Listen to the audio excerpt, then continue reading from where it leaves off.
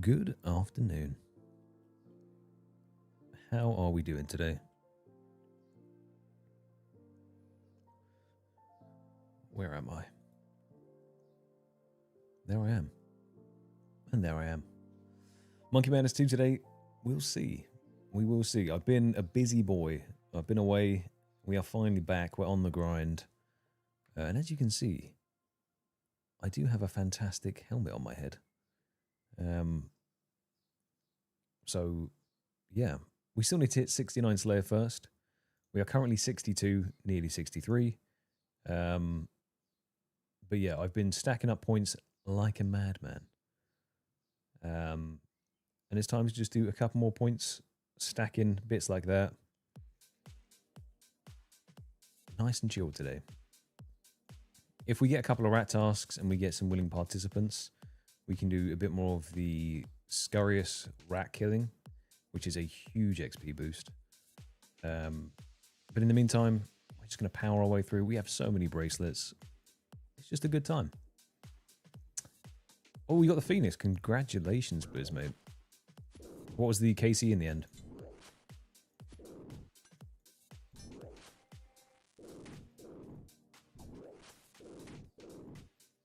And welcome Pixel, welcome Blizz, welcome Storm. I hope you're having a good Wednesday so far.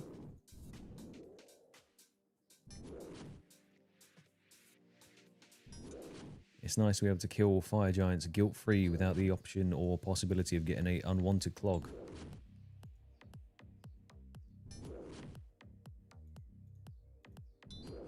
$297. Brother. Congratulations. That's what you want. You want that early luck. Afternoon, Grizz, my man. How you doing?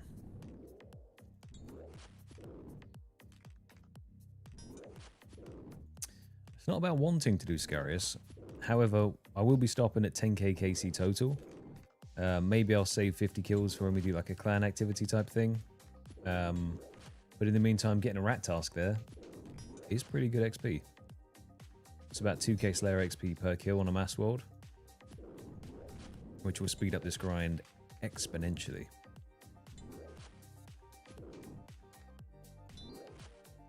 Oh, the new sailing quest came out? Yeah. Don't actually know what that gives you, but I hope it's good.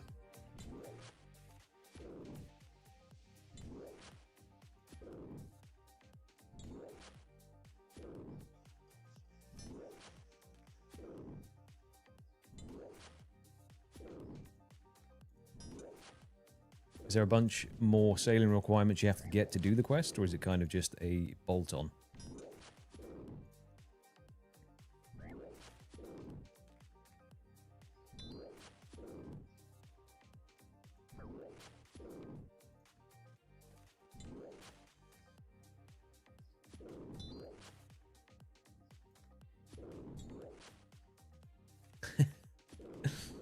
You just got to get back out there and get that quest cape again. That's the beauty. You can always re-chase the quest cape every time they add in a new quest. Kind of forces you to do it.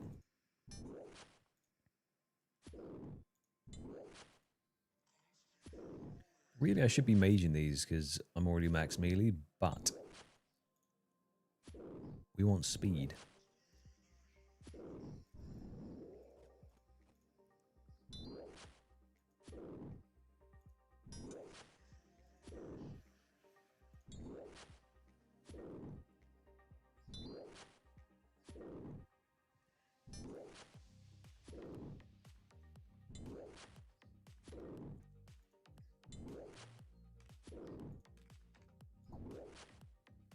Oh, we do love automatic clogs.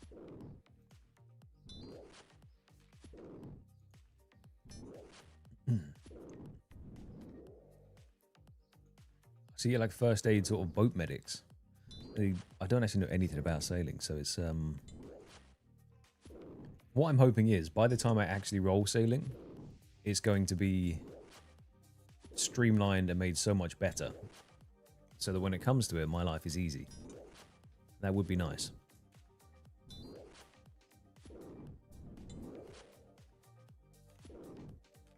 let's just temporarily pre-melee while I try and plug something in.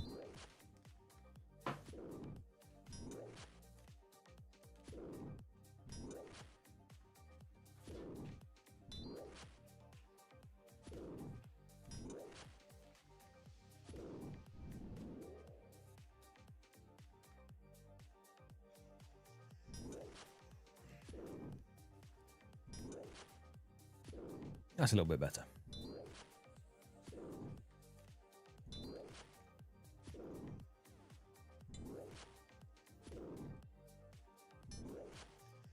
$400 rune bars. Yikes. I mean, are you spending them on anything else other than a foundry at the moment, or?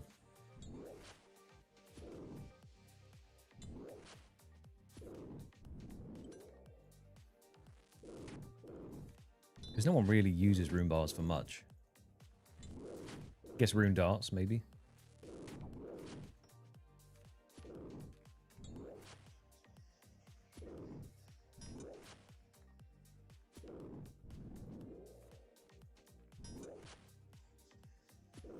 We have some big decisions to make with the points that I've saved up.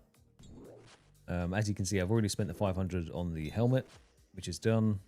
I'm wondering at what point I pick up task storage. Because it's going to be 500 points to pick it up.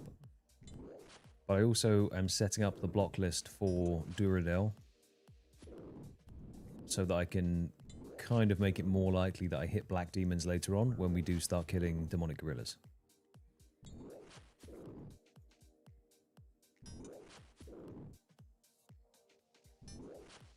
However, between 62 and 69, we should get quite a bit of points saved up, especially because we're doing the point skipping method. So maybe it doesn't even matter. But I have not been skipping a single task that's come my way. I've been doing all of them.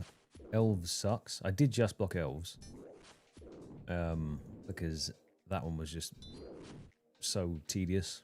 Really arduous to do. So that's gone. Then I need to look at the weighting of the other ones and then block those or figure out what I'm going to do there. I'm going to try and do them on task if I can. On the basis that with task skipping, it shouldn't be too hard to get a demonic gorillas task. And then if I have task storage as well, I should be able to stash up 2 of them back to back and then just do like back to back black demons.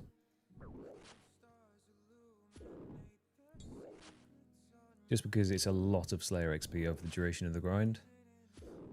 And then once we finish that grind, it means there's a high likelihood that I'll be able to slap some Slayer bosses on.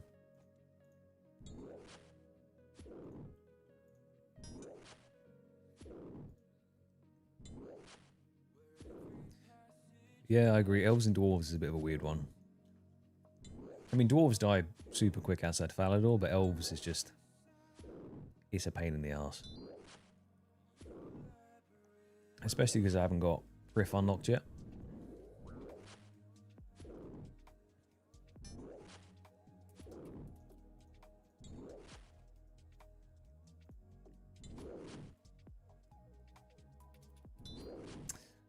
Yeah, I did one elf task, which was 150 or something.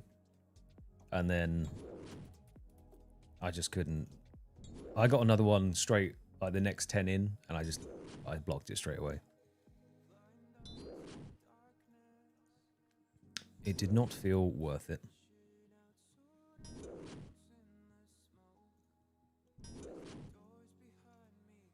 However, with the Slayer level going up, we are unlocking more and more potential to be picking up Slayer log unlocks. That's the different pairs of boots, the Dark Mystic set, all of the various stuff that drops from random creatures. They are slowly becoming available and getting unlocked. So our collection logs is at 450 at the moment. We're 50 off the next staff, which is kind of exciting. Well, we're not going to hit that for quite a while, but it's progress.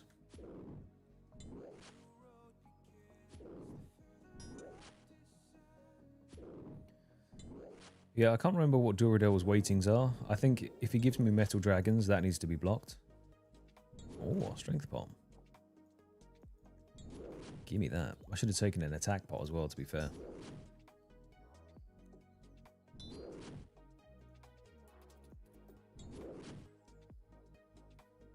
Oh, that's a good point, Storm, actually, yeah. I mean, at some point I'll work my way back up, but maybe we just hit the higher ones first.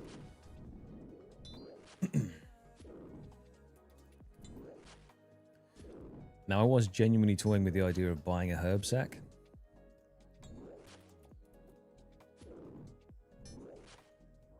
Just because now that Aberrant Spectres are unlocked, there is a chance for quite a lot of herbs.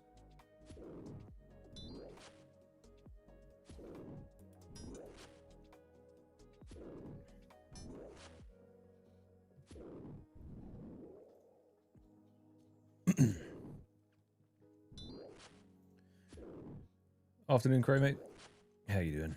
Yeah, metal dragons, they need to be blocked. It's good that they're all one now. It's not like bronze, steel, iron. You just get rid of all of them.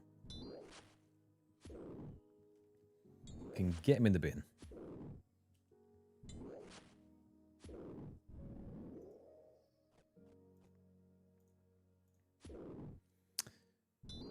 Is the herb sack on a log?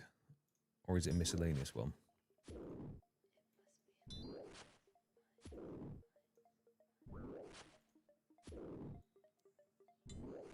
Or is it under Tithe Farm?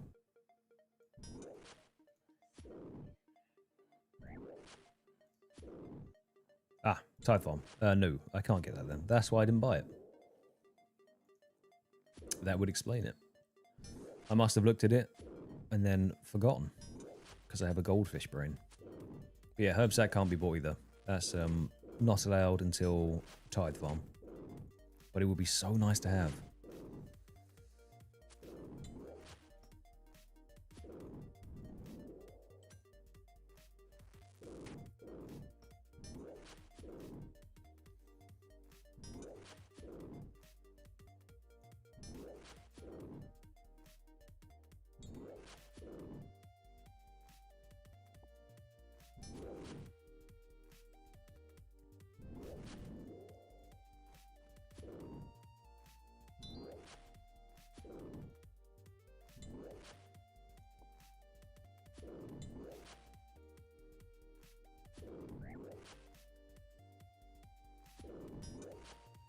But it should hit a point as well where when I've got enough points saved up.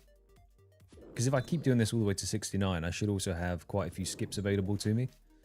So I can probably lock in a back-to-back Black Demons task when we very first start doing Demonic Gorillas.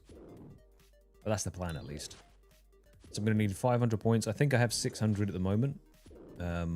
Maybe slightly more. Actually, can I check with my helm?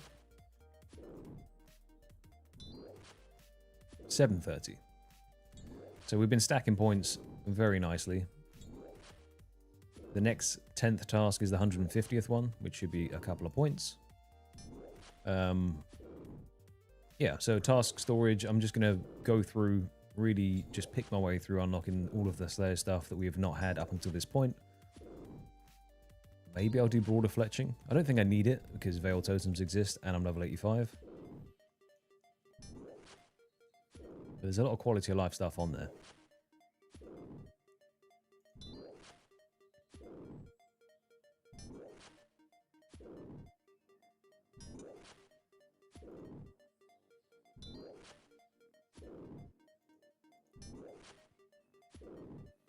Cockatrices, etc. The superior. I've got bigger and badder unlocked, so I could technically do that if I land on them. That's for sure. Afternoon average, mate? No, I did not. I landed on Demonic Gorillas. And since I've completely ignored Slayer on this account, other than the passive quests and stuff that happens, I need to hit 69 Slayer to actually even do Monkey Madness 2, and then I can go start farming them. So all of that neglected time is now coming back to bite me in the arse, but it's good. I do not mind one bit. It is now account progress pushing us towards the 2k total level, which is exciting. We might end up being a 2k total hardcore Iron Man. which I did not expect when we very first started this series off. That's for sure.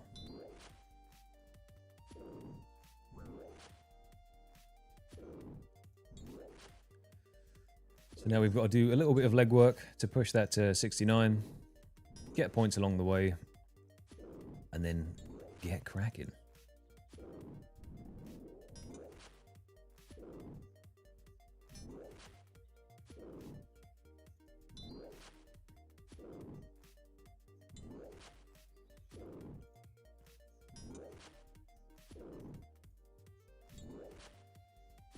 If I pull an imbued heart or a eternal gem, that would be massive. Because the infinite teleports on that Slayer ring would be sick to have.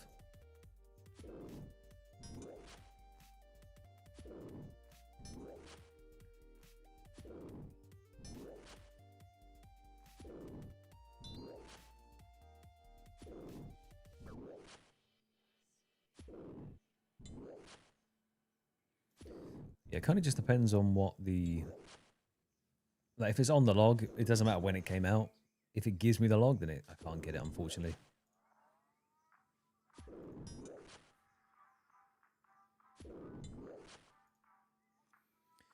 Yeah, it is a nice break, to be fair. 3 times on the monkey tail. Yeah, I mean, so there was a lot of talk about how I was going to tackle the Zenite jewelry. And I initially wasn't going to buy any onyxes. However, because I'm going to be doing demonic gorillas in suboptimal gear, if I set myself the challenge and task of going for all 4 Zenites first, then I will allow myself to buy onyxes from the Tsar guys, because it won't count towards the log. And as long as I get all 4 of the Zenites using this gear, I think it'll be fine. It's kind of the trade-off. If I only get 2 and leave, I can't buy onyxes.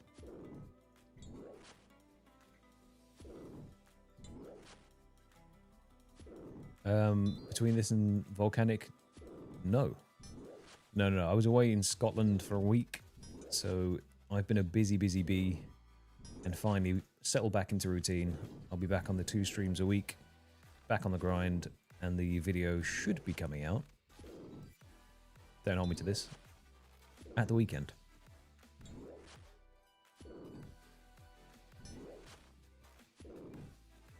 But it's going to be a double log video.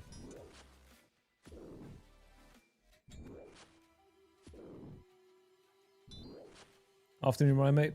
We're still a wee way off, as I've only just got back to the grindstone. So we're 62, almost 63. However, the points have been absolutely flying in. We are stacking those points very nicely.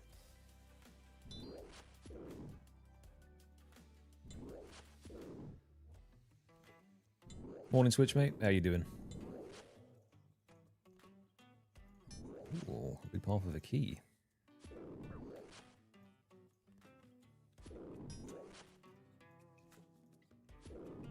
See, if we get something like Aberrant Spectres, I'm more than happy to use Bracelets of Slaughter to actually extend the task for more Slayer XP.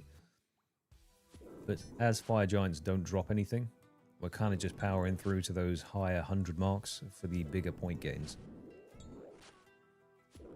And we've got about 480 Expeditious Bracelets left over.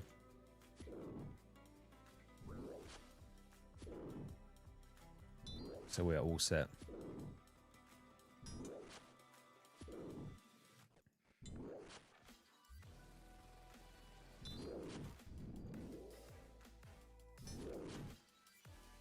Thank you, Average Mate. Appreciate that. That means a lot. We are still trucking along. I don't know how the rest of the month is looking. It's looking pretty clear now. So, as I said, we've been on schedule for a little bit, but that's life. We should be back on it as of next week.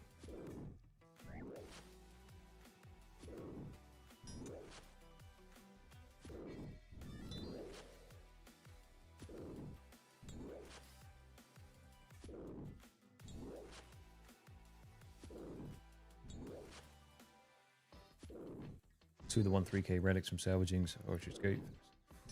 Let's go, man. Yeah, the Slayer logs look terrifying, but also I genuinely cannot wait to get Sailing. There's so much content on there that I haven't done. And the ability to hop between different logs on the entire Slayer log thing. I keep saying Slayer, you know I mean Sailing. The entire Sailing thing would be fantastic.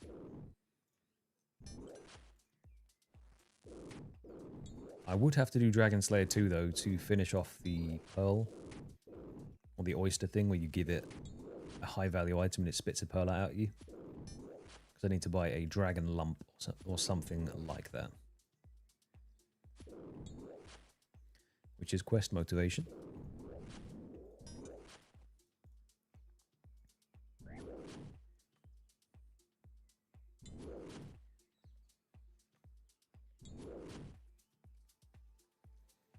I saw something about cannons being able to auto-retaliate now as well.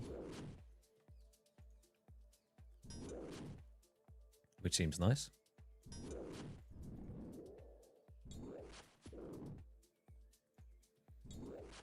The good thing as well is once I get my crafting up, unless rune crafting is involved in any of the sailing stuff, I think we're kind of up there with the stats required to actually make a lot of good boat things.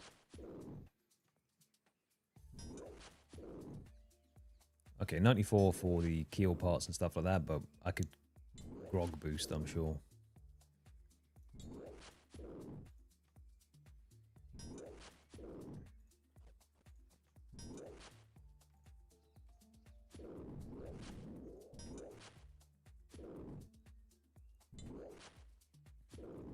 Yeah, I'm not sure why that wasn't in the game initially.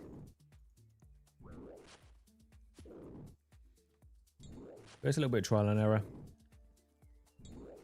New stuff. They're figuring it out as they go. New construction as well. Don't say that to me. Boat.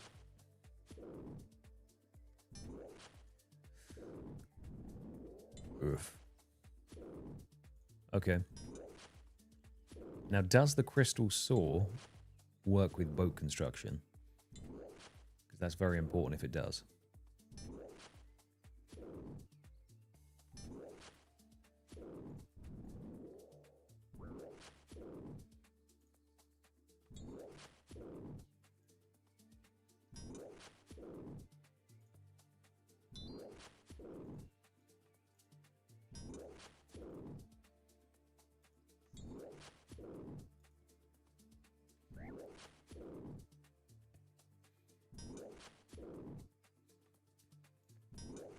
Okay, sweet.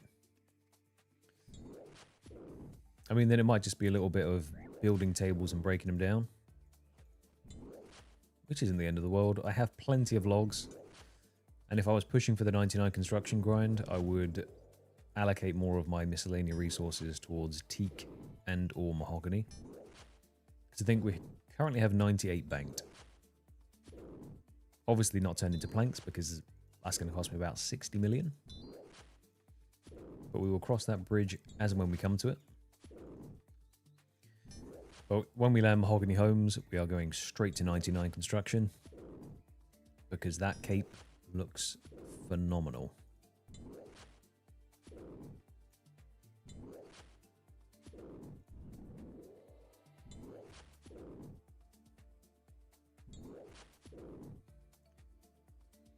I've only really just started learning about what some of the other perks of these capes do. So when we started off Slayer the other day, didn't realize the fire-making cape was the best source of light in any dark space. And most importantly, it doesn't blow up when you hit a cave slime. So that's kind of good.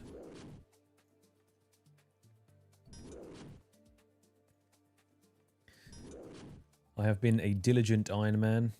Finally been good and started doing some farm runs. We've been doing our giant seaweed. So I'm going to be swapping back and forth between...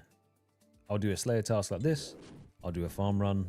I'll go do the 9 Slayer tasks, then the 10th one, and then go do a farm run. And just work it in properly. Because there's no excuses. I have so many seeds now. It's not like I'm in a seed drought and I need to pickpocket for them. I just need to plant the things.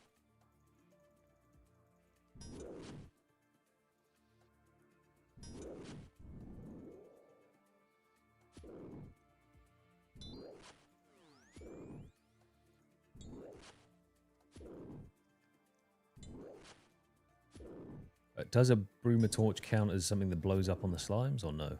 I would assume not, because you don't have to light it.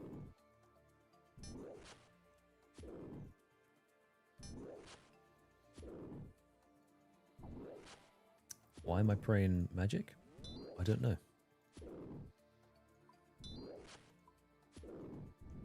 4 mil per sloop. I'll pretend I know what that means. But I just know that sailing is quite expensive, right?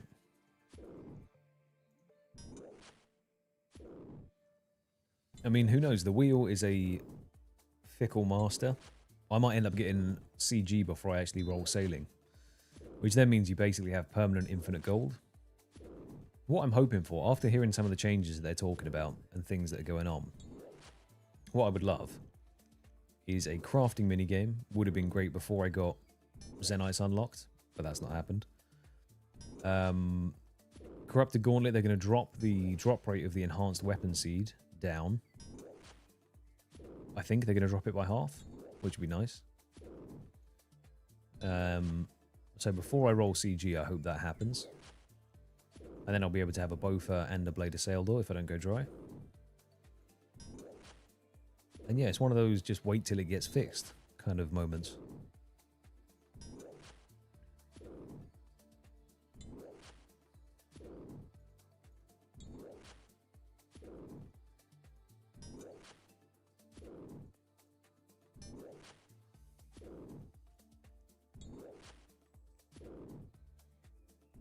But once sailing's unlocked as well, can we get a big crew of us together and just go balling about the ocean?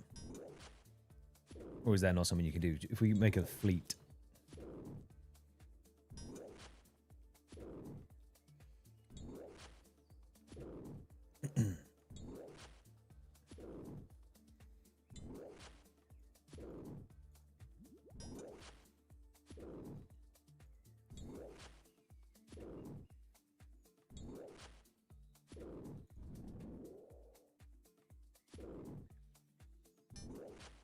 Okay, okay. How many people can you fit on a raft? Because if I just have a raft and we can pile people onto it, that would be quite nice.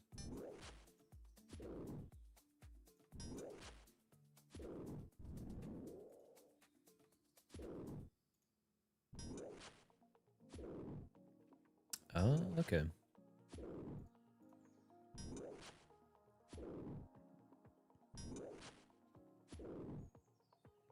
Understandable.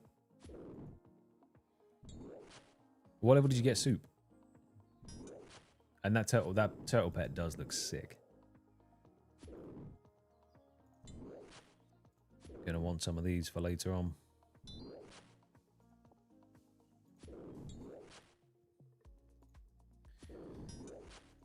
The good thing is, what these Zenites mean is that before we roll Zulrah, we will have a Ring of Suffering.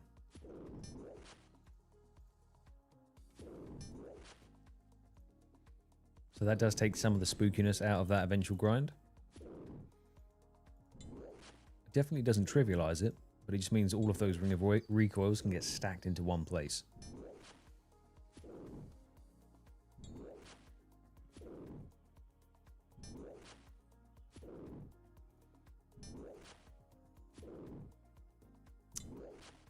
Okay, 2 people. Fair.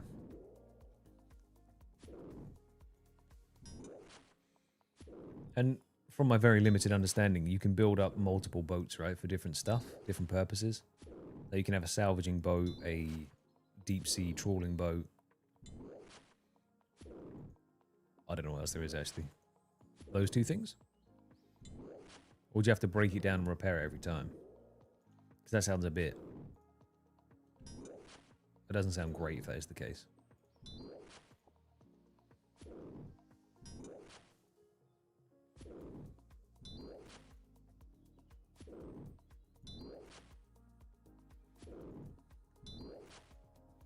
Yeah, exactly. Just a bunch of rafts bowling about the ocean.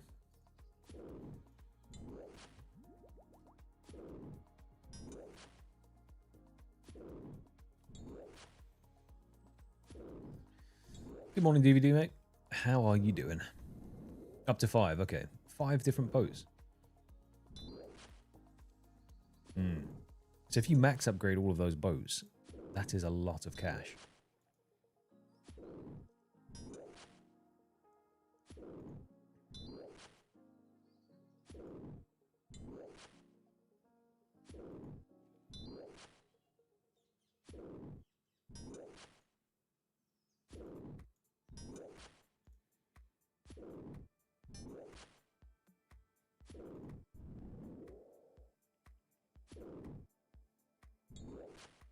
Okay, cool.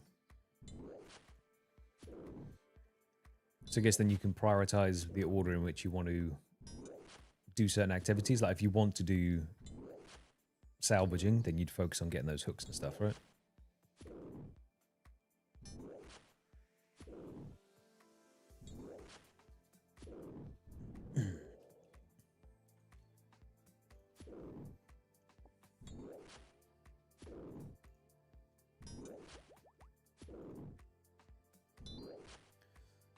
Okay. I mean, there's a lot to learn about sailing, so as and when we do eventually hit it, I'll properly research it, as I always do, and never make a mistake.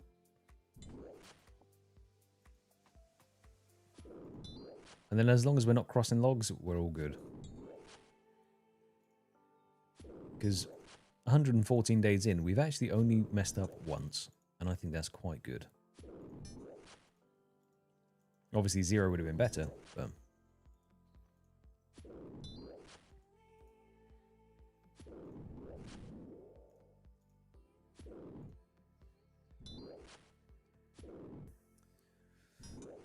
I do want some more superior versions of mobs that I can kill.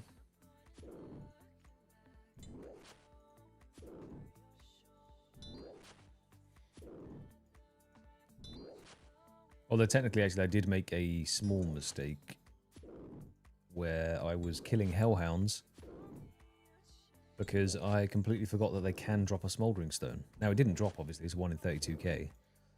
But I probably shouldn't risk that. I should just spend 30 points to refresh the task.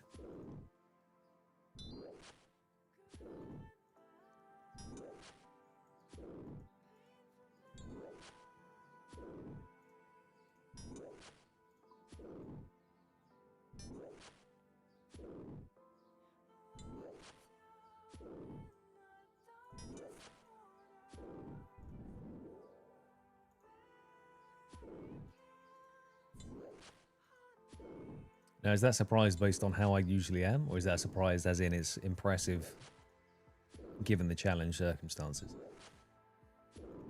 I hope it's the latter, but it could be the first one. Let's be honest. I've not given you much reason to trust my ability not to cock things up.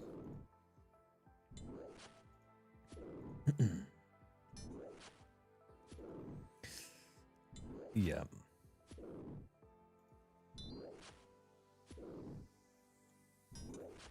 That's what I mean. I can't wait to actually eventually get 91 Slayer and have like imagine having Cerberus unlocked to farm. Obviously, once he rolls on the wheel, but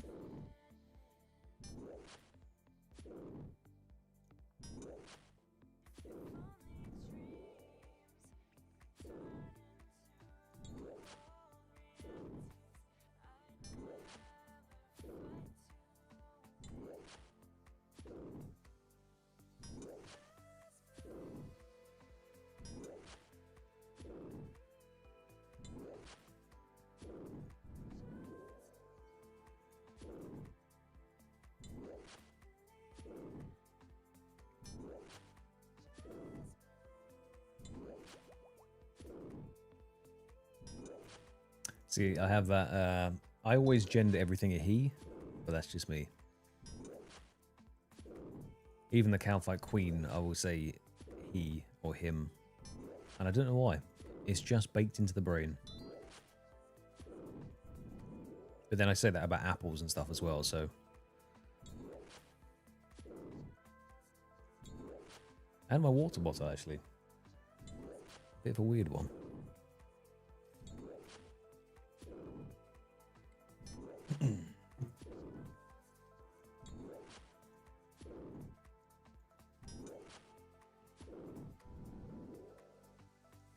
But in the eventuality, though, that we roll Doom and we have the Avernic Treads and Cerberus is done, we'll already have the Pegasians makeable with the Rangers. By that time, we'll definitely have a pair of Dragon Boots, let's be honest. The only rogue one then will be the Eternal Boots. So much future possibility for this account. Like, in terms of the wheel, we're still kind of in mid-game. Account stat-wise, we're definitely late-game ready. Apart from, there's certain things holding us back.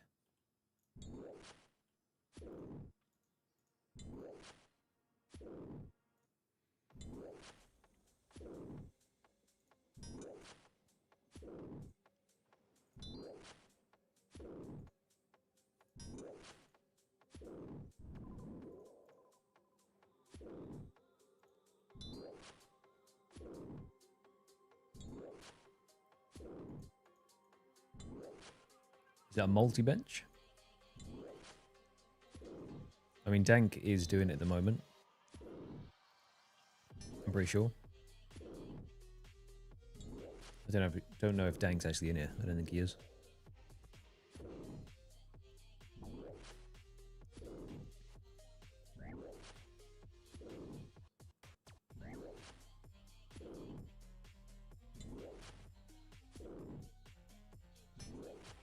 I think I need to try and learn the prayer flick method.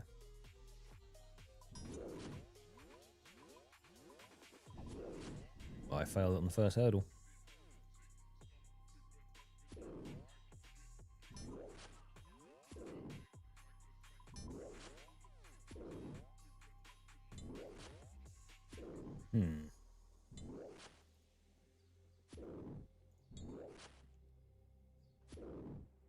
Was it you click it on and off like twice before it reaches the end?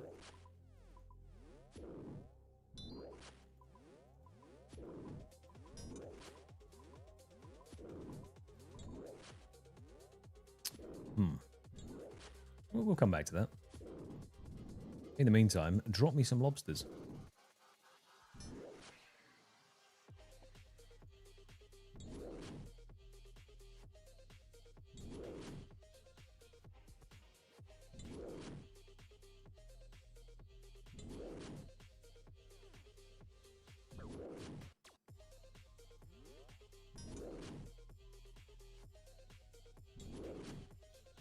How's the smithing grind going for you, Grizz? Are you set and ready to go in the foundry now?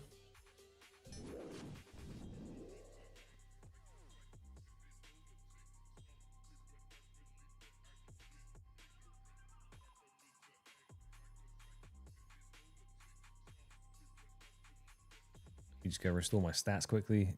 Grab some more swordfish. One tick flick. Let me get it and try it.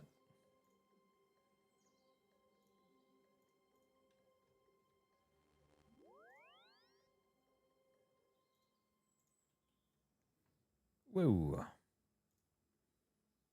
Is that it down the bottom? Oh, it must be.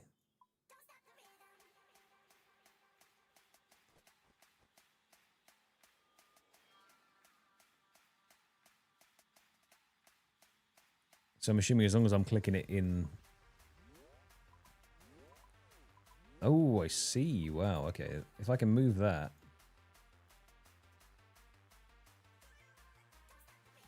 Under here, maybe?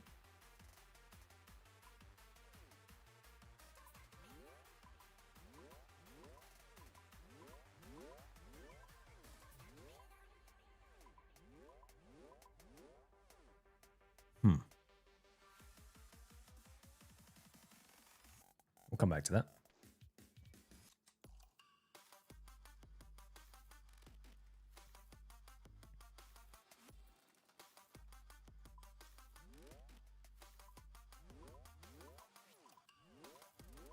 But it's off at the moment. It stayed off over my head. So even if the combo was correct there, surely I did it wrong.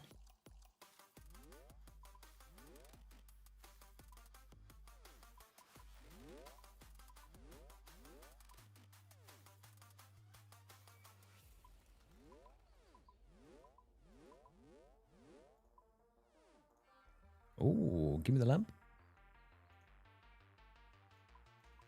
Into Herblore. We kind of need Mastering Mixology soon as well.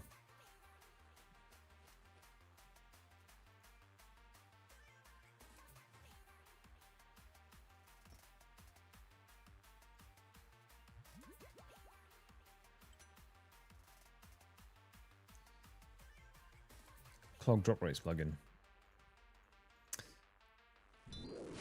See, I would like that, but I also don't want to see how dry I am. So if I see just how many times over the drop rate I've gone, it would just make me extra sad.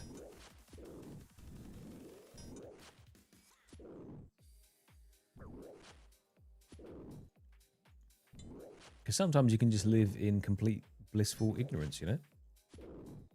And that's fine. That's a-okay.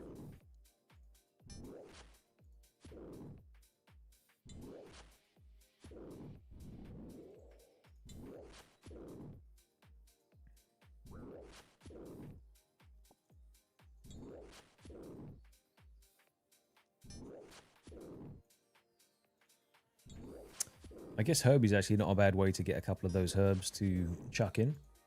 That is a good point for mixing.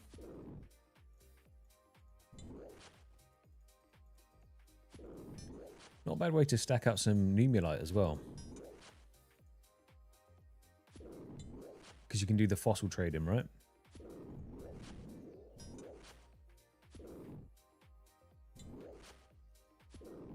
If I take this bracelet off now, I'll hit 63 just from these.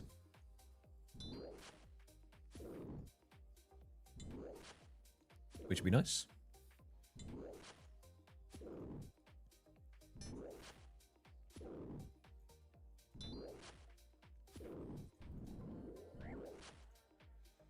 Alright, let's try this again, shall we?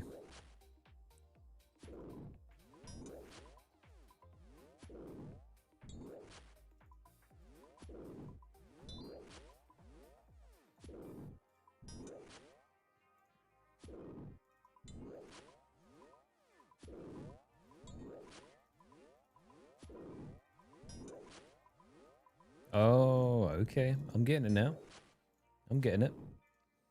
Right, well, I mean, when we're down bad poor on prayer pots, I will definitely start trying to flick a bit more, or if it's sort of life and death situations. But for now, we have about 1,800 prayer pots, plus, I want to say about 2,000 that I haven't yet made. So for now, we're all good. It means when we come to do something like the fire cape, we are sorted on prayer potions.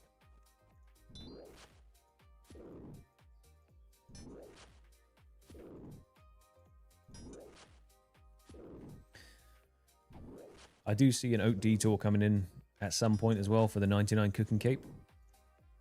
Because we have plenty of fish. And I can hit 99 before I cook a single shark, meaning I'll have 30,000 shark that I'll be able to cook up and not burn any of them, which is the important part. I could also catch moths too.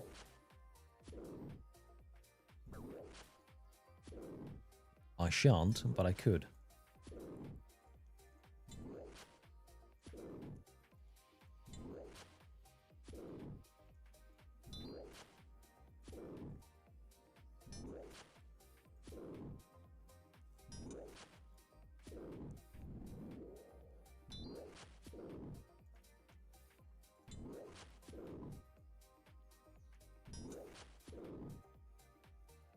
Gargoyle was at 75. So once gargoyles are unlocked, Dusk and Dawn need to go on the wheel as well.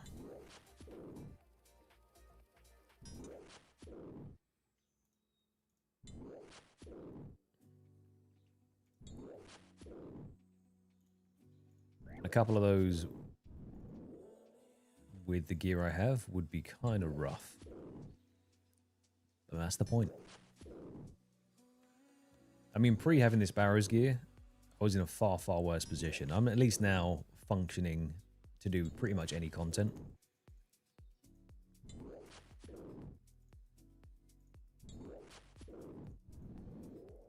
You know, perilous moons if you're out there.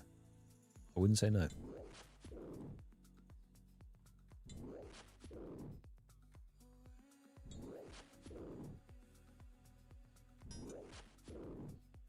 Can I scale that down?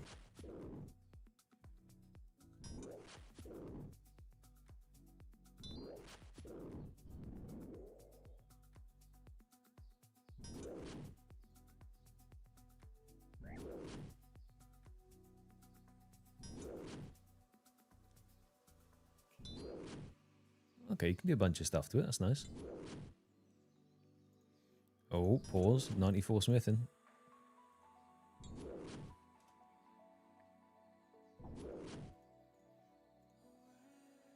Five levels to go, Grizz, and then you are free, my friend.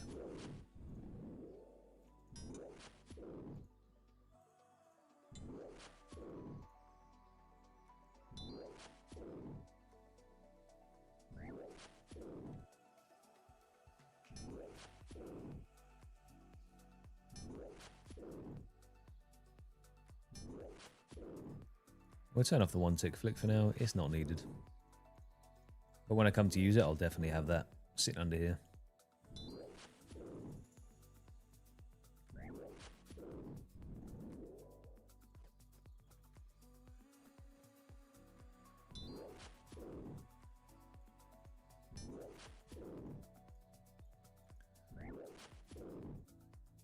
That's not too bad. It's about 7 minutes a sword, right?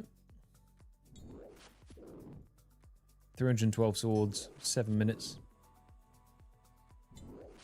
Okay, that's quite a long time of sword making, but with the full smith set, you could speed up one of your hits on the hammer, which is big.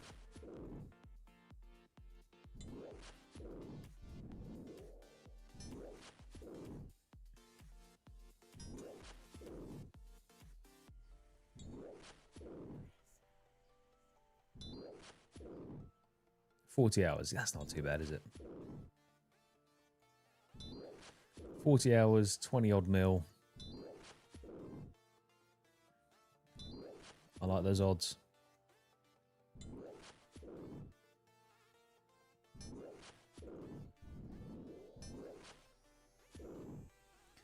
Okay, only 3 more giants to kill. And then back to the speedy task skipping. Oh no, 1 farm run first. We need someone to hold me accountable for that. Farm run after the big task. It is essential.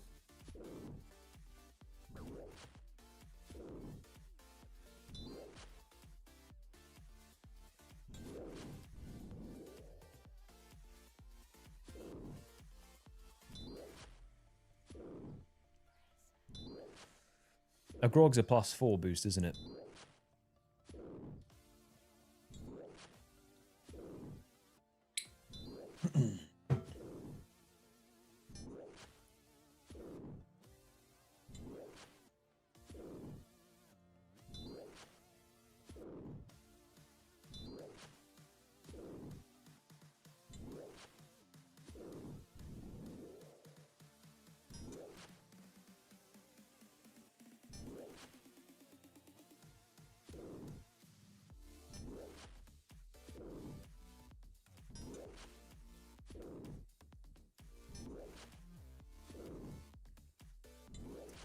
Okay, perfect synchronicity will be the final fire giant and a slayer level. Just don't hit me. Woohoo! 63 slayer. Yeah, it was always going to happen, wasn't it? That was 18k slayer XP for that task. 75 points. Not too shabby. What do we unlock? Spiritual Rangers. No, thank you.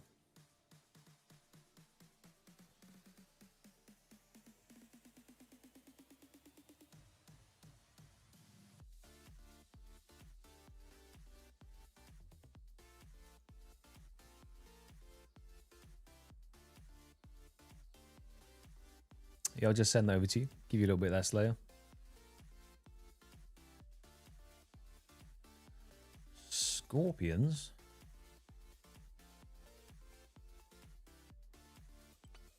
got to swap this gear out for some lighter gear. And reshuffle the inventory.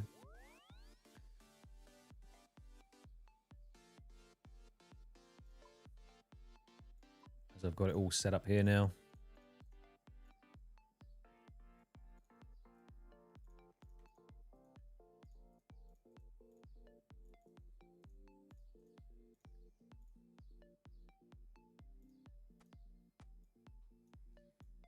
And this is optimal gear. We got the Skull Scepter as well. Ah, Farm Run. Great.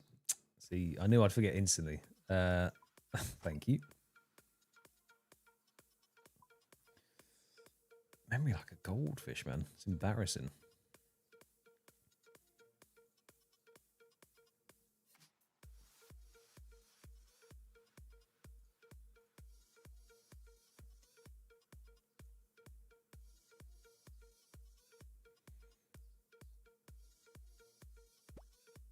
Okay.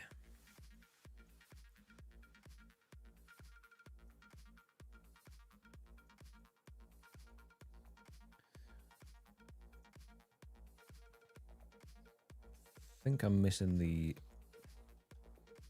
Yeah, that needs to be in there as well.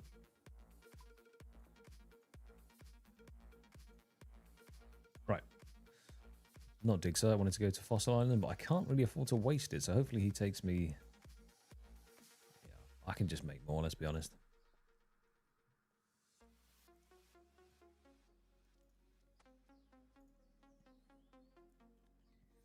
Yeah, so I did a little bit of a seaweed calc for 92 or 93 crafting. It's depressing. We need a lot.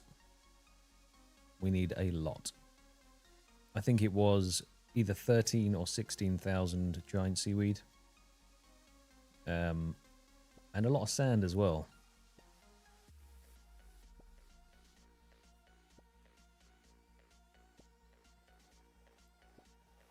But I've made some progress. We're on 1900.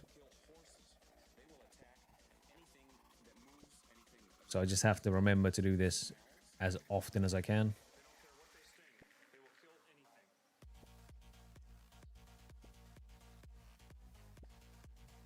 Get that in there.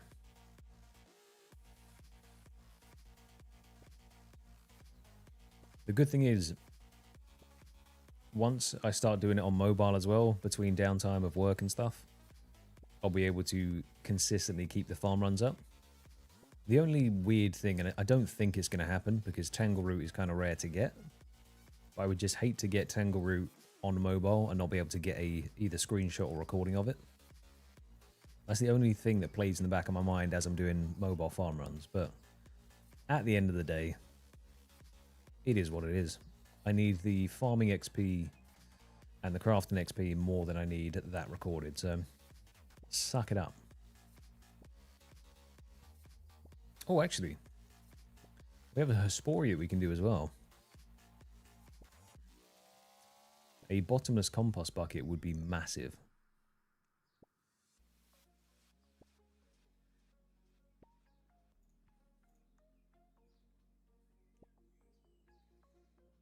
Because I got down to about 150 ultra compost. And now I've started replenishing the supplies. But that doubles the second you get a compost bucket.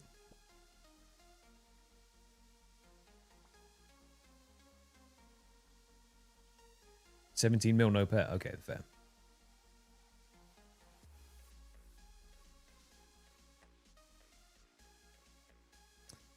Okay, 51 for 2 patches isn't too bad. 24. Okay, in that case, maybe I am just... I've never got the Tangleroot pet before. I think I just overthink things sometimes. Ooh, that's ectophile I'm missing.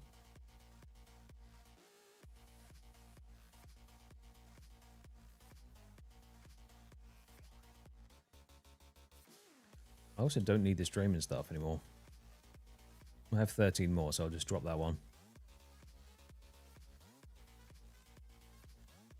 Alright, mobile farm runs are going to be essential then. I have no excuse. But like I said, I've got things like I have 96 Renar seeds just sitting here.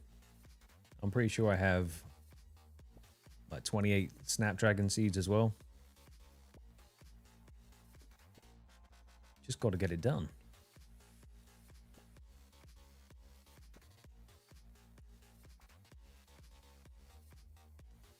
And then there's Grizz. You've got to share the RNG.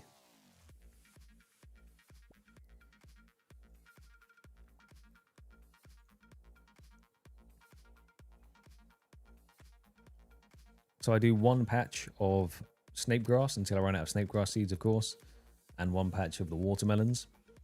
And I'm so proud of myself for doing the autofill compost bin method. It feels so good to do. And realistically, in terms of time save, it's not the biggest in the world, but it is satisfying to watch. The only problem is sometimes you don't get 15 watermelons, and then it's a little bit embarrassing.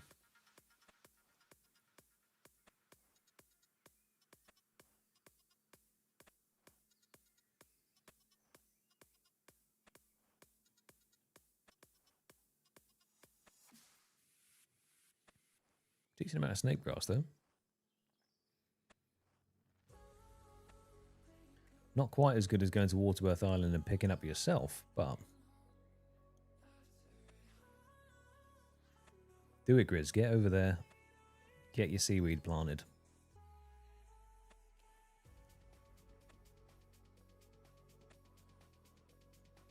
Okay, that's that done. So none of that's composted at the moment. What I then do is fail to type in 15. And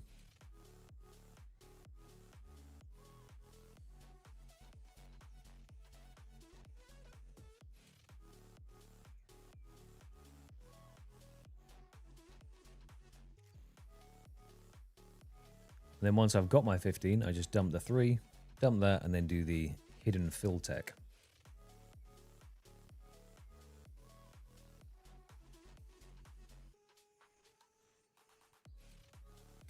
Well, I was just thinking to myself as well, as an Iron Man, right?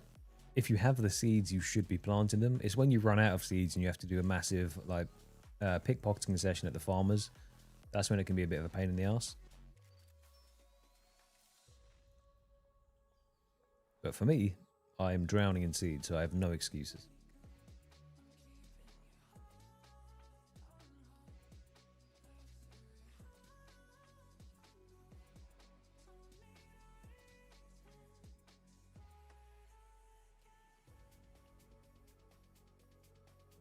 Right, here we go. Here's the hidden tech. If you didn't know, which I'm sure all of you do, you get one. You zoom in like that. You click, click, click. And now you dig up the watermelon and plant it in the composter at the same time. So now it just auto mills through the whole thing. And then once it hits 15, you still keep digging here, but you can just close the lid. So if you're tight on inventory space, let's say you picked up a bunch of stuff and you can't be asked to drop it and shuffle, just do this. Hidden farming tech. It's not very hidden. I just didn't know about it. Or couldn't do it. One of the two.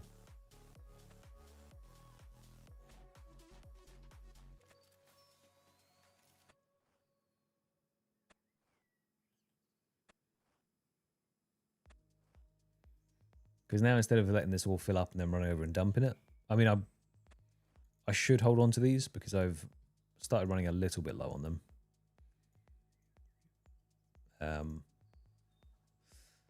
And as I said, sometimes you don't get 15 in the patch and then you have to go to the bank, grab out the excess and put them in. And then you're all good. All of that is now composted.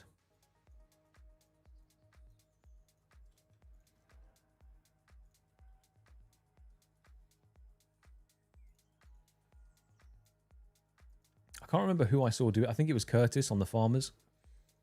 And it always blew my mind how he did it. And I tried to replicate it a few times, and I could not figure out how he was doing it. And then it was either a video or a short or something. But I saw someone do it, and I said, that is brilliant.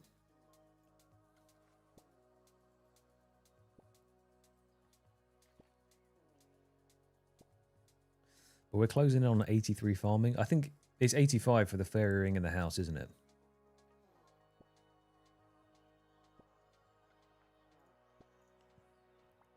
Because you can't actually boost for it. You have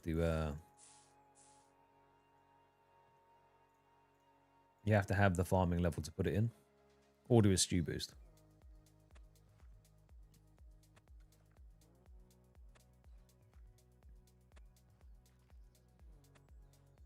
$3K, that's not bad at all. If you do want to give that to me, that would be lovely.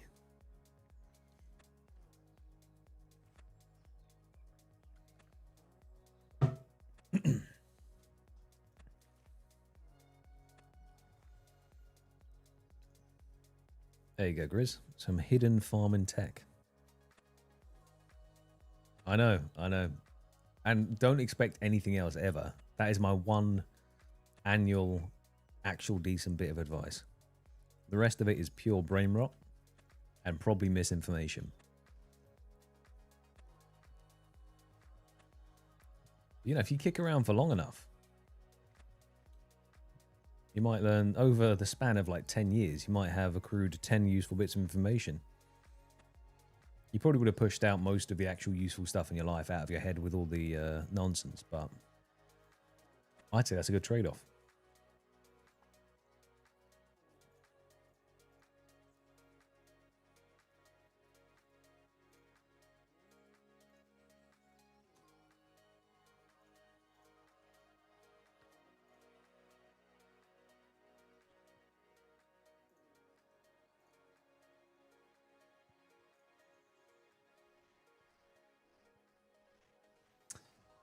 Is there not a farming level requirement?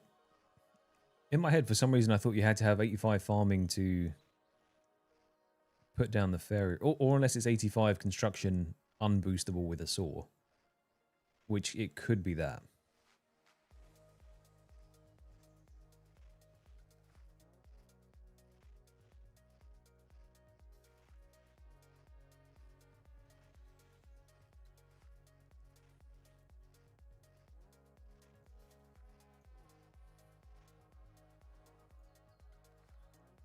That's quite the knowledge stack to have. OSRS stacked directly next to medical knowledge.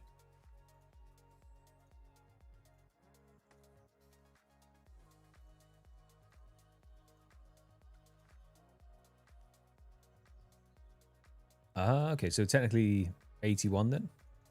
Or 82. I can't remember what the good tea gives you.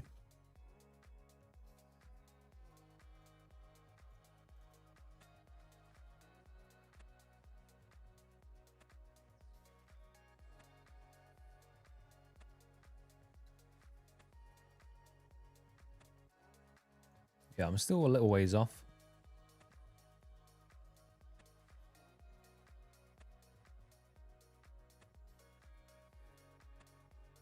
T's 82, Stu 80. Okay, cool. Thank you, Craig.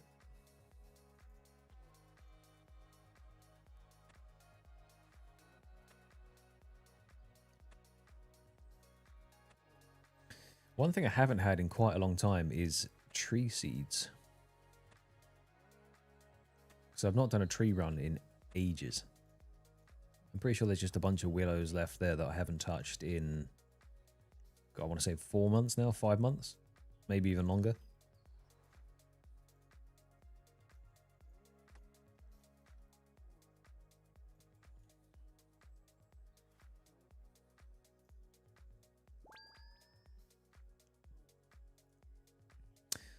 Storm, I've not done a single bird run house on this account. Now, I definitely should have, but I have not.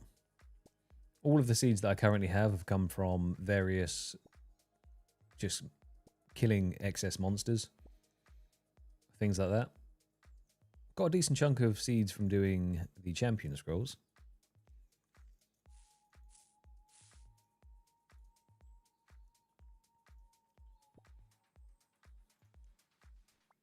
Yeah, definitely not done it optimally with birdhouse runs.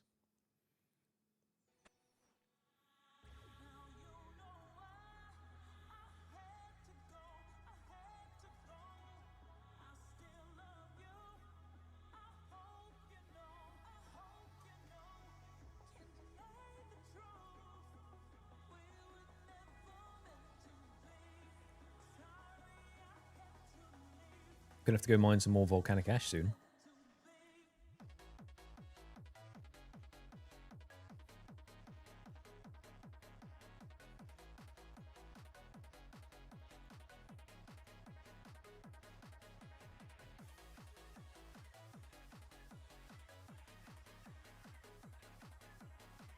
That's a pretty cool bit of stained glass. I haven't seen that before.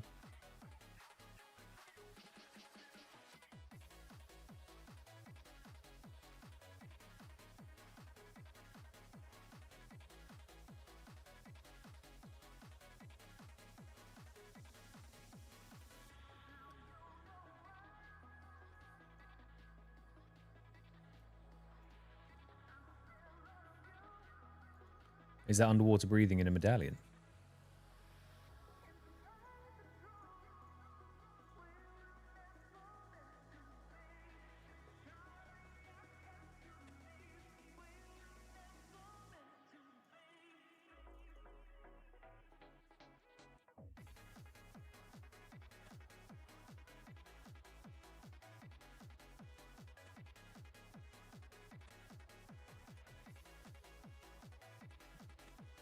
Okay, that's pretty sick.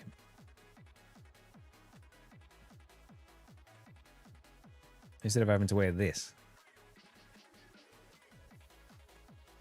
I mean, yeah, come on, it looks kind of nice. I'd rather just have a medallion, but it's a bit impractical to constantly have the fishbowl on your head.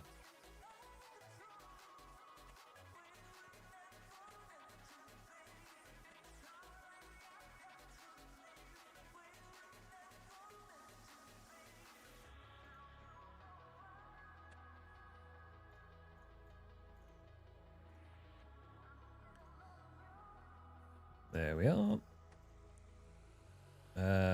Right, there is only one left to do. And then back to Slayer. Pretty sure it's just the Draenor Village one.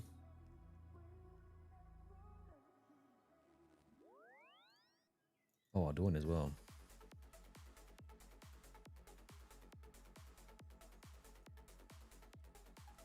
Oh, the Isle of Forts is one I've been completely ignoring. I need to go do that too. Damn it.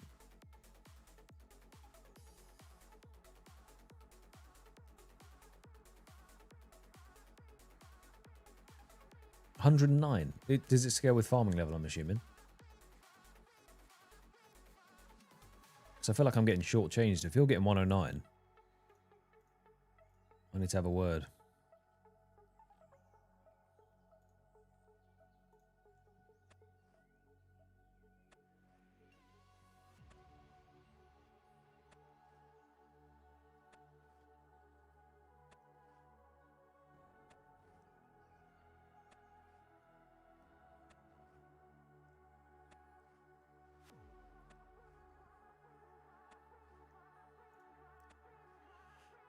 Oh, does the cape give extra yield as well? Okay.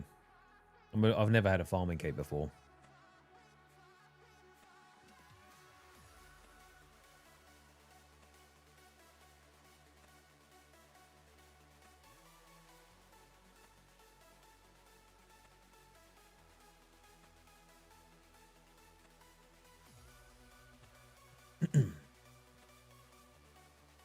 Good thing is when we come to do tithe farm, we'll be able to do the highest level of tithe.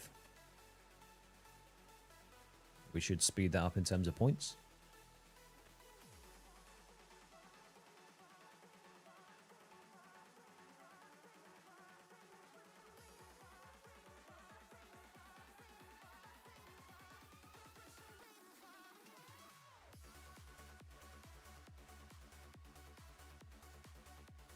Oh, I see. Okay, so you don't ever have to swap it out. You can just have that and pick more. Yeah, that is very nice.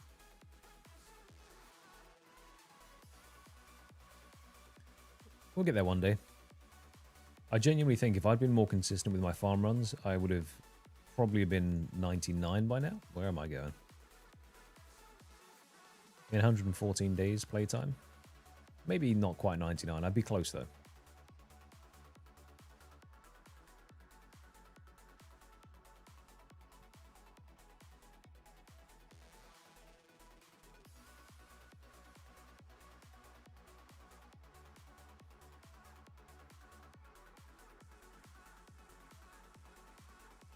Also, I've been low-key inspired by Priff Chunk, and I want to know if it's a good idea or a terrible idea. But seeing as there's no further wood-cutting grinds that I need to do, might it be worth me doing some forestry to be picking up sawmill vouchers for the eventual 99 construction grind? Because at 93, it would take a bit of time. This is definitely a downtime activity. But instead of just sitting there hitting redwoods, could be worth just doing forestry events. Okay, I just got screwed there on the watermelons.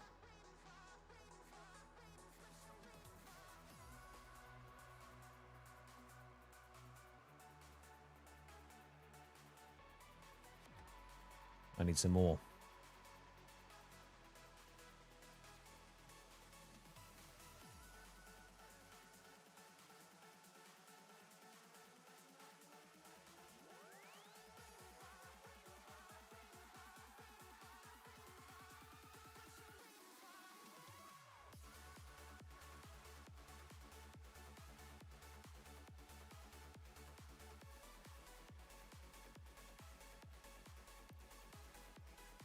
Do you get a ton from sailing, or is it kind of scarce? I'm not sure if I've even climbed over this before. Nice.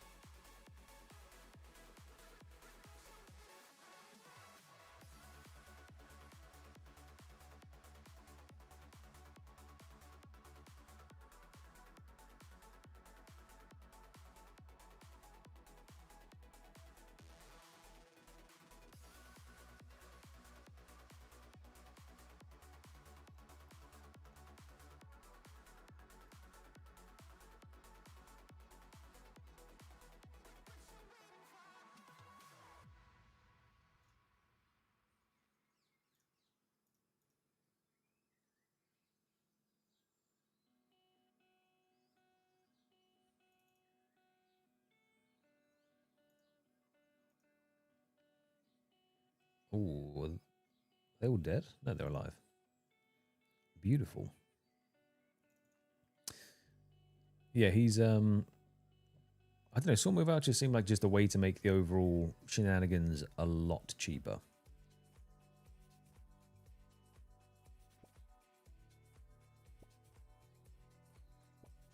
And since for some reason, and much to Grizz's dismay, I'm kind of convinced that I'm going to end up using mahogany planks for my construction grind. It's going to cost me quite a lot.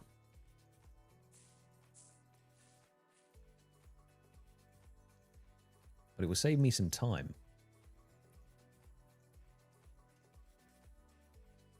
And to quote the gnomes of the Warcraft, time is money, friend.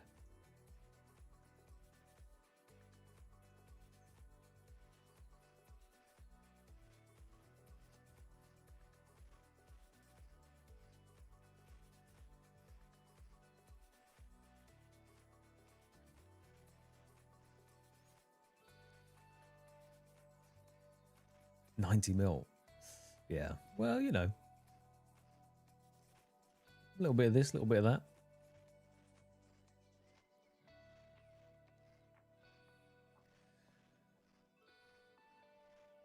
But that's what I'm saying. If you do forestry and you get a bunch of those sawmill vouchers, then technically you won't need to do that. You won't need to spend that much.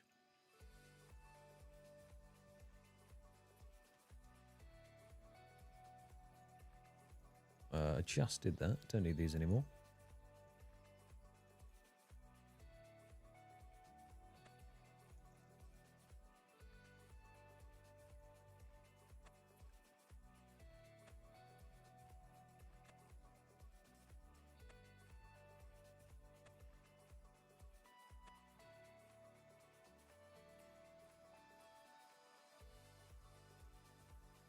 That one had barely any in it.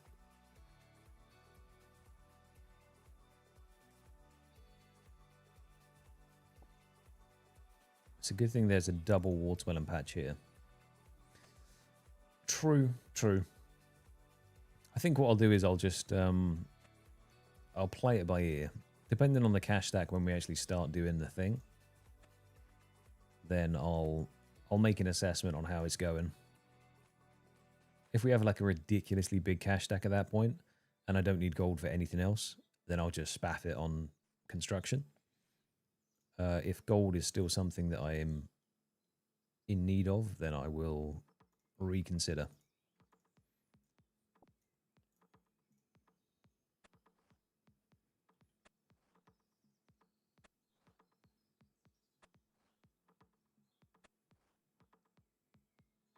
This one's the Snape one.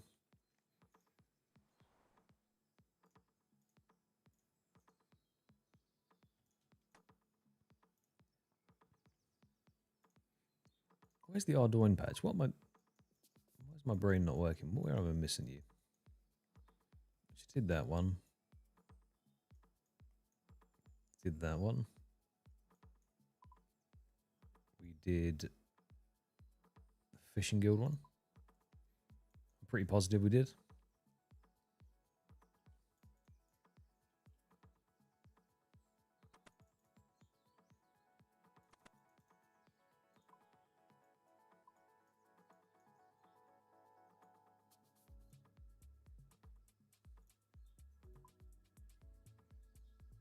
Oh, we didn't do this one. Whoops.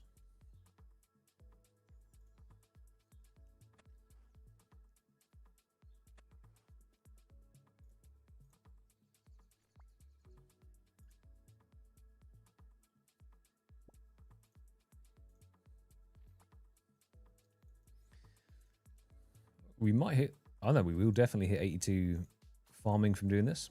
83 farming from doing this, which is nice.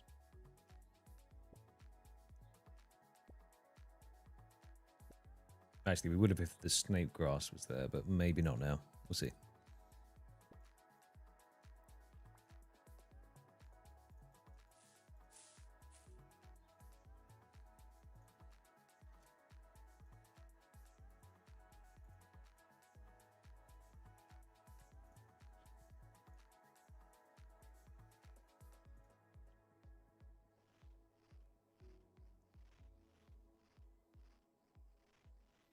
Maybe not.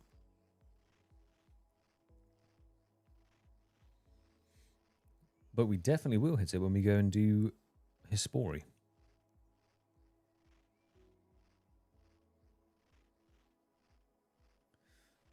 I have a good feeling. Today there will be a good clog coming my way. I'm manifesting it into existence. And if it doesn't happen, I blame Grizz.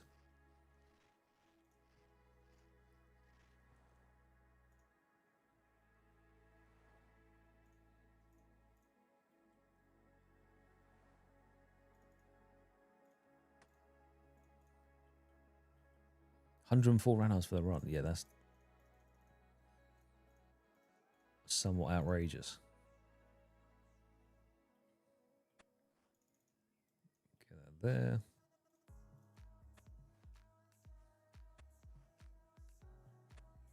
I actually tried it from this side before, so that's good to know it does work.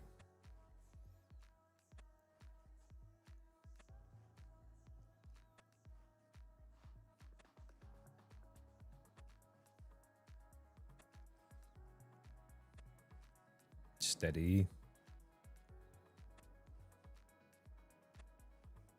It's happening. 7 more watermelons. Can we make it? 4 more. We cannot.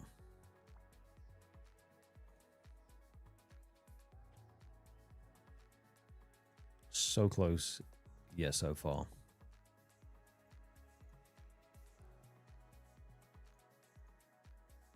A mere 34 farming XP away. Disaster.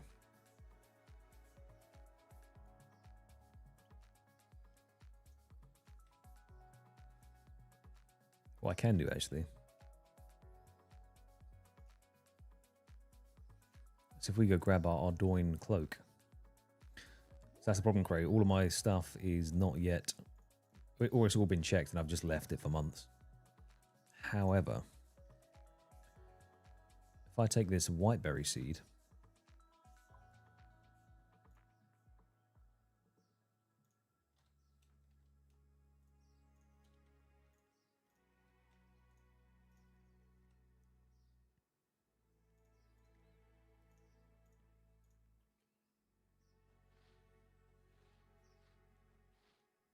Anything for the farming level.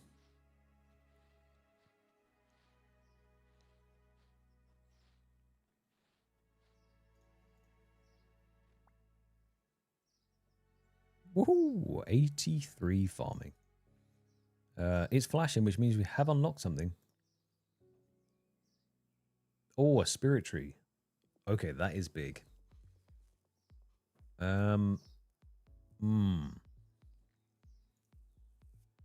We can plant that somewhere.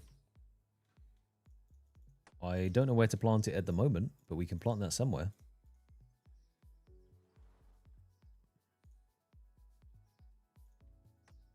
We will come back to that. But for now, that's the farming done. Let's get back to Slayer. Brimhaven is an excellent shout. Can you have one in your house and in Brimhaven? Or does the one in your house count as the one that you're allowed?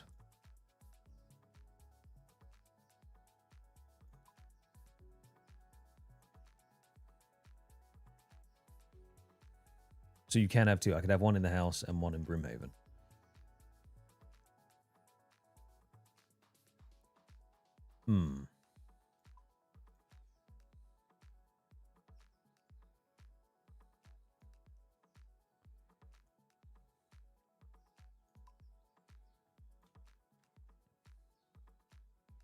Okay.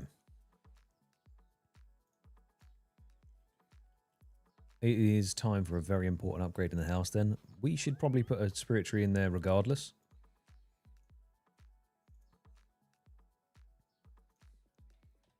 And I'm pretty sure I don't have a spirit tree. I could have sworn maybe I traded it in for seeds earlier on. If I've got a placeholder for one, I definitely had one. No. It could be in the farming guild though. Pause. All hope is not yet lost. It could have been put in. And if it's in the farming guild, that would be massive. I will need to get the resources to make sure that it definitely doesn't die. That's very important.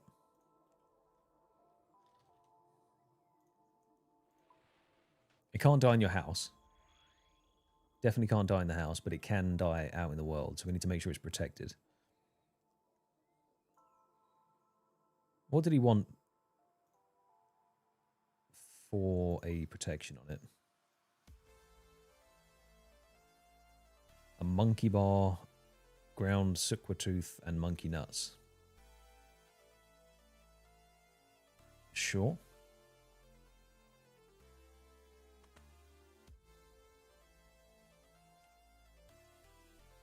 What the hell is a monkey bar?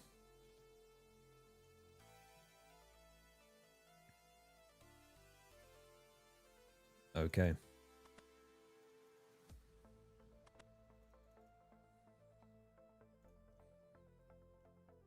We're gaming. Progress. Now, please have a spirit seed in here, though.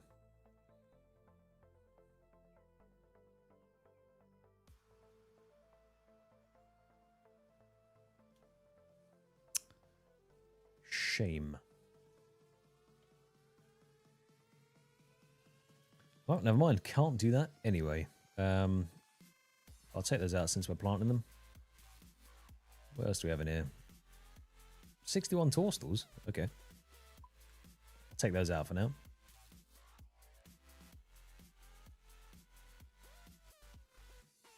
Snape grass we'll take out.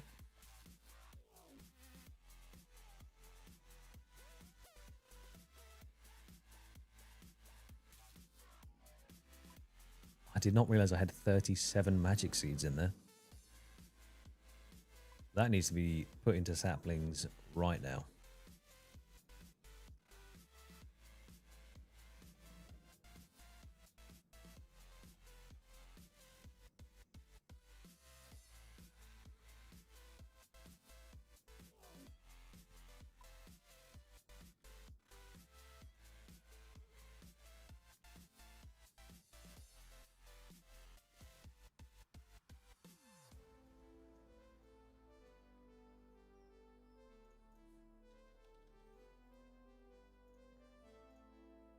I'm just a bad excuse for Iron Man at this point. Right.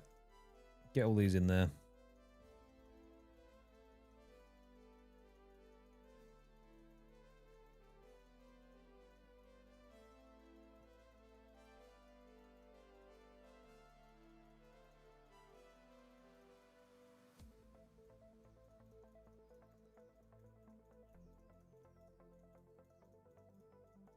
There's a lot of XP here.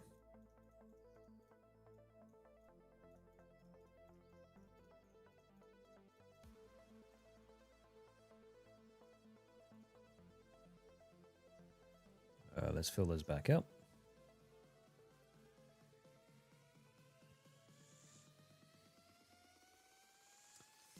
See, alas, Pixar, this is what I mean. I've been putting off for so long that it now feels like there's a massive stack of things to do. But once it's done, you know?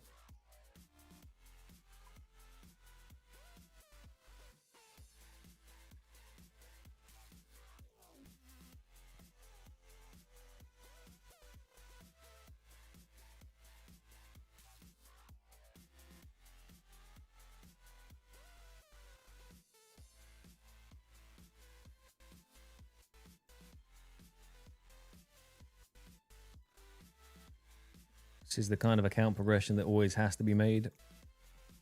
It's just you don't always see it. Right, get these out of my sight. Ugh.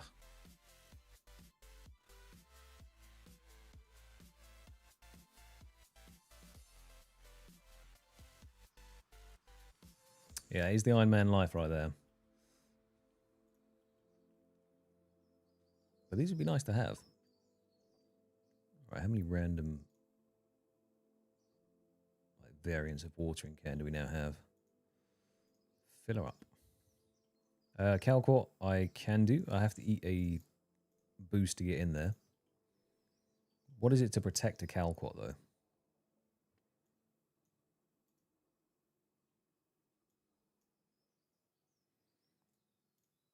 So they'll do their thing. If we get 5 of these out just in case.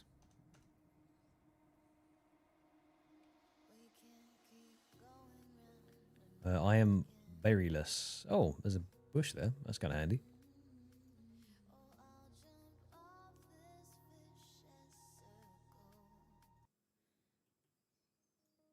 Where's this Calquat? I have 12. Okay.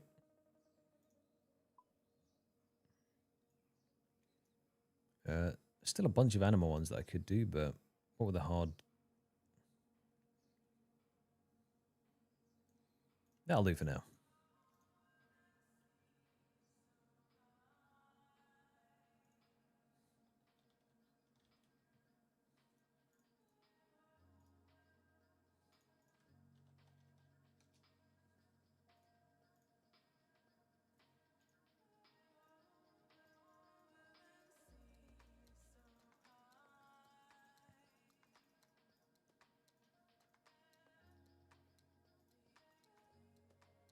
I have to be 85 to even do that. Okay. Pie. Any half garden pies kicking around? Yeah, there is. Yummy.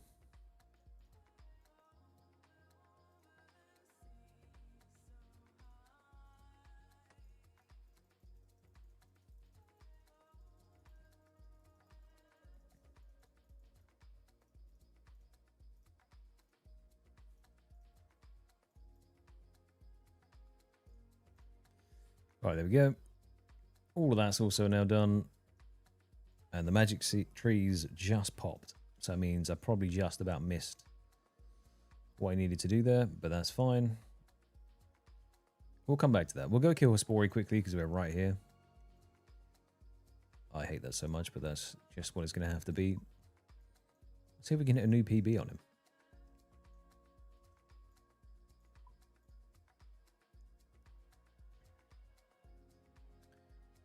Need some kniffs.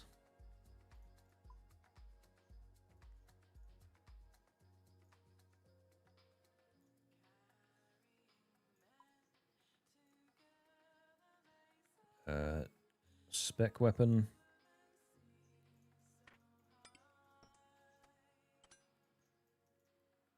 Right, we got that. What we're missing? A cape, a neck, and a ring, obviously. Let's give me an attack cape for now. It doesn't matter. Right. One prayer pot. One of those. Any strength pots? That's a defense. Also, doesn't particularly matter. Take those out. Take a Hespori seed. And a spade. Right. See if we can't get ourselves a bottomless compost bucket.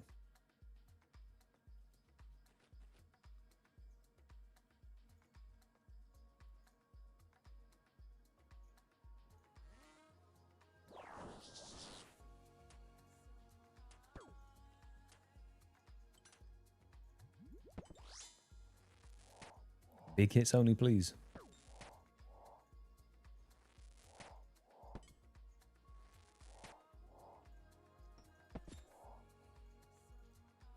It's annoying that it stacks that attack at that exact moment, but...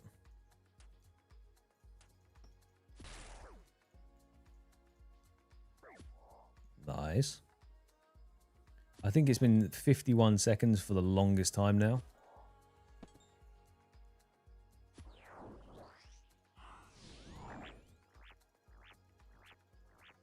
Unstick. Yeah, we're not beating that.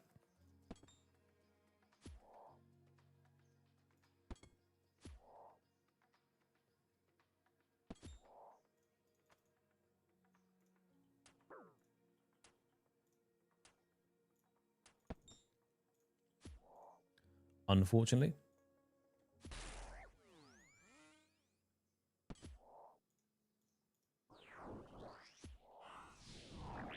We'll save it with the shark, just because there's no point risking anything.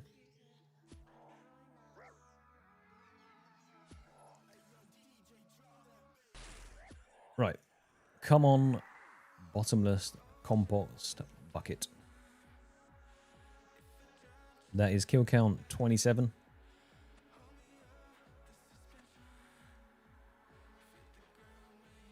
No. However, whiteberry seeds is kind of useful. I didn't have any before. I planted my only one that I did have. So that's not too shabby.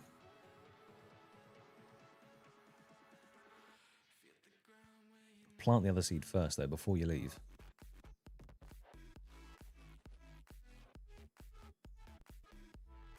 And obviously it grew back before you had your rake, because why would it not?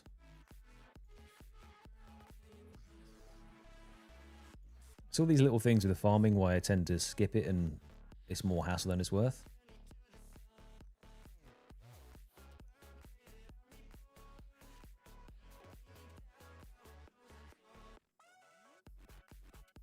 There we go, that's planted again. And now back to Slayer.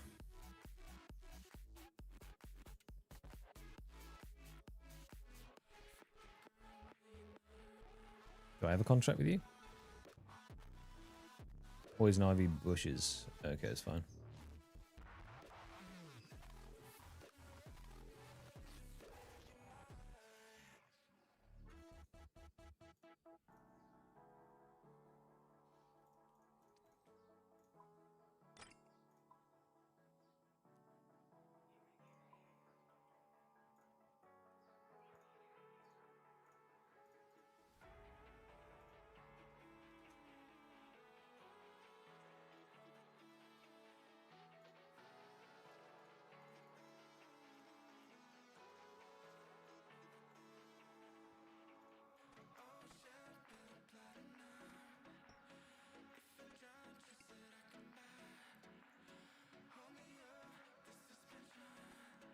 Okay.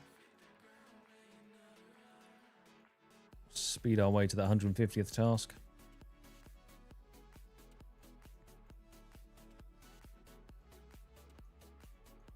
Probably have more of these than we need. Now we should be good. Okay. Farming done. Always seems to take a long time. Like, you can technically get a perpetual loop if you unlock a couple more of the farming patches.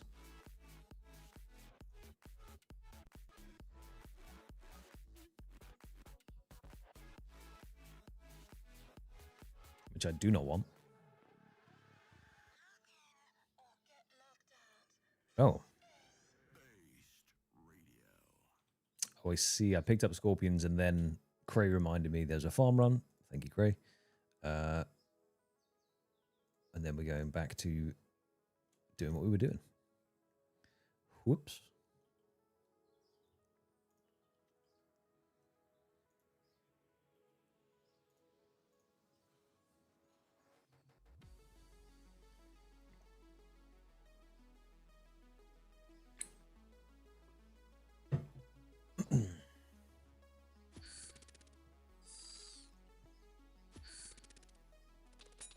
Yeah, that's it. The seaweed is pretty rapid to regrow.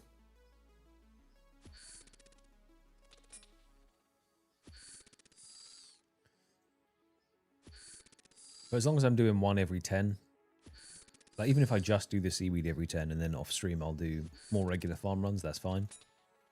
But yeah, it does take a long ass time to get all the farming stuff done. To 50 minutes, Pixar, yeah. You see, that's why it just starts taking more and more time to get those Slayer levels in.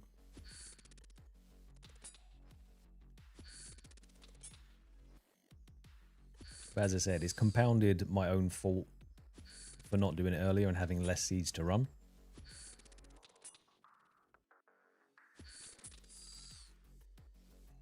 I'm kind of suffering with success at the moment, you know?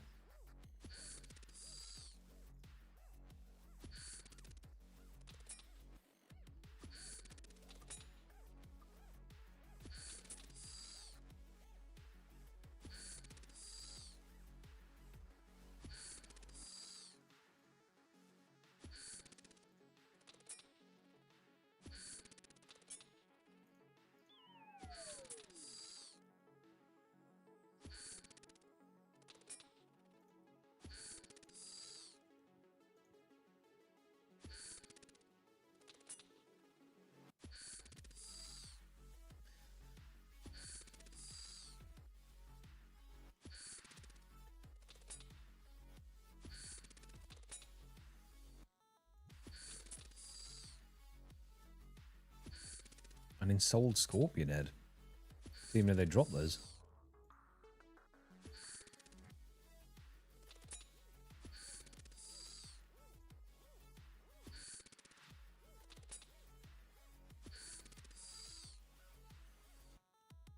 How long do you reckon that would take you, Grizz, with about 100 seaweed a run? Surely not too long, right? You've already done all the sandstone as well. Right, that's 141. 8 more tasks. Give me ducks.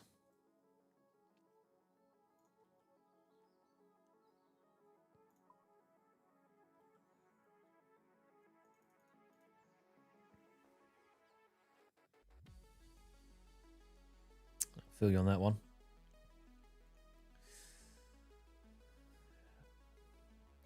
$30 ghosts. Okay.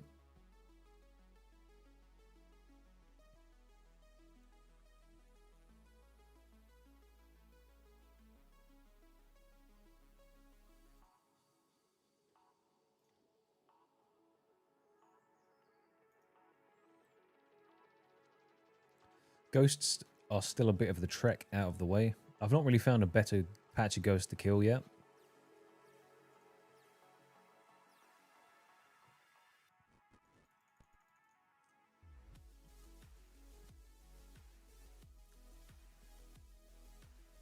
Once you get down into the Tavali dungeon, there's a fair few around, so it's not too bad, but...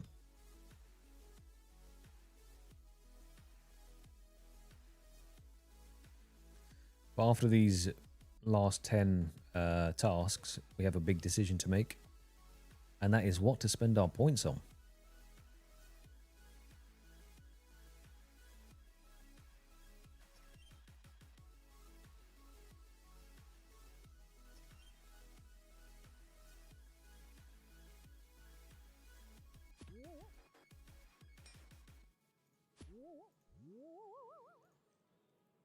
Look at that, 5 prayer XP. Wonderful. Thanks, Cell Wars.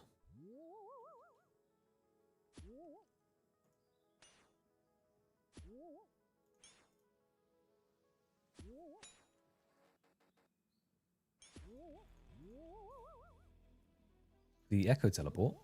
Which one's that, sorry?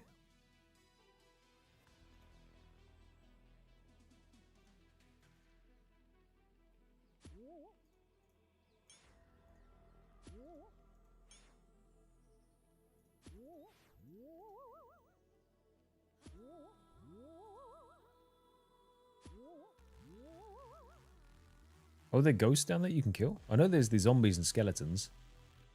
I didn't realize there were ghosts over there too.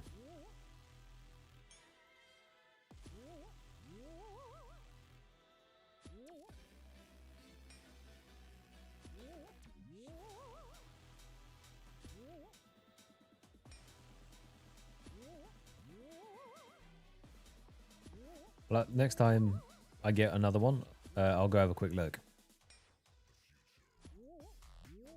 Since I'm down here already, I'll just finish up down here, but...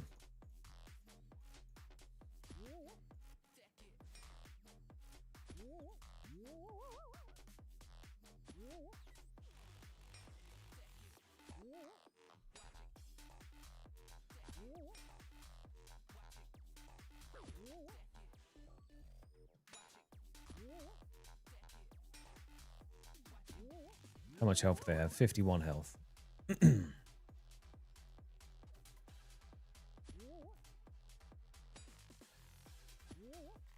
Okay.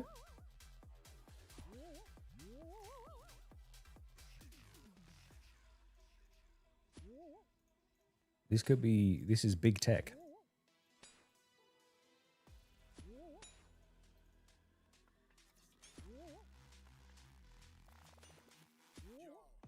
Although, with how slow I'm killing a ghost with 25 health, do I want to increase that by double? I think my axe is broken. Okay, there we go.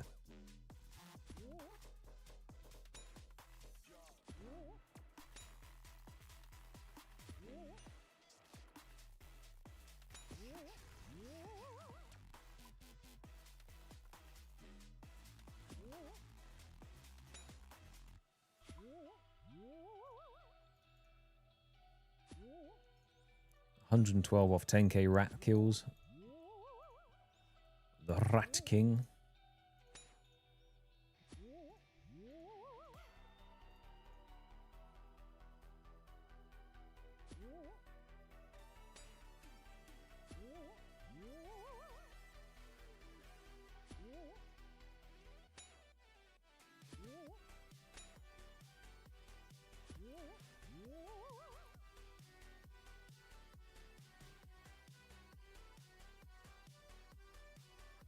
I'll give it a crack. Just, I'll smack a couple and see what happens.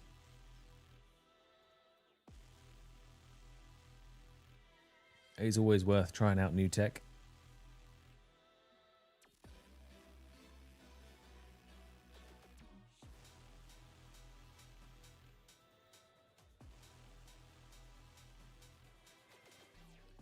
A Ring of the Elements would be so good for task skipping. Because stuff like bats, it would take you straight to the Earth Altar. Well, basically there. For anything in Lumbridge Swamp, it takes you down here. Scorpions, it would take you right outside Emir's arena.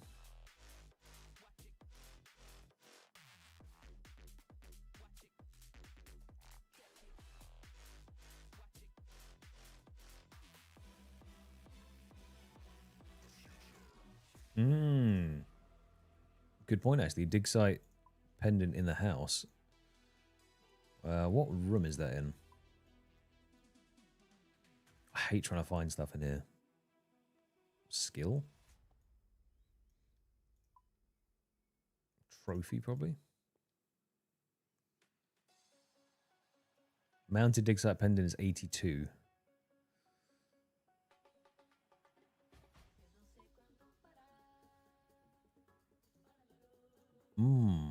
Could I do that?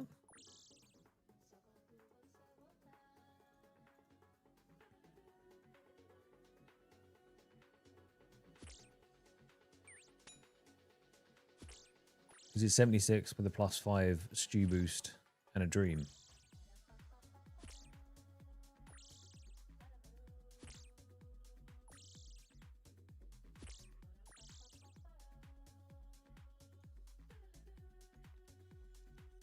$250 cut rubies. I think that's actually where I cocked up before.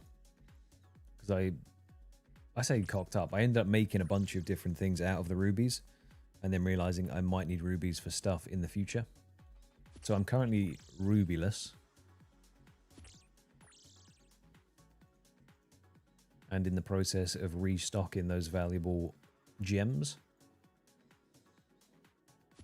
I'll see how many I've got in the bank, but I don't think I have enough.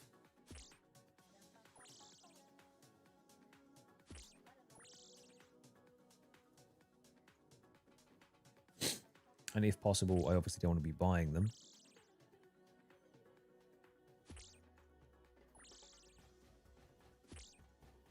But that would also give me... Bracelet broke. Didn't even realize. That would also give me then the ability to constantly be able to teleport to Fossil Island for all of my seaweed farming needs. So a potential off-stream detour for sure.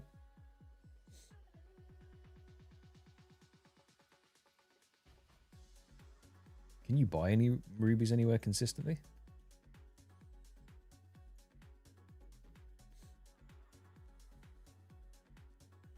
Zombies.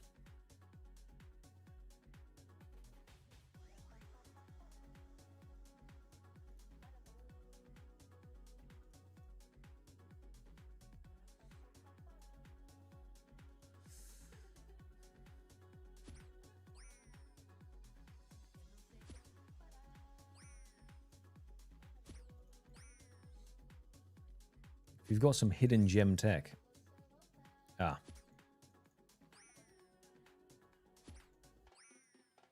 And when you say main, do you mean a non-iron?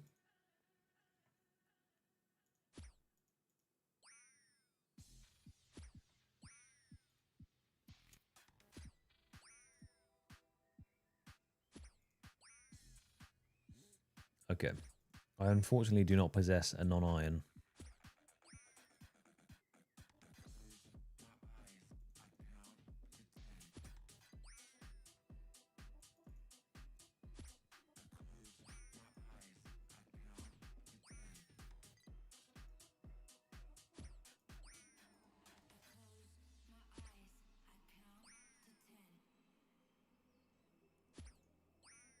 Let's see what our 150th task is first.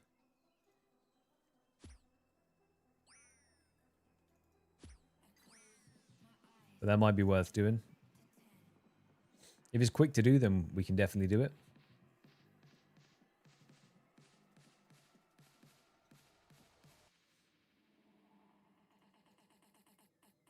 Oh yeah, of course. Yeah, there's, if anyone has an online that is happy to do it, then that would be fantastic.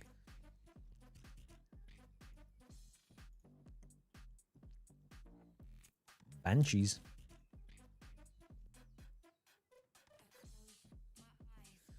Yeah, I'm gonna need a fairy ring in the house soon.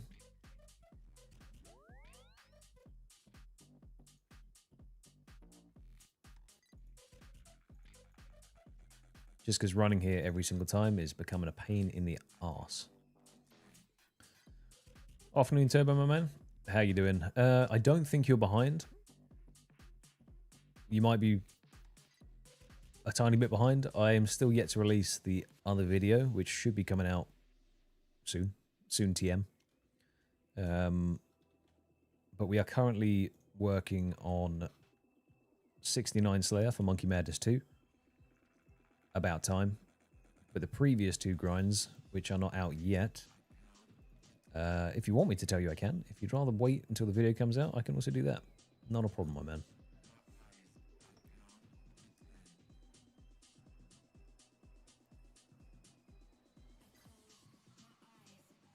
If there's a mythic pull of a superior Banshee into an imbued heart, cinema. Now, the chances of that, kind of low.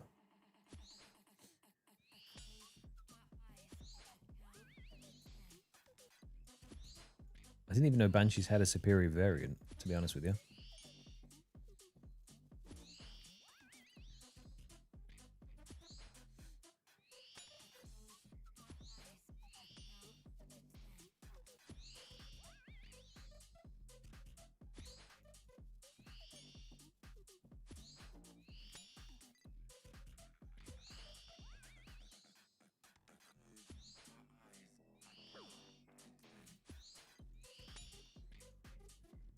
Once we get our construction up as well, and I get a portal nexus in the house, I'm somehow going to have to acquire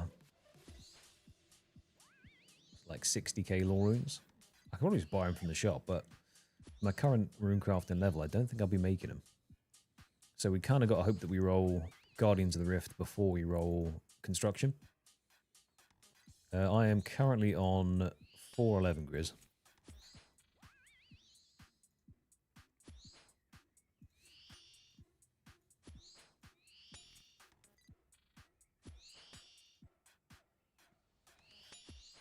Am I?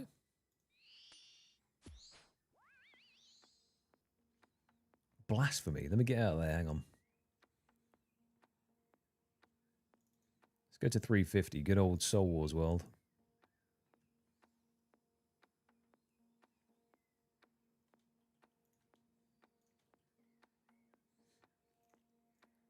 I actually didn't see what we're on. Okay. 4 more tasks at Turiel, and then our 150th one at Duradel.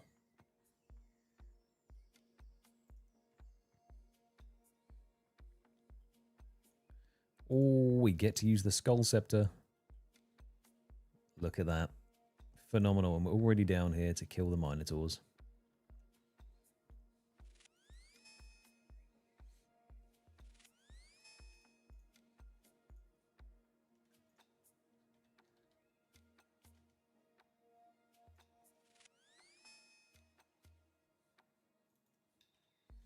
I'll head over to Alduin in a second.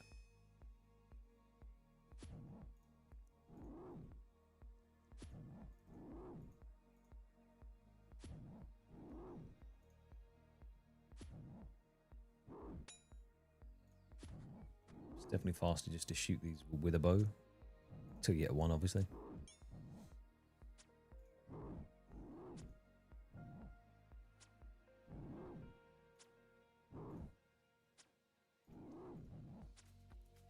How much Stardust is it per sack of gems?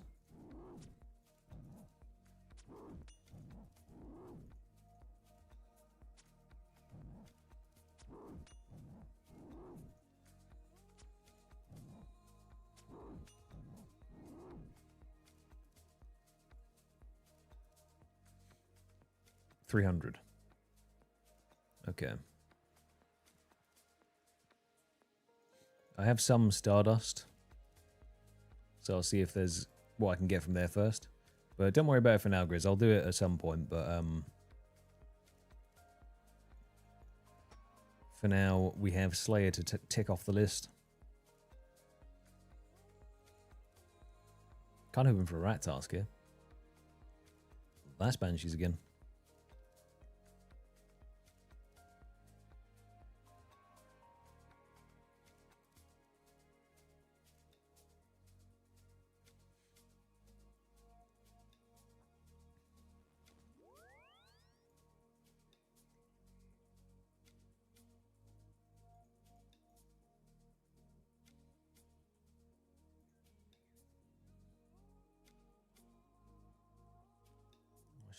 Should have had a little peek at the ruby supplies there.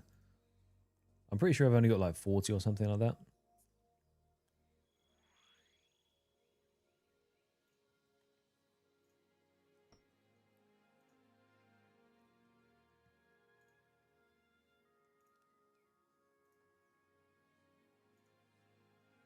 Yeah, you can do the gem rock mining. I don't have Kanda in gloves, so I wouldn't be able to teleport or get to the good ones down the bottom. I don't know why, though. Thank you, Ismay. I appreciate that. We'll prioritize Slayer for now, but that will be something to look into for sure. Unless I can get it from star mining, which I would prefer to do over buying it from the shop.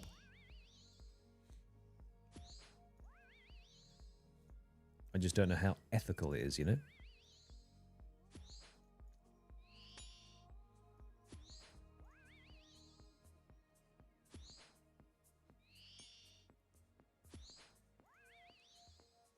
And in the modern day, I want to be #ethical oat.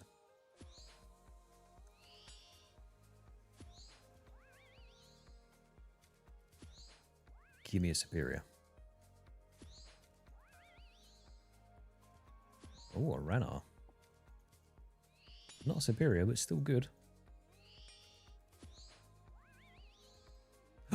A superior. Right.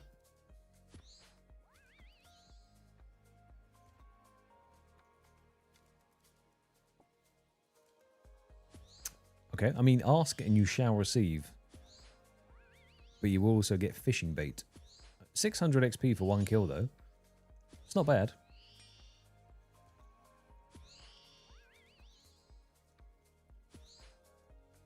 Obviously, the superiors come in clutch later on, where the more of them or the higher level ones you're killing, the higher chance of an imbued or eternal you get, and the more XP you get for killing it.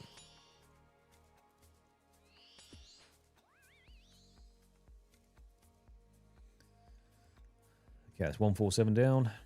2 more to go. And then on to our point gainer task.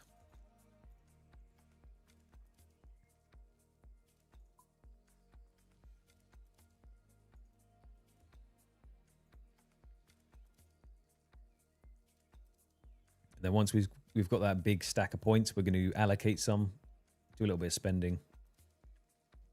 Spiders, you say?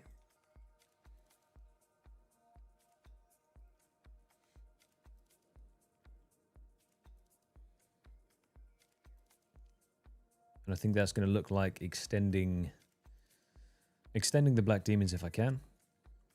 And then task storage most likely.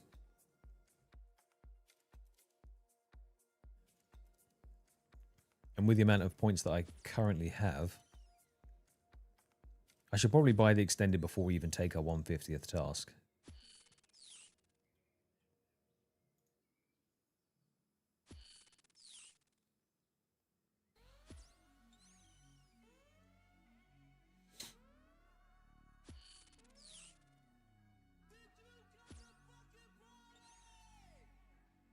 Oh, of course. Oh, I do have an unbonded.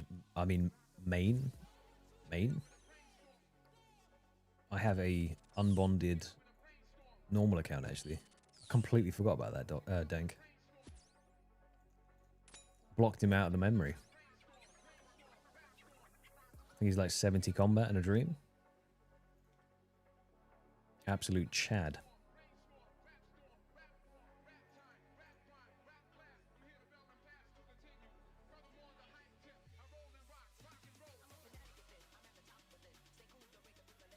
I think when you say the word main, I always just assume it's the account you're playing on at the time as your main account.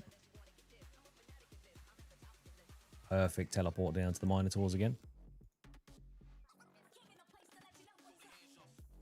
Now this is where having a Spirit Seed on Brimhaven would be fantastic.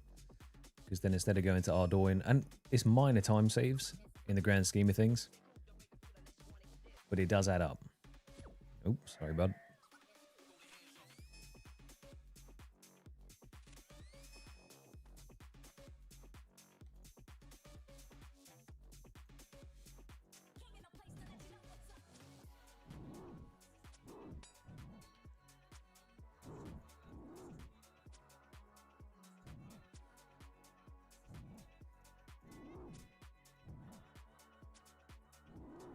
Mainscape. I've not heard the expression before.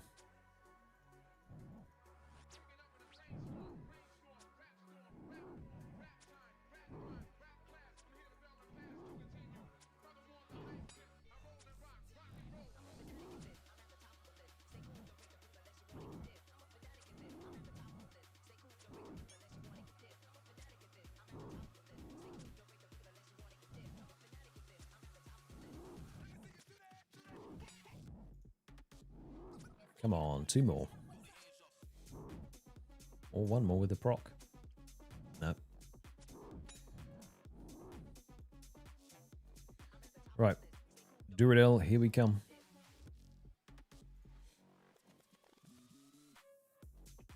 I actually do have a fair few Manscaped products.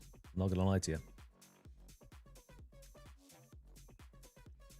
I am a hairy Scotsman after all. And that's all I'll say.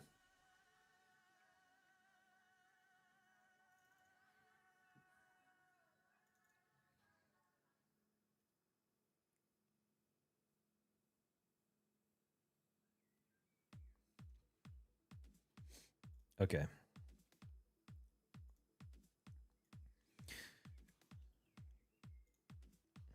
So before I accept this task, I'm going to spend some of those points on extending Black Demons just in case we get them. So before you give me an assignment, we are going to extend. Whenever you get a Black Demon task, it will be bigger.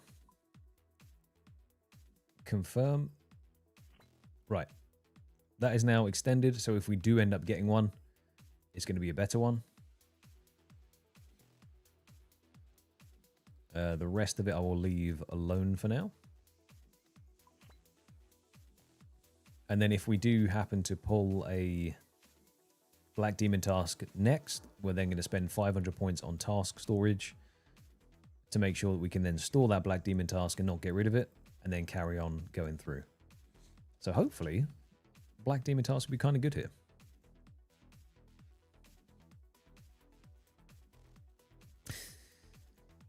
Okay, that's fine. I actually need some of their teeth for Spirit Seeds in the future. So, yeah, that's fine, I guess. I hate those things so much.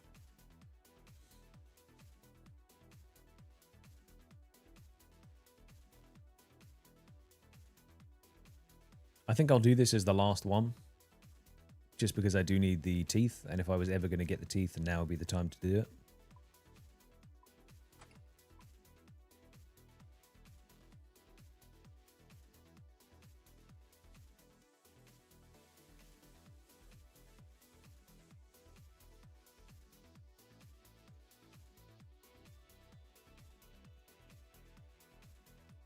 We definitely want to speed those up with the Expeditious bracelets, though. Probably only need 3.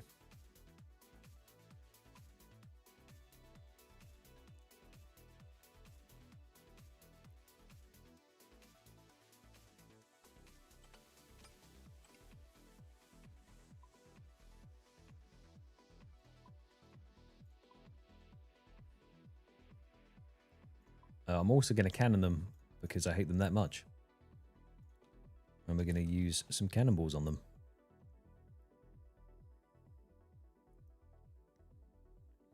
Whoa, visual change on the steel cannonballs. I guess that happened today.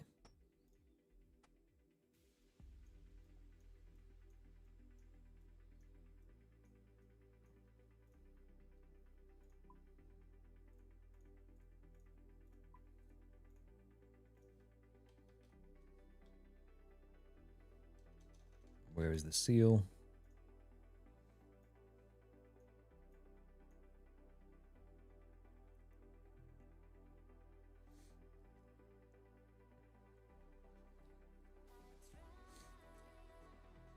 I mean, to be fair, I'm going to end up blocking Suquas eventually because they're such an awful task. So maybe it is actually worth blocking them. And I'll go, yeah, once I get a Spirit Seed itself, I'll go and buy, or go and kill 5. So let's do that. Change your heart. Get it gone.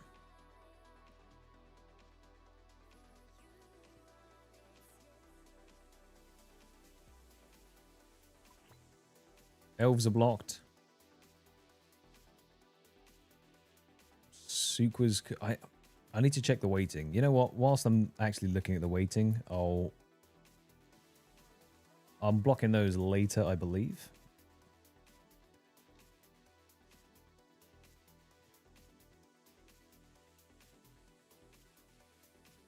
What's that doing? Yeah, but you're not spending an hour killing them, are you?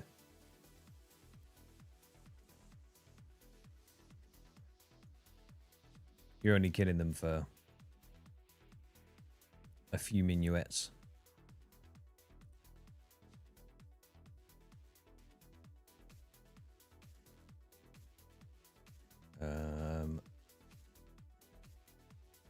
What else am I missing?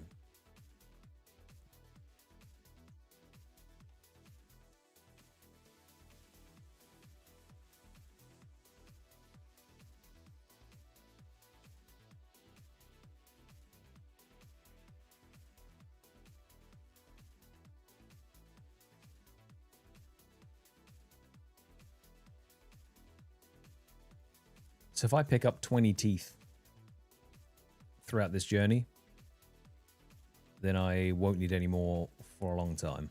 Maybe 25 teeth. I don't know how many Spirit Seed patches there actually are in the game. Does anyone know that off the top of their head?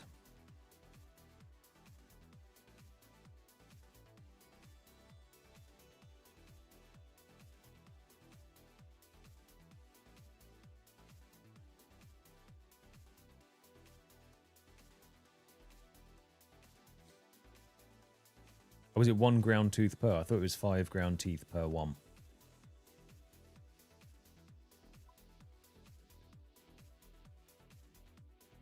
Five nuts.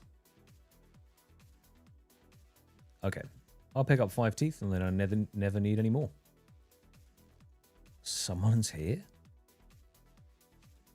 Outrageous behavior. Let's go to Old Faithful.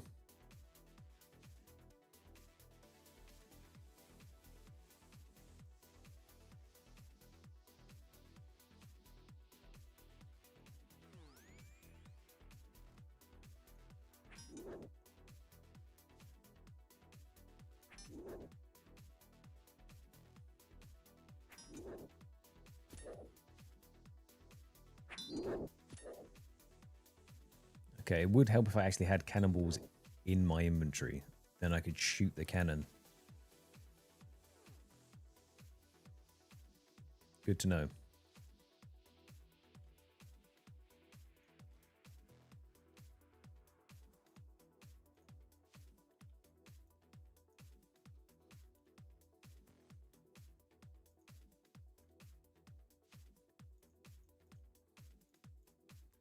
Oh, it's a freebie in the house. Okay, I didn't know that.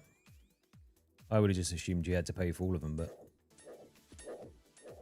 that is A-okay. Either way, we're going to get 7k Slayer XP, give or take. And it won't take long. I think going forward, I will block them. Only on a personal preference of not having a direct teleport to Lunar Island and all that kind of stuff.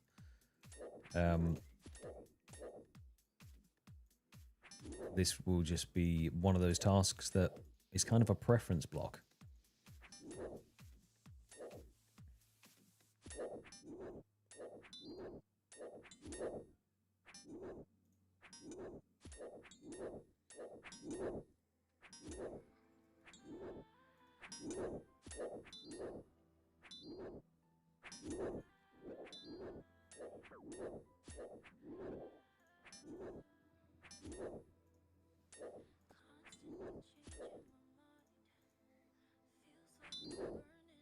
Do I need any hides for anything while I'm here?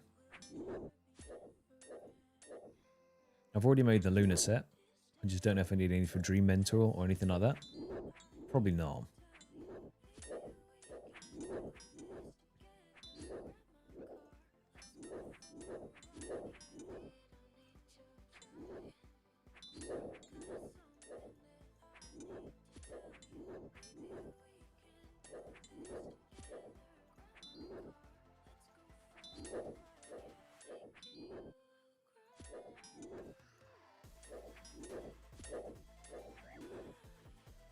I think some of those might be unlocks of doing quests and stuff. Not entirely sure though.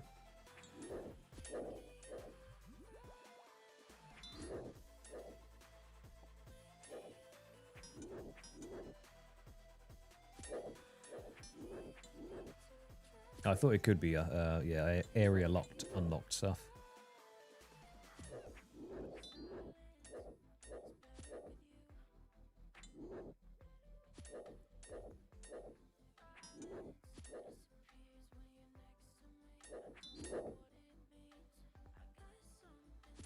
Right, I have my 5 teeth. We'll pick up 1 for luck.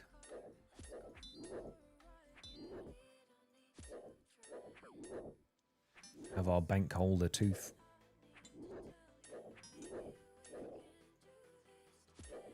And now we just have to hope that this bracelet procs a hell of a lot.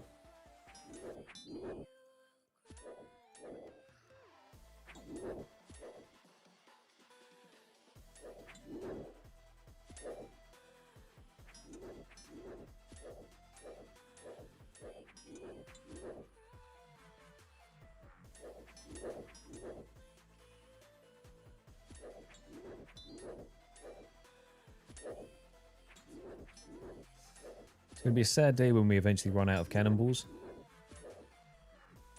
I might end up making more. After the 150,000 that we ended up making previously, I don't want to. Is the honest truth. I would rather not.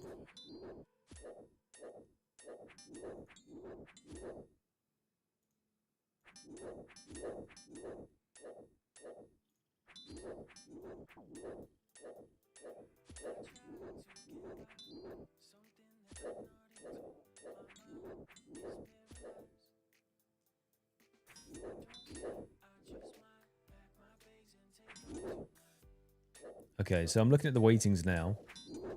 Abyssal Demons have a weighting of 12, which isn't a problem for me for quite a while still, because it's 85 to unlock that. Boss. Oh, Ruby. Jagex heard. They said, hey bud, I heard you were looking for some rubies. Thank you very much. Bosses are 12 weighted as well. Not great. Dark Beast 11 once again. Do not have to worry about that for a long old time, so that's good. There's a lot of stuff that is kind of out of my level bracket too. Hellhounds are currently weighted at a 10, so I don't know if they're worth a block.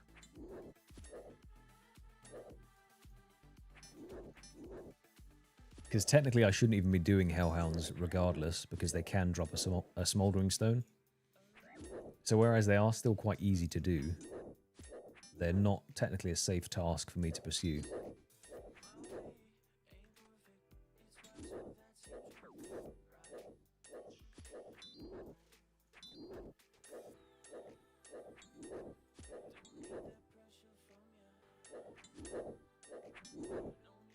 Okay, Pixar, so if I go back to Duradel himself and then just have a little look at what he's got, he'll give me like a more detailed breakdown.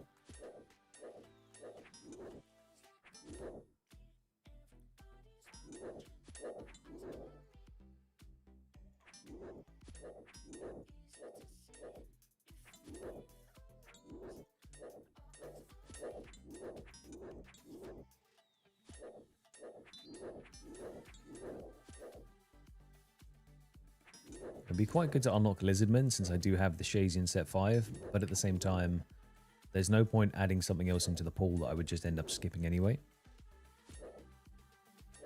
So I'm not going to be unlocking those.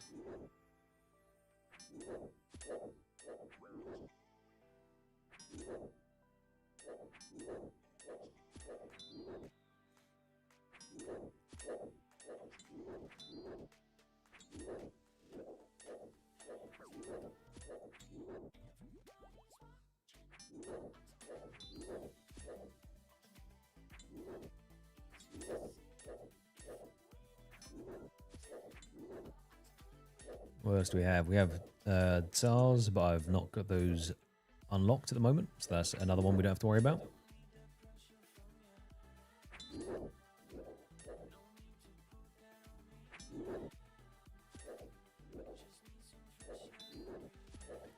Now, Water Fiends, they only have an 8. Oh no, they've got a 2 weighting. That's fine. Don't worry about them. Okay, so realistically, we should have quite a high chance of seeing Black Demons then. I mean, they're weighting of 8.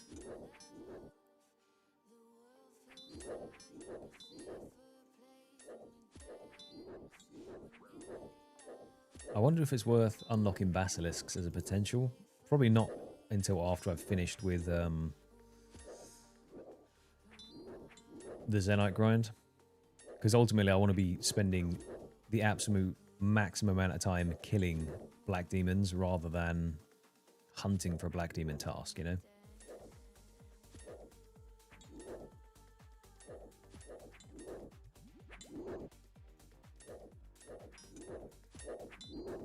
Because it could be extending an already very, very long task that I'm going to be doing.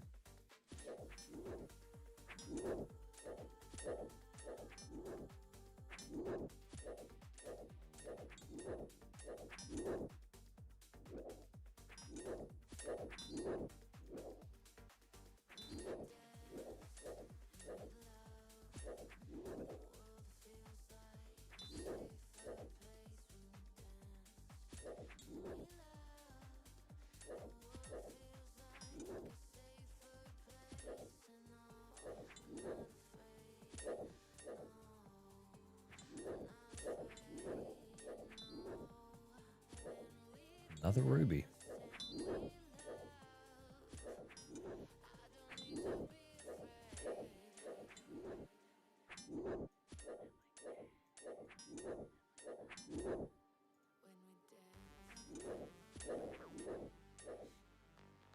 Okay, 15 left to go.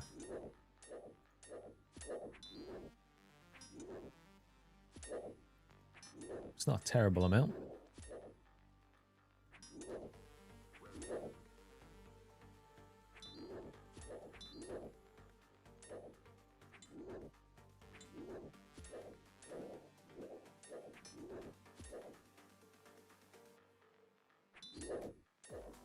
Make sure you've got that escape crystal in your storm just in case. I've just realised I haven't had mine, but I probably should have it. There's no real but there.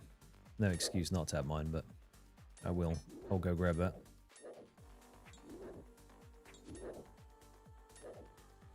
Yeah, previously, before I had my internet sorted, which is why I'm actually quite surprised that I'm still a hardcore, the amount of times that the internet would just completely cut out, because it was a 5G router, but it was very unstable. Anytime anyone did anything on the internet, it would just cut out. That was fun. But now we are rock solid, by the seams of it. Touch wood. No drop frames, none of those shenanigans.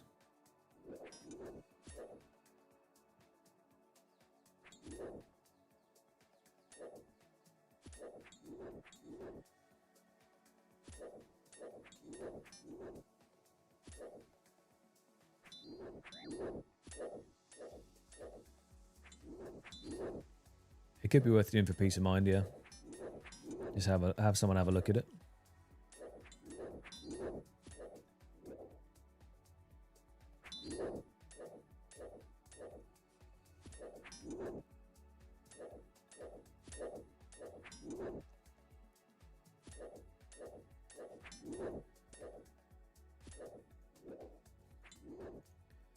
And we're out of here. 225 points for that one. So we're now sitting on 930 points, which is hefty.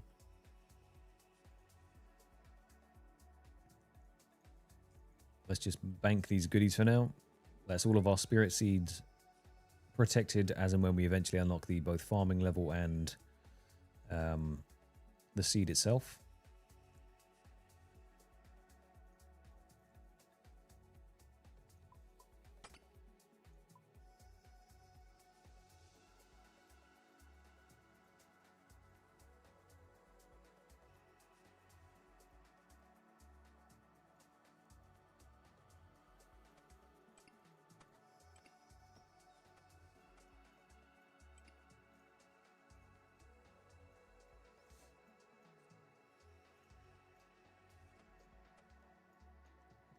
I do not need 54 mil with me, that's for sure.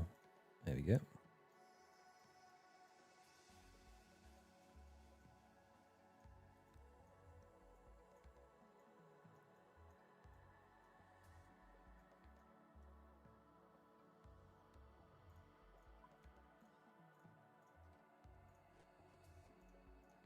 And then kit it out. Ready for task skipping again.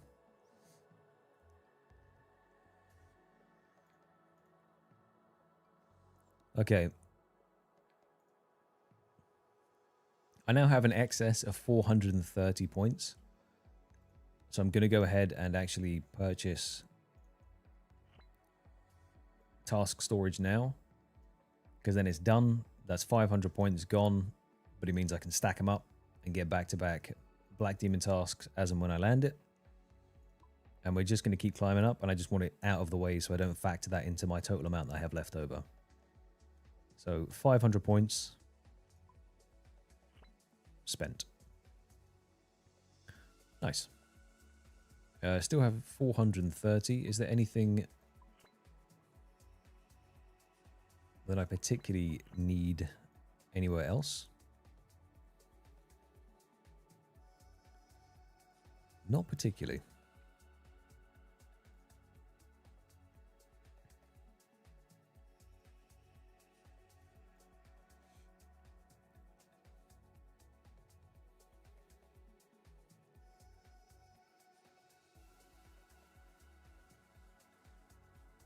The only thing I'm now considering as like another potential upgrade is the Slayer Ring, because I think I can make them.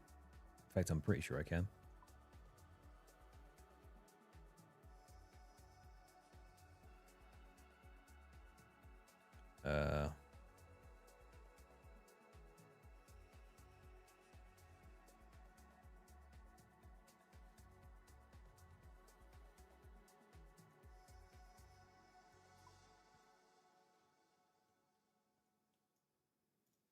Yeah, either way, Slayer Rings could be good to unlock. Other than that, any and all points that I now get are going to be pumped straight into holding on to like a massive stack of them, so that when it comes to task skipping for Black Demons, I'm going to be able to do that. I forgot these things poisoned. Whoops.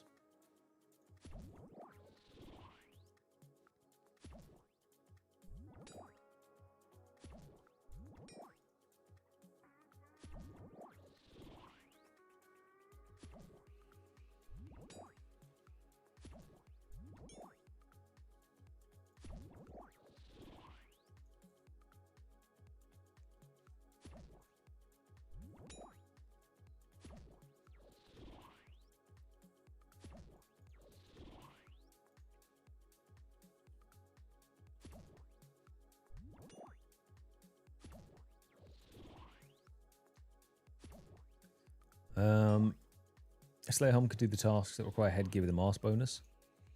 I guess so.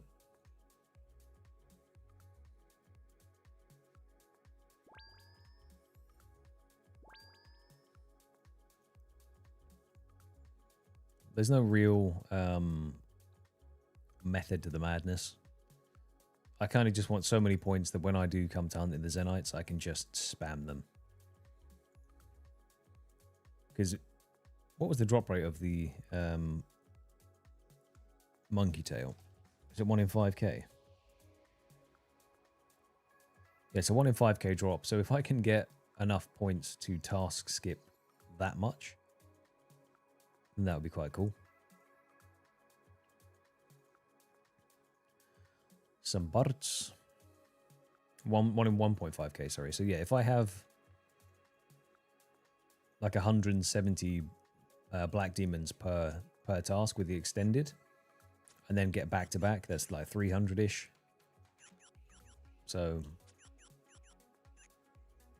that'd be 4 lots of back-to-back Black Demon tasks if I'm on rate. And as long as I have enough points to constantly skip to get them, I think we'll be fine. This is one of those Oatisms that I'm going to do to make sure that when it actually comes to the thing, I'm prepared just to cane it. And it's a lot more front-loaded effort. but it's just the way I do things.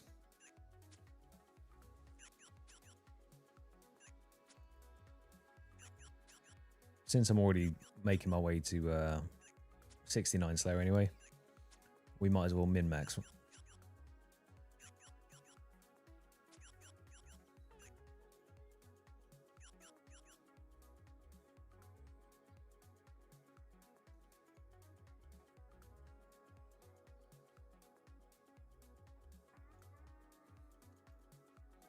Oh, I like the bonus damage from the Slayer helm as well. And yeah, it's one less helm swap to get the accuracy and stuff as well. Cave bugs? Ugh.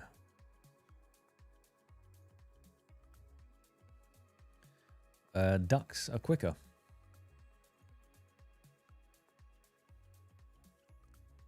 In terms of the teleport, it's a chronicle teleport, one click to put you there, and then you can just rapid fire shoot all of the ducks.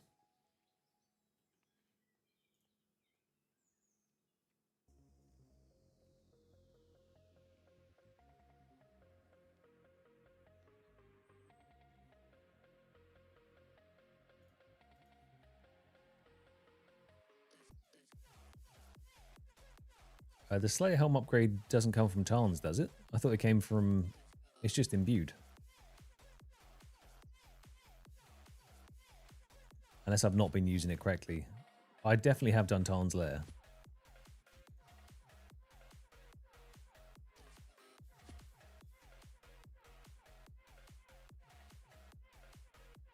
Okay, I was going to say, yeah, because I thought I have definitely done it for the salve amulet. For a second, I was like, wait, is that also for the helmet?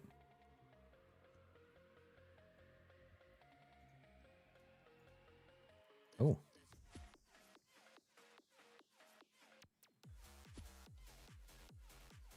Nice, Bill, nice. Plans for the Slayer task lock bosses. Yeah, I mean, it's kind of going to have to be... It would be done in the way that I'm basically doing this now, where I'll end up skipping for Black Demons and stuff. Unless I get Cerberus, I can do it on a Hellhound task. And the honest answer is, it's just going to take a long time. But I'll have to do Slayer skipping to actually unlock the boss. But I would essentially just do what I'm doing now with Turiel Duradel skip stuff.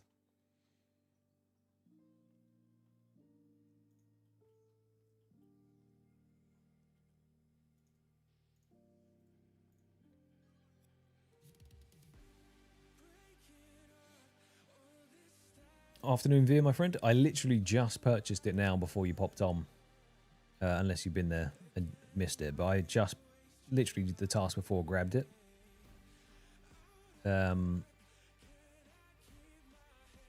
As I think it's just a really good thing to have.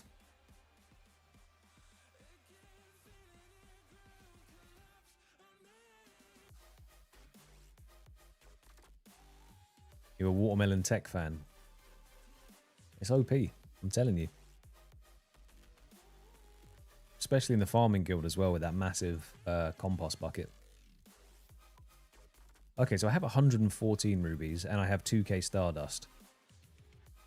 So I'm actually not a million miles off. I might be able to sort that out legitimately.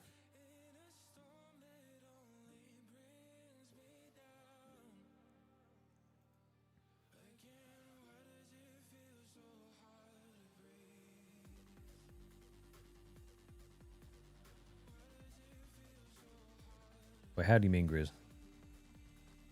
Like you can harvest them, the watermelons while you're doing it, or?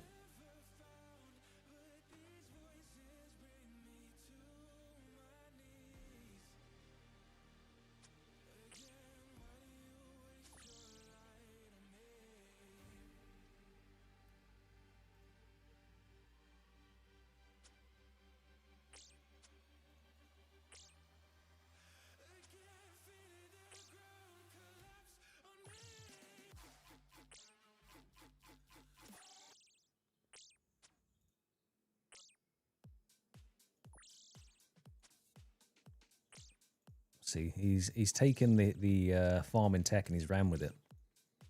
He's unstoppable now. You've just got to try everything that you can think of with farming that can do that sort of stall technique. That was after the 100 and... That was the 10th task, so technically I should do a farm run. But I don't want to. I should at least do the seaweed, because that's going to bite me in the arse later when I have to get 93 crafting.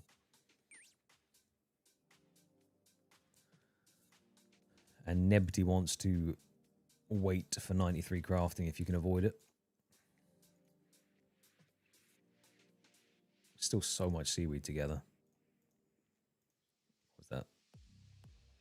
Okay, 5 more tasks. I think I will just go grab the seaweed. I'm not going to do the full farm run for now. Okay, well, we'll do birds since we're here.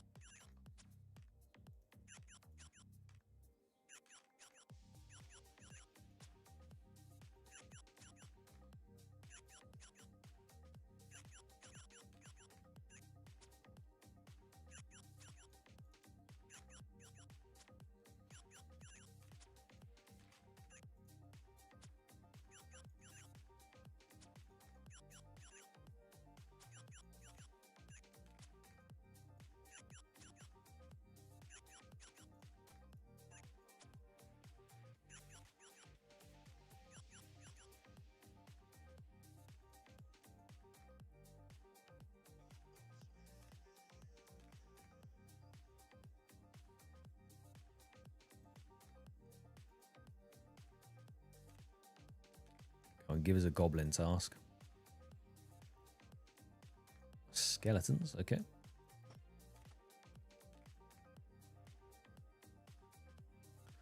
I mean, in a way, I'm kind of glad that this ended up this way round.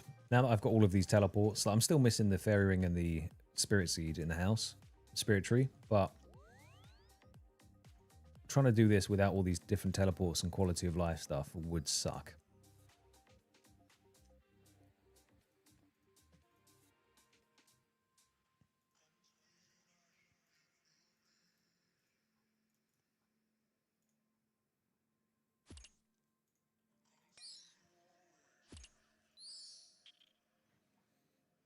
Yeah, I've got the baby version, which is the 4 teleport slots.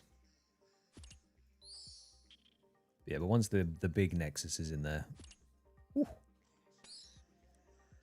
I'm going to be one happy man.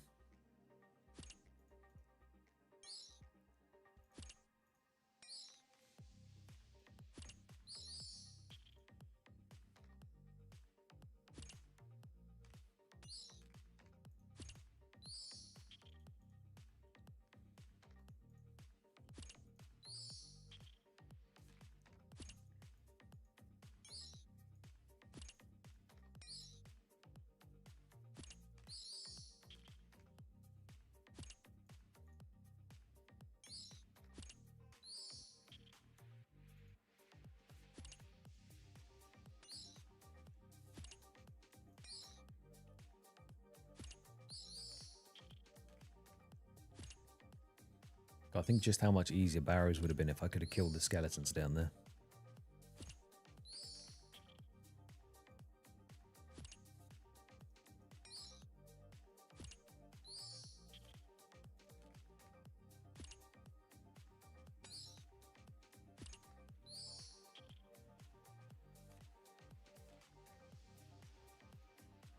Okay, 3 more.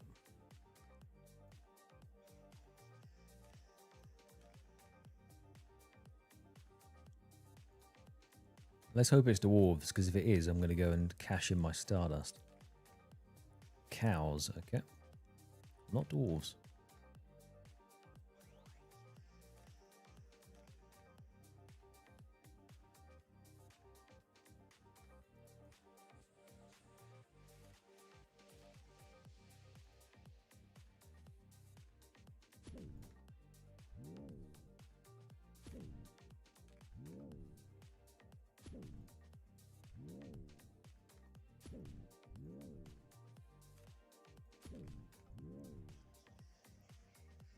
poor bloke's livelihood is constantly getting absolutely decimated by people running along and just massacring all of his cows.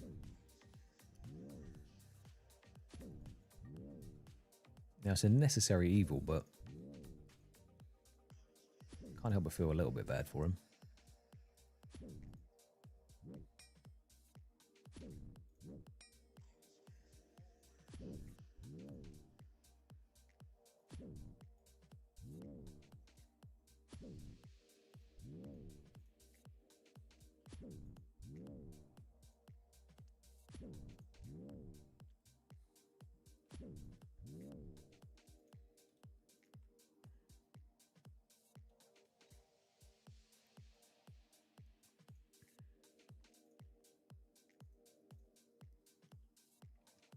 Okay, 2 more tasks at Turiel.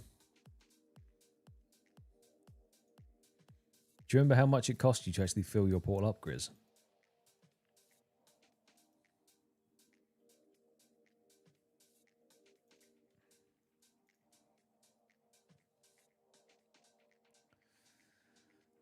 Back to the Baz. 30 mil, damn, okay. Did you already have a lot of runes as well, or did you buy everything from scratch?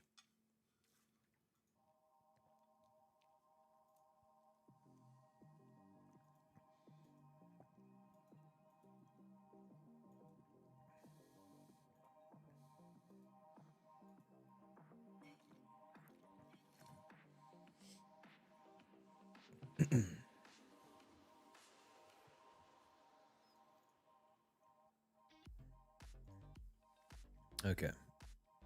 70k.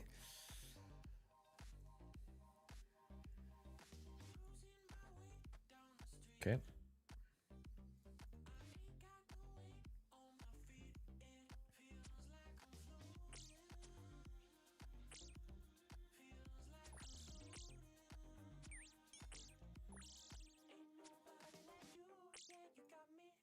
Is that GE or shop value?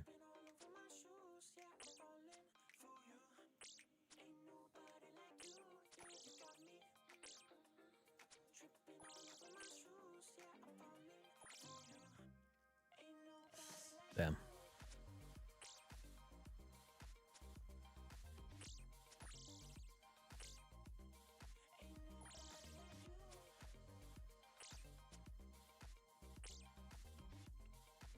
See, that's the thing. Once Corrupted Gauntlet is unlocked, you technically have infinite money, right? Until then, it's a little bit harder to acquire cold hard cash.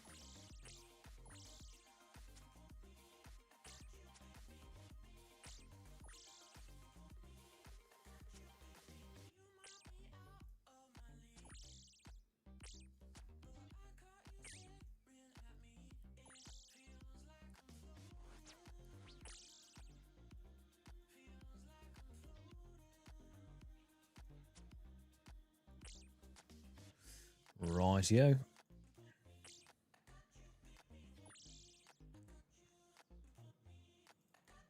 One more task until we get our 10th bonus. And I hope it's a good one. Also, I don't mind if it's a bad one that needs to be blocked, because then it's just, that's also ticked off, and then we know that we have excess points to spend on other stuff.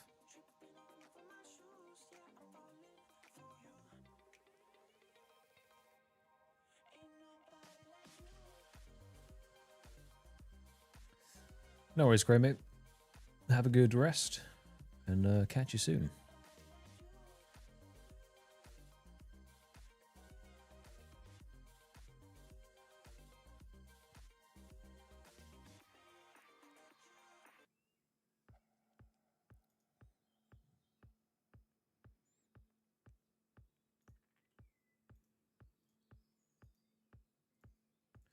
The day that Skatizo is ticked off the list, and we can actually go down into the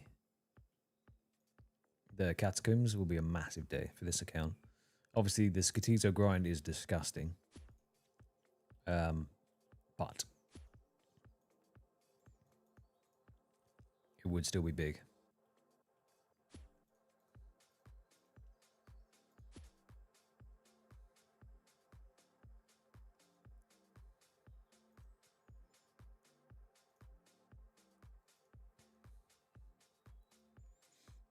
What were you wondering, Grizz?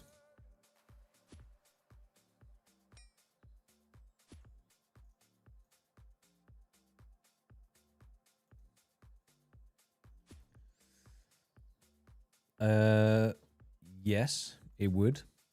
However,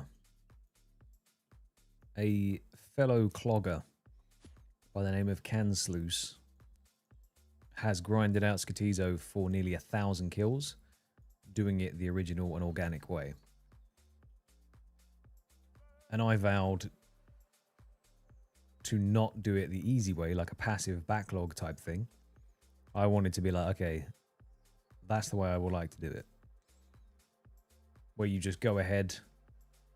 No, but you have to go in, you have to farm out all of the different pieces, right? Just by killing monsters over and over again. Because the pieces are actually on the log, right? No, sorry, the ancient shards are on his log. And ancient shards do drop.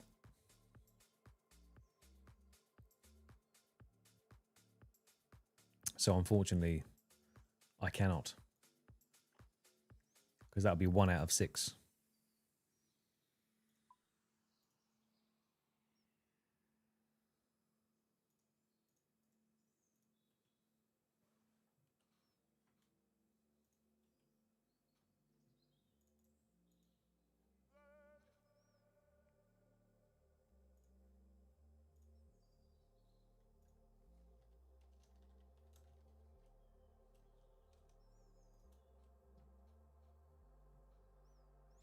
All monsters found within the catacombs can drop a dark totem piece. So technically, you'd just have to set up in there and start blasting them. So it would just be a lot of farming. But as the ancient shard is on the log, technically it's not doable for me. Right, let's see what we get for our 160th task. Hopefully it's a black team one that we can store up. Bloodvelds. Oh, yes. Okay, Bloodvelds is actually a very good task to get. I can do that in the Slayer Tower. Down in the basement. And 183 is a pretty good weighting. I'm not going to speed these ones up because they're decent XP and they have a chance for a superior. So instead, I don't know if I want to extend them. I mean, anything that has the chance for a superior, I guess I technically do want to extend.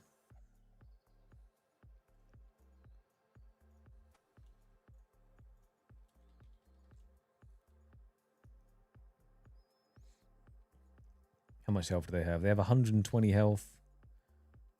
Magic melee. So I guess you want to kill it wearing Carol's gear?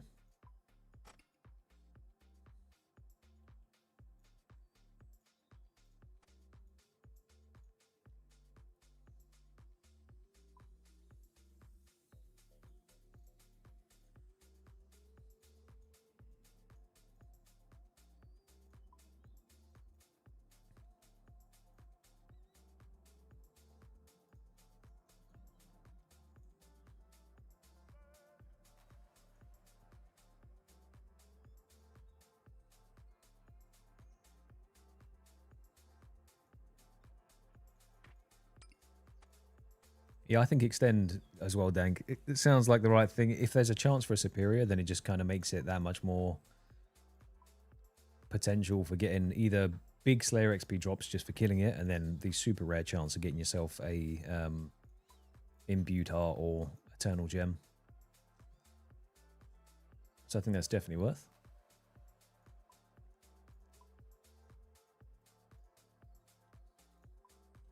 And I'm pretty sure I can just food tank him as well.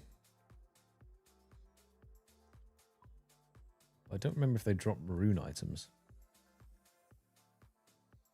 Small chance at a rune med helm. So is that worth taking an alk for? Probably not.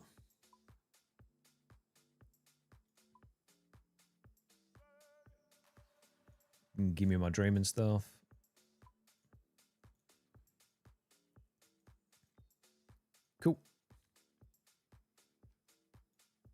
go kill some Bloodvelds.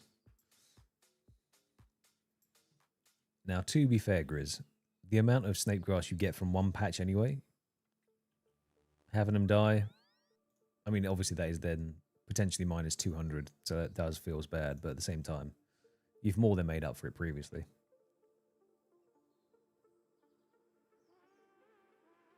Yeah, exactly, Storm. If I did that, I would end up potentially hitting a Ancient Shard, and then it would kind of screw up what I'm trying to do. Because once again, if it's avoidable, I will not do it. Which is why I was super grateful for the lads doing the rooftop run in Tree Gnome Village, or Tree Gnome Stronghold. And I had to make sure there was like 100 runs done first with no mark of grace before I was like, yeah, I'll commit to that.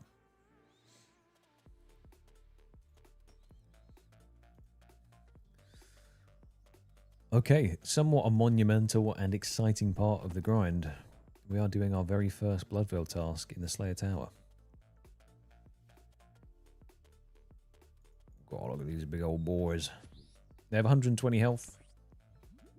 It says magical melee, so I'm assuming Carol's is the way to go. I didn't actually look. But it feels right. I have my slaughters on to extend the task. I still have no ring of any kind of significance, so I don't have one on. And then we have a prayer pot just in case a superior does spawn, and we can tank it. Oh, vile ashes though. I do want... I'll bury those as we go as well, just because it's a bit more chill than when I was doing the lesser demons.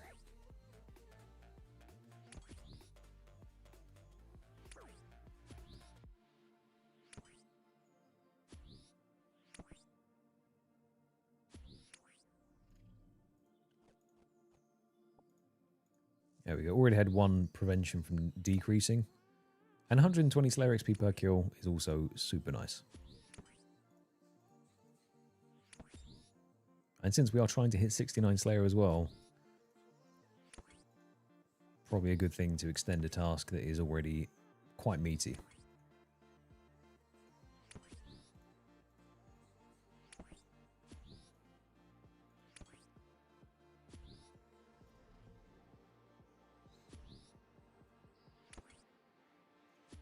How much XP did these give for scattering? 25? Might not be worth.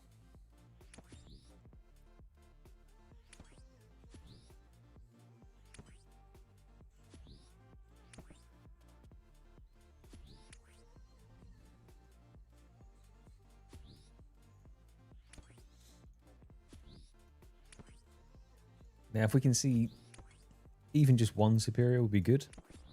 2 would be fantastic.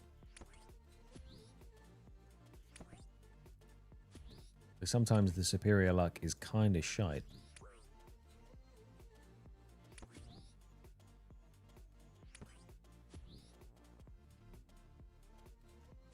Oh, I forgot about the ensouled heads. I should have taken the soul bearer with me. If I get too many more, I'll make a trip to go and get the soul bearer.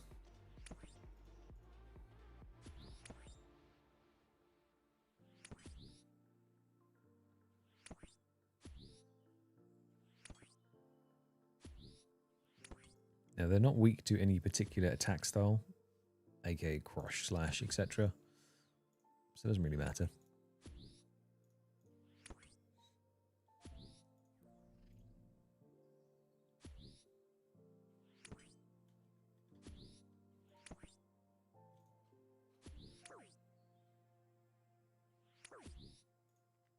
Oh, actually, I should have a Ring of Wealth on, because then it will passively pick up the coins for me. I forgot about that.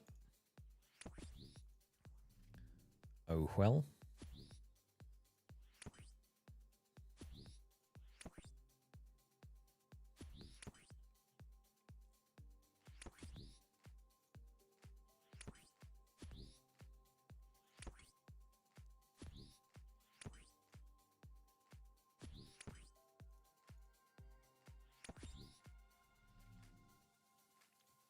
Bear with me just 2 seconds.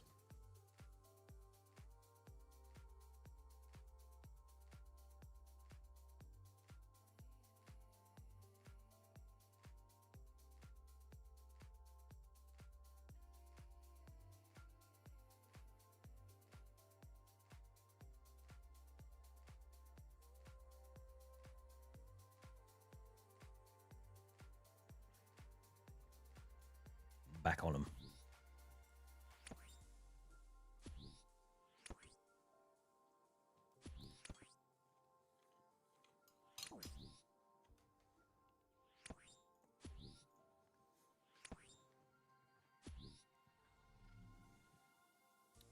I actually had my daily bowl of oats earlier.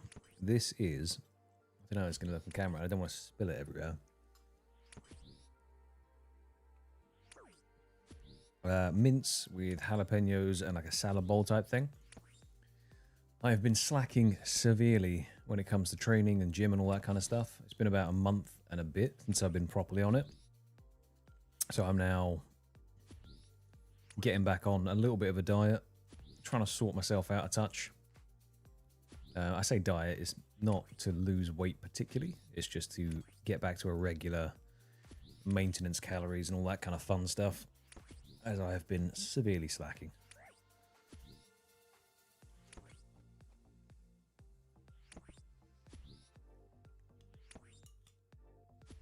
But got to get back on it.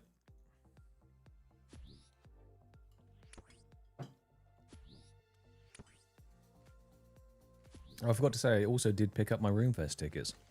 So 100% confirmation will be there.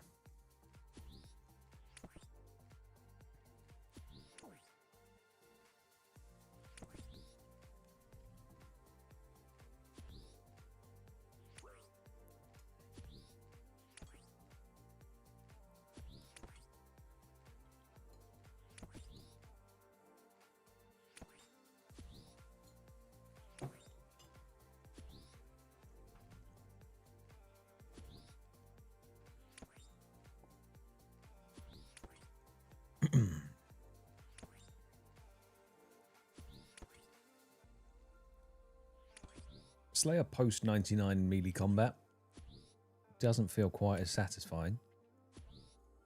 You're not technically progressing towards any of these stats. But it is a lot faster. So obviously my max hit is 38 or something with the no strength boosting gear. So I can't really complain.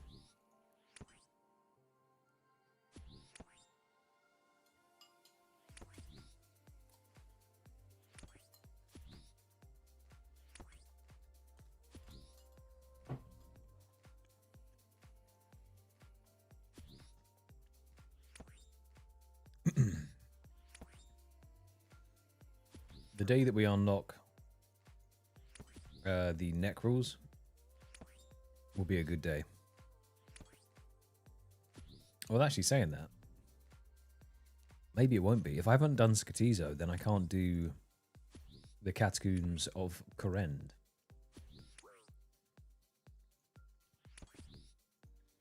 So maybe it'll be a sad day, because I'll just have to always do singles instead of bursting them.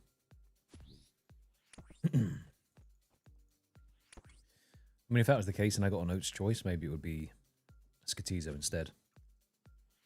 Okay, this bracelet's popping off. We might actually see a superior.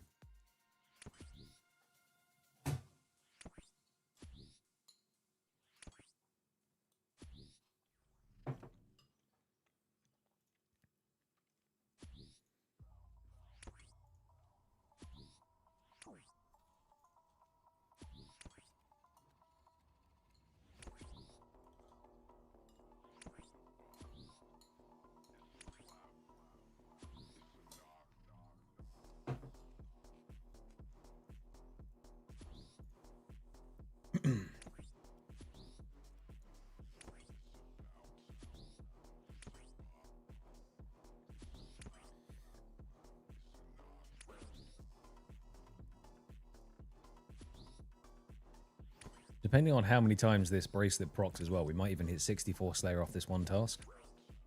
That's kind of a big ask. That's one full bracelet's worth of uses. But if we get a superior, then that will... Is it 10x the usual drop? Can't remember what the multiplier is when you do get a superior monster.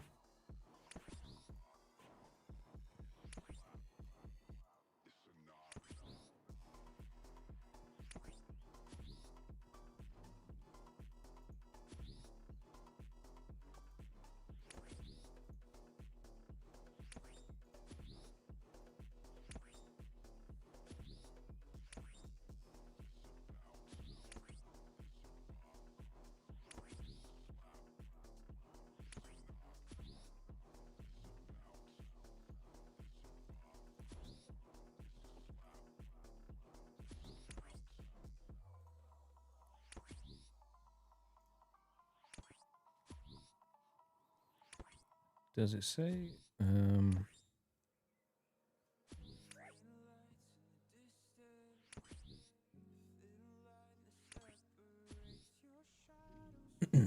Okay, it's not actually saying how much it gives, but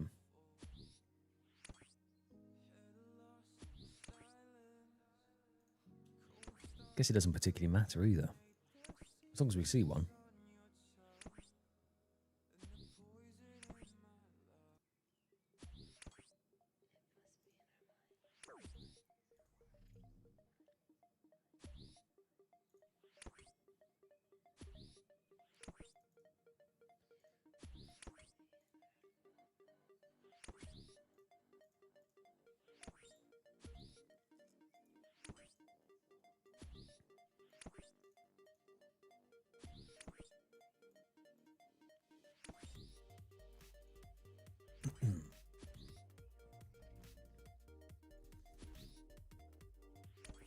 Who is your favorite Slayer Master to actually use? I'm assuming Konar on the fact that you can get Brimstone keys, and then that's technically a passive grind that you just tick off by doing the content. Although I do also hate being sent somewhere and not being able to do a task in like a better place.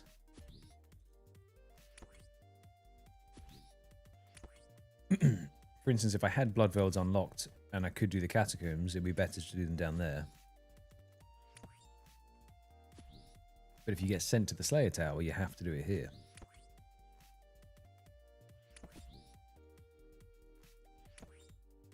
But then you get more points as well, so there is a trade-off.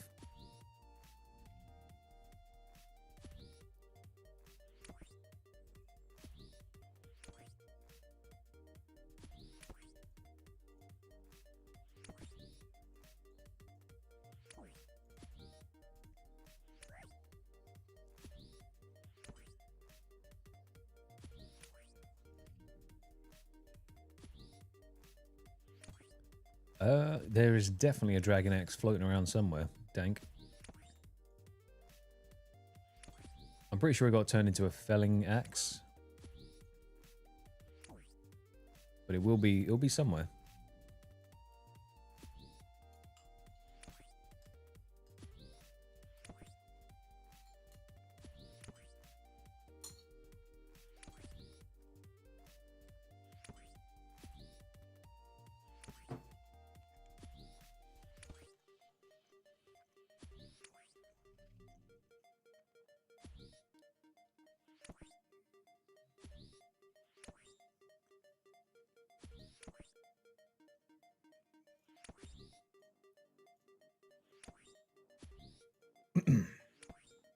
Allow me to have a peruse for you, Dank.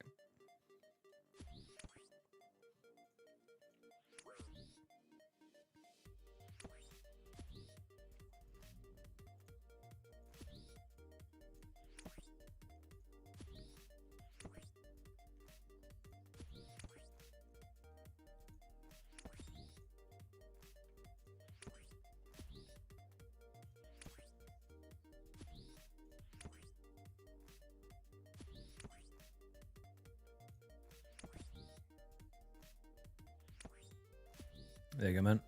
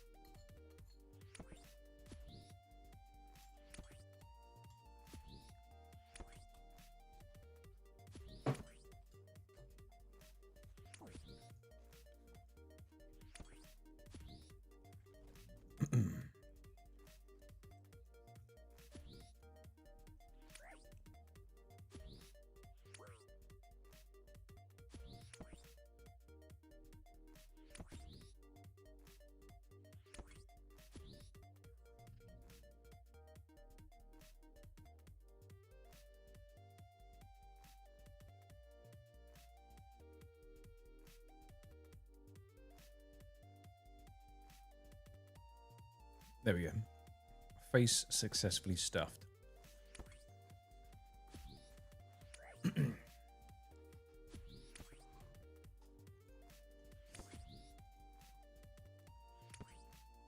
Not quite confident enough to do mukbangs or anything like that yet. Ooh. Phil's getting that tomb looter done.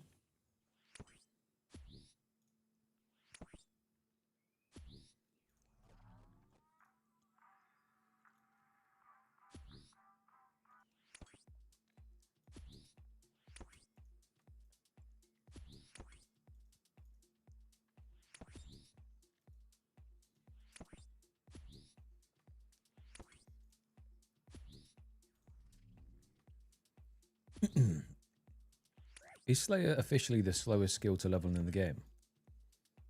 So I'm pretty sure there's no real way to speed it up that much in the grand scheme of things.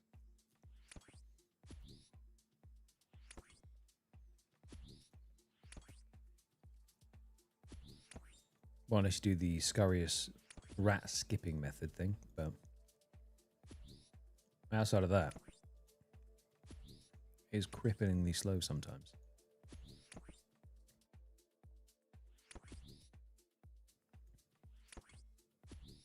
I guess if you get a ton of back-to-back burst tasks, like dust devils and things like that, that might be quite nice.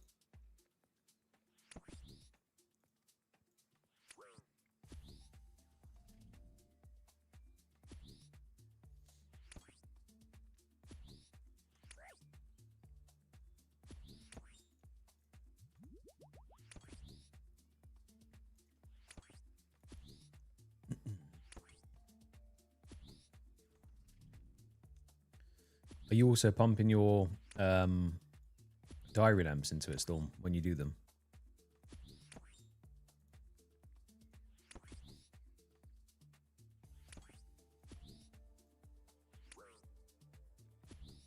The grass tank.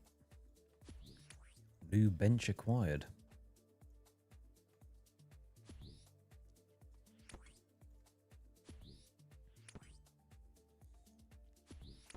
Because like the classic Iron Man thing is just to pump everything into Herblore.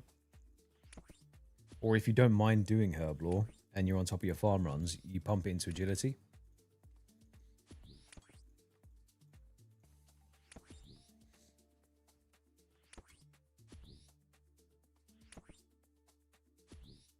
That makes sense.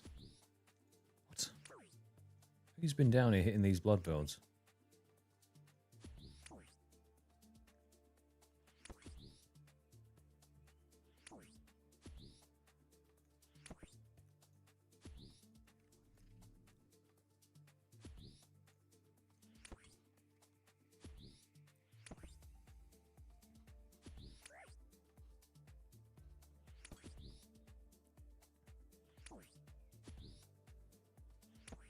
Six diaries, 30 plus, fair. I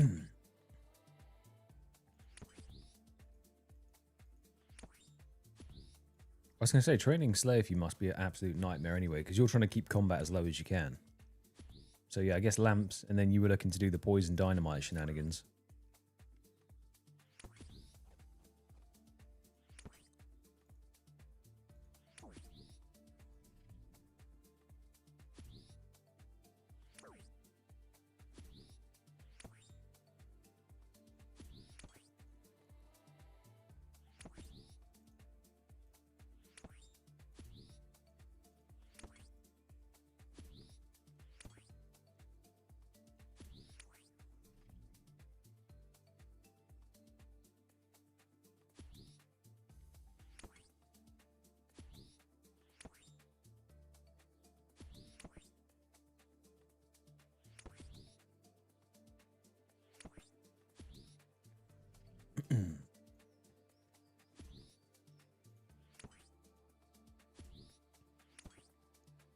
That gap is closing on the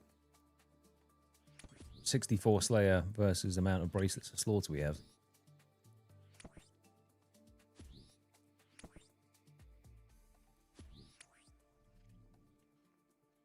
Just keep on procking.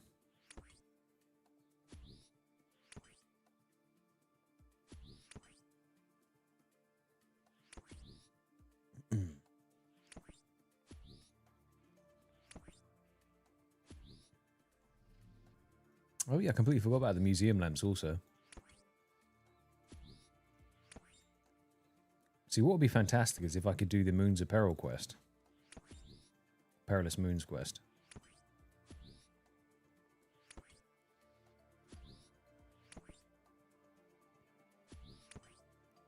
Ooh.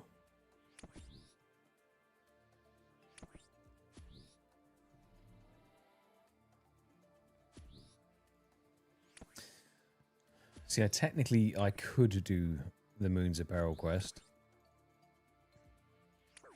However, since I've not rolled it yet, I don't want to do it.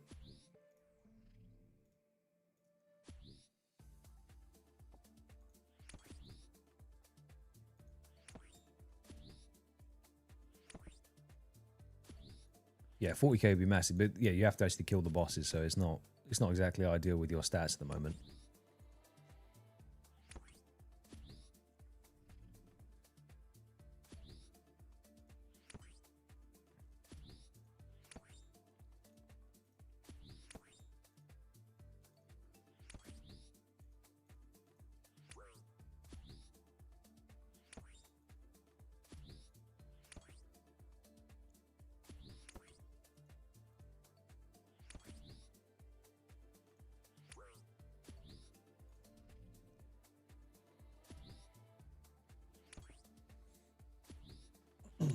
Spending my Wednesday hiding in a basement hoping for a giant ball bag to spawn.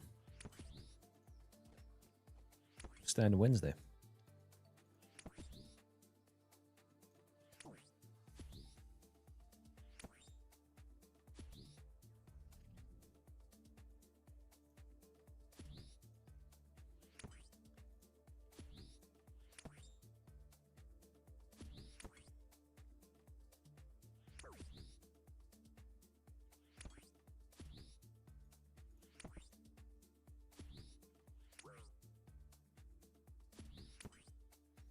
$59 to $63 plus the wild pie. Okay. And how are you going to tackle your prayer grind? Have you sussed that out yet?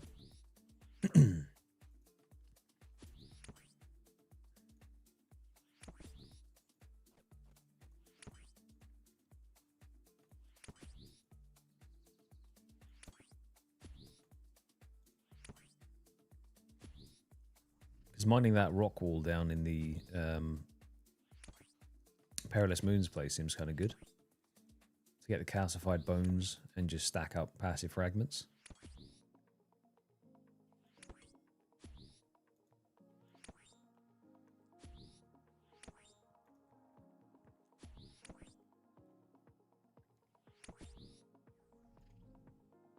Oh, okay.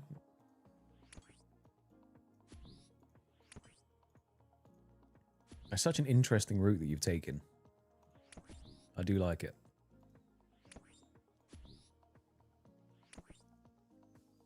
Yeah, fingers crossed you do get the Swamp Bark Scroll, because then I can't remember what level runecrafting it is when you make it. Does it say 48, 49? Okay. Sorry, 48, 42, 46, 48. And then it's the Blood Bark that's the higher one.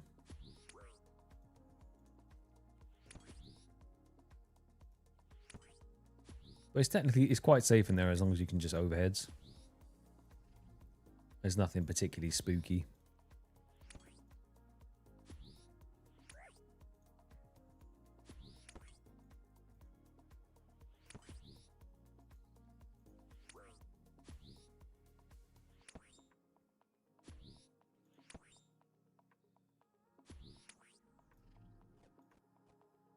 Oh, there it is. A collection log on the account from Slayer. Black boots. Do they do anything for me? Not as good as my spike manacles, but defensively, they do have some stats on them. I think we've skipped a boot pair at some point. Yeah, we've jumped the iron and the steel, and we've gone straight to the black boots. Hell yeah. A nice passive log ticked off the list. inching us closer towards that 500 mark. And as I see, the previous 1700 has already gone up to 1701. So the eternal game of cat and mouse, chasing the collection log completion, continues.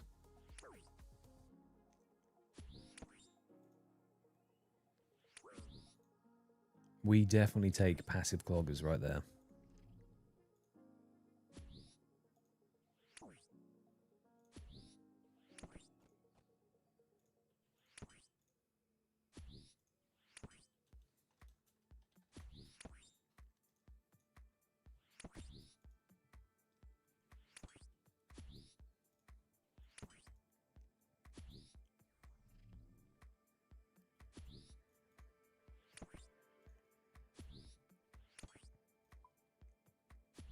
What other ones there are? It's the crawling hand that I could have gotten for a couple of crawling hands that I've killed. Yeah, some of these ones are a little bit more obscure. The dragon harpoon's on there. The fact we have a blood child already is wild, but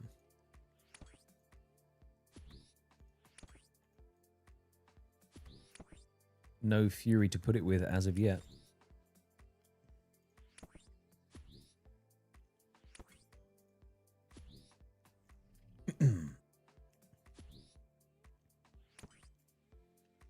Come on, big spooky Bloodveld, where are you?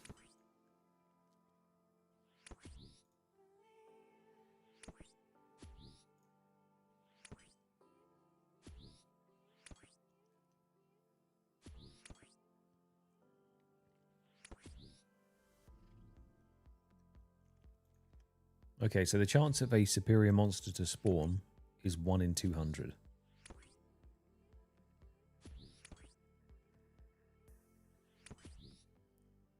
Without the elite done, the elite combat task is 1 in 200. And then when one does spawn, it has a 1 in 256 chance of dropping either a dust or mist battle staff. And then a 1 in 896 chance of dropping an eternal gem or imbued heart.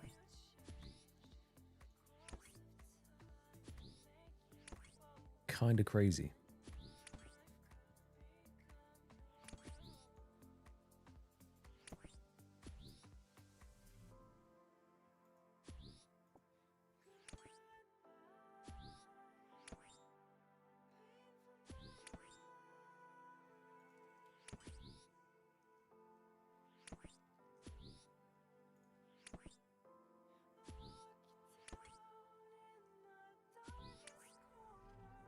Hell yeah, Storm.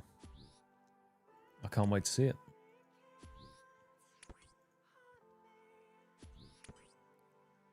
Yeah, if you can pull off the wieldy shenanigans as you like to, it will be sick. But even so, the journey's probably been quite fun as well. Even if not optimal.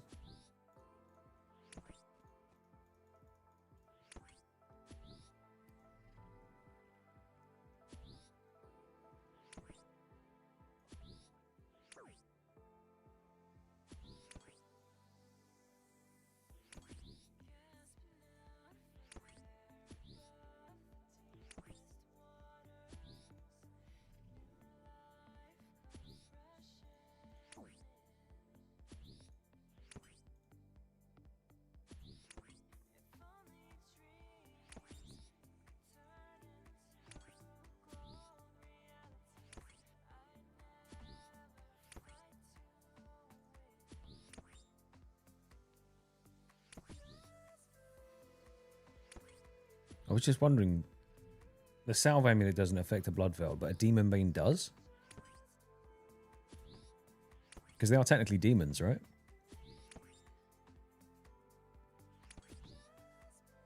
I don't actually have a demon bane weapon that would be better than my axe, but if you have an ember line, that'd be so good on these.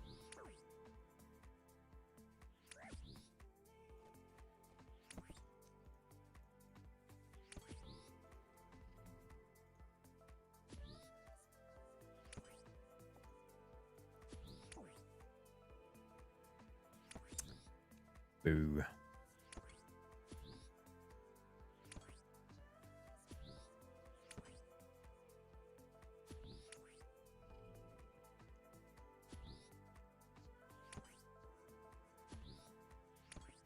They are freaky looking creatures.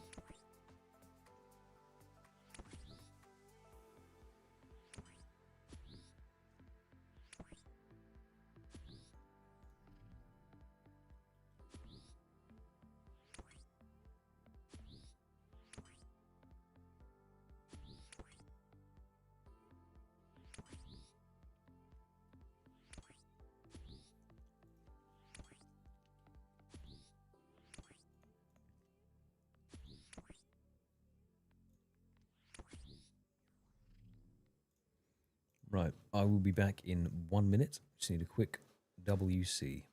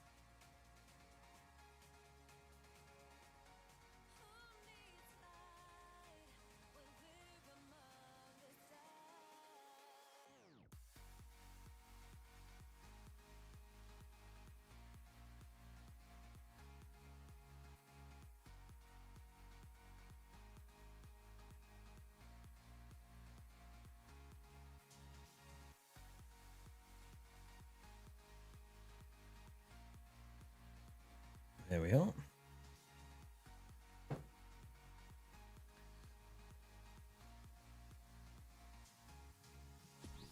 I also just refreshed my RNG of Singer Superior. Guaranteed.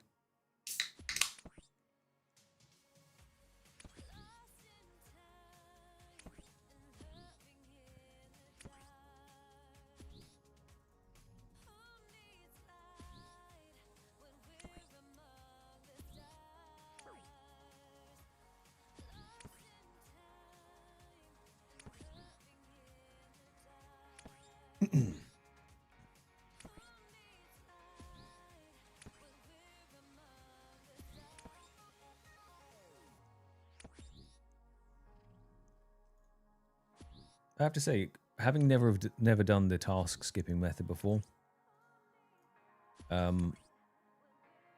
it's insane.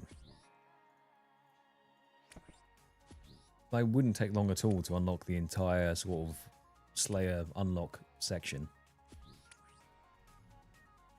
And I mean comparative to doing like just normal tasks back to back. Obviously you get nowhere near as much Slayer XP itself, but...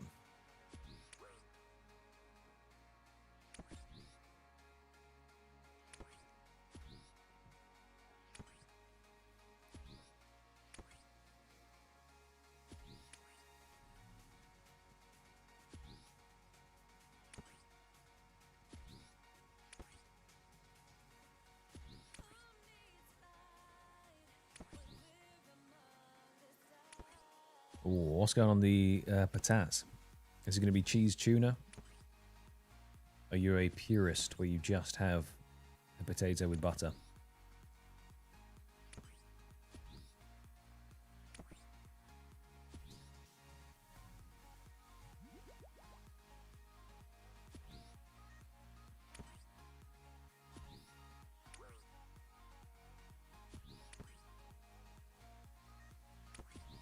Cheese tuna, get in there.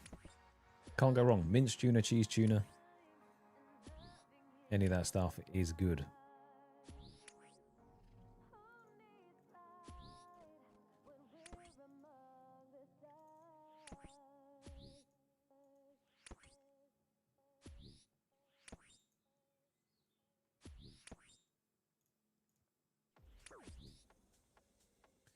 Right.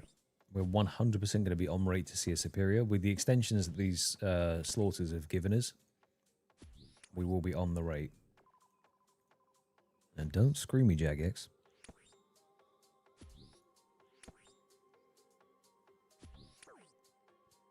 Have I unlocked Dust Devils yet? Actually, that's a good point.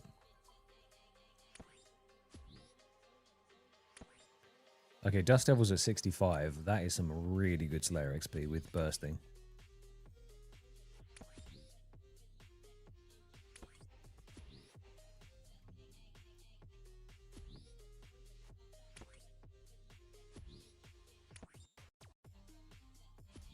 Yeah, you got to have a little bit of side salad.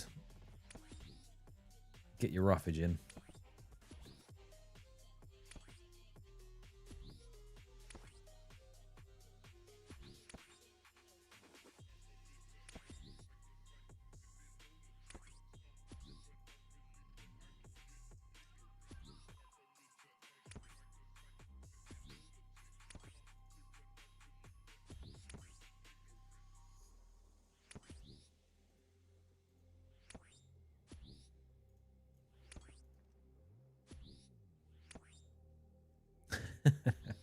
Sly's just realised that the quest cape is gone again. Alas. Extra quest for you to do, my friend.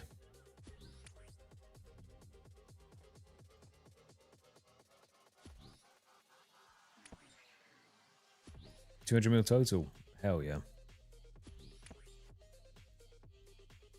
I'm not far off as well.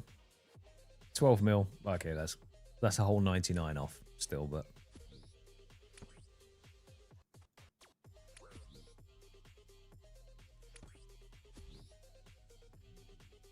Oh, it happened.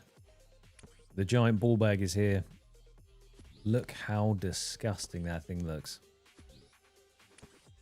Come on, come out into the light, you. One word to describe that. Throbbing. What a horrific creature. However, I'm very, very interested to see just how much Slayer XP it gives us. And obviously the tiny chance of a good drop. What have you got for us, Mr. Bloodveld? Steady.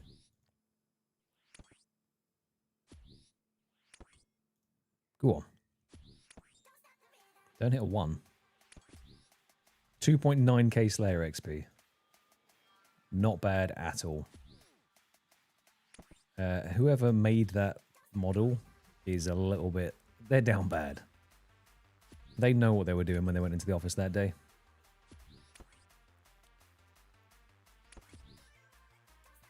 I think the fact that that got checked off as, yet that's okay, by someone above them as well. They had a little meeting. They went, too far?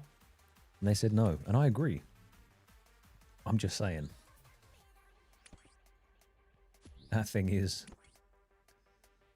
kind of interesting. But with that one there, we are now guaranteed on this task to hit 64 Slayer, which is very nice. And then any more past that is just bonuses.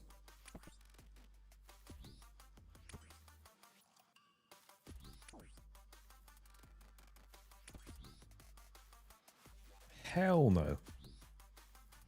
I don't think they care at all. I think that is encouraged to have a creative way of showing a superior monster.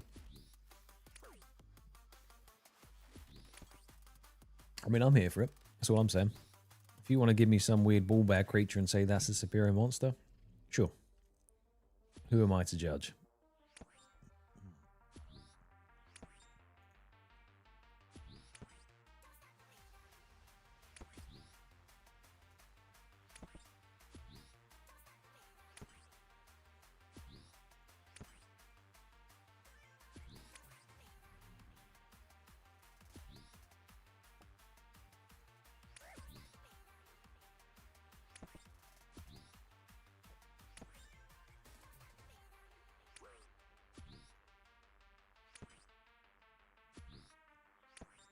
Are you able to burst Bloodvelds down in the catacombs as well?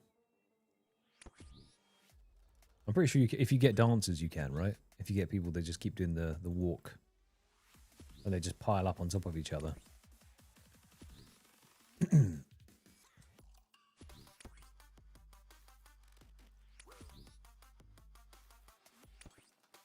Okay, it does have the superior monster just as a separate thing, which is nice.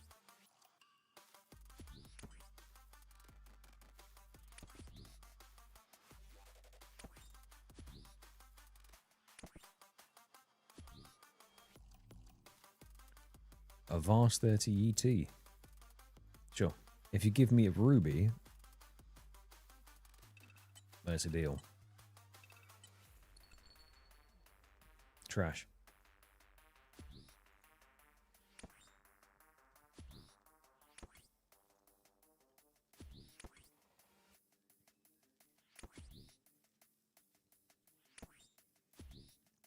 That would actually be sick, Queen. To be fair, that would be sick. Especially with the amount you actually have to kill them in most tasks. Like, you have to bang through about 150 of them, and they do nothing.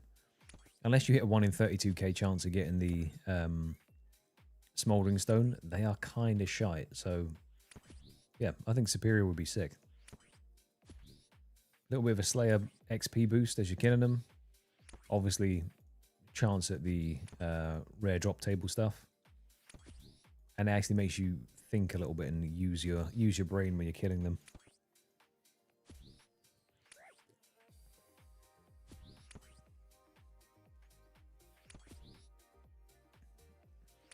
Yeah, there is nothing exciting about them at all. I guess the only sort of big change is they're demons, so you can use an Ember Light to kill them quicker. But other than that, it doesn't make them more fun. It just means they're slightly faster to kill.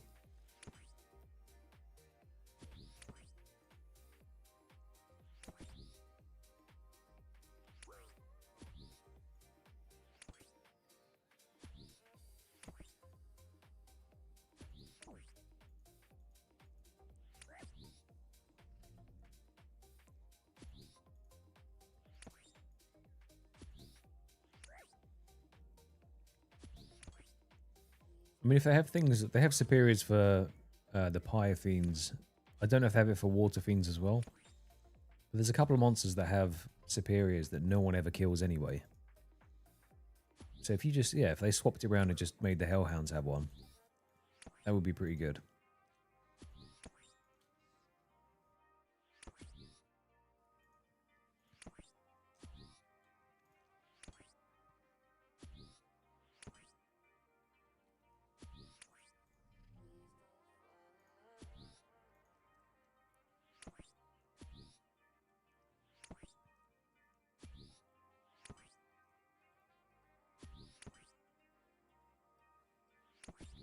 Didn't mean to get that angle. I was trying to get a...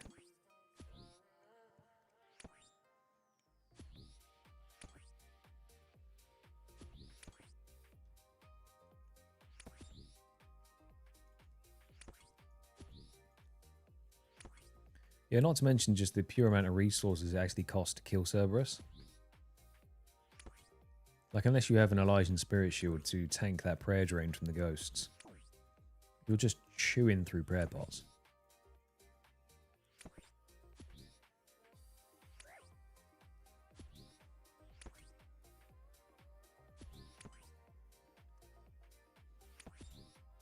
Like, I would rather not be spending that many prayer pots killing the boss, you know? Is it the Spectral Shield? I don't know what the difference between the different shields at Corp. I just know that he has some that drop.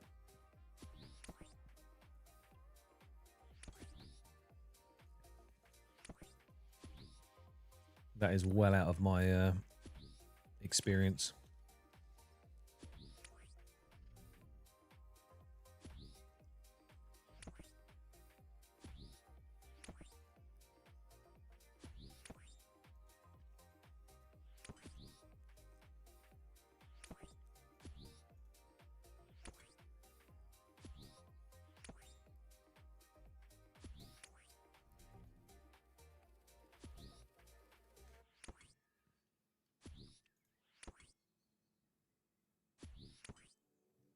Well, you can.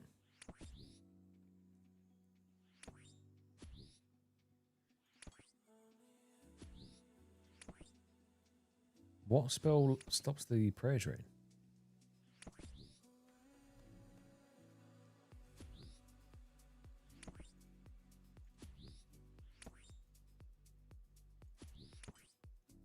And you cast it once for all three, or is it all...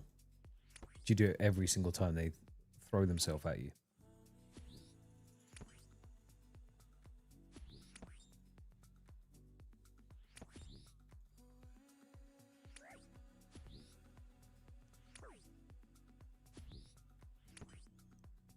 $5 minutes, damn, okay. No one tells me nothing around here.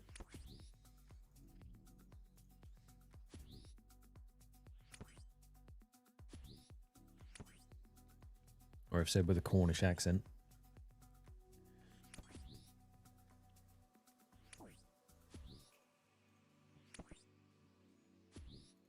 Okay, so we still choose through your prayer. Just not as badly. Turns into a prayer drain light.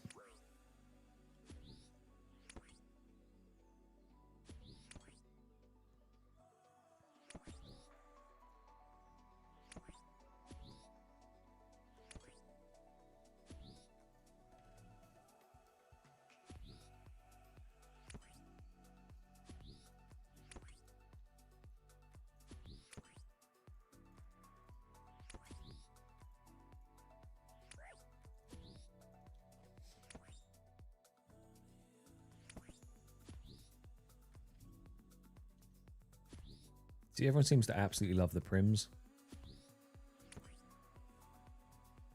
Especially with the Avernic Treads now, just mashing them all into one was such a good change. Because 3 different combat boot swaps. I mean, you didn't have to, but at the same time, having it in one place is big. I'm a long way off that still. And I would definitely have to learn Doom off of the hardcore, I reckon, before I gave it a crack. Because I've not touched Doom before.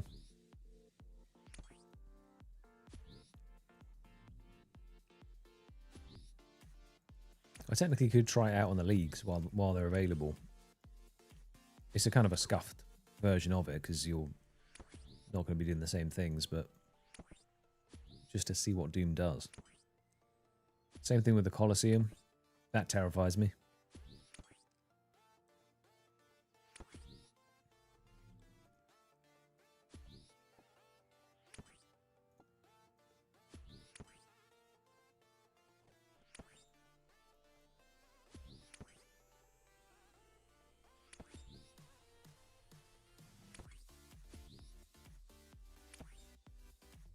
Press swapping, flinching, all that kind of extra bit, yeah.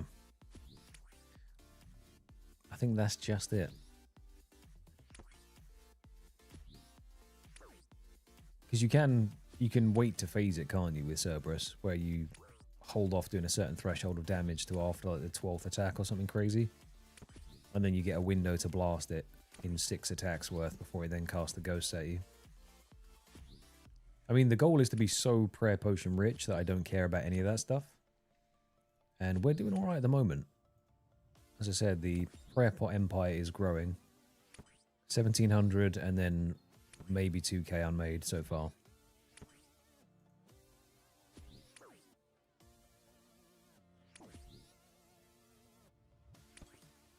We're going to have to resupply on Swordfish, as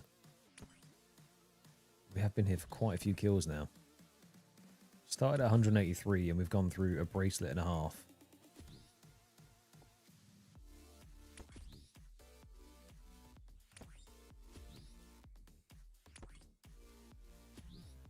So we're actually ahead of the rate now, which is nice.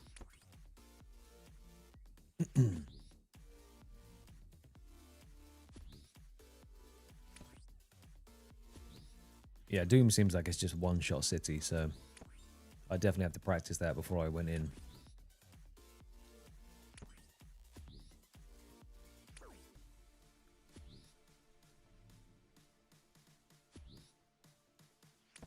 Oh, well, can you actually just dance underneath Serb the whole time and then flinch?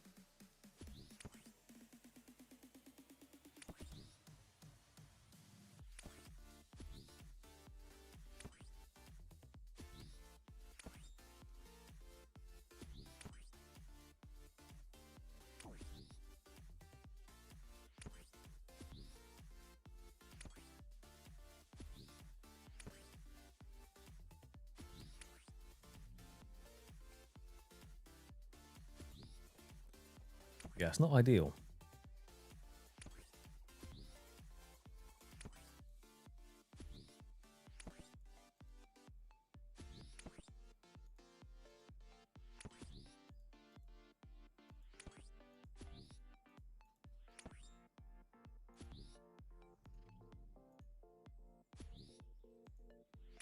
Flinching. There was a blowpipe method that you could do. I don't remember flinching with Darox though. Do you have to what, constantly like shift click walk under it? Or is it one of those ones that it can lock itself into a spot?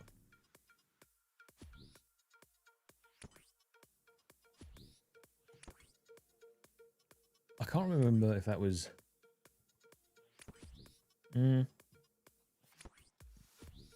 Maybe.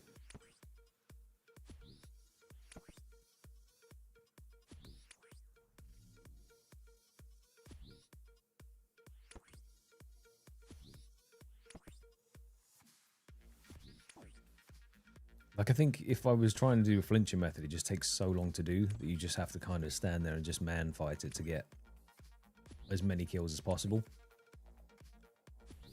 Or as quick as possible, I should say, just because it takes so long to get KC there.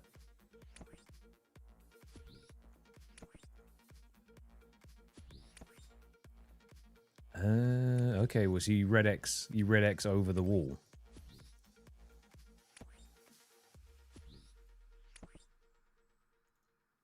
That does ring a bell.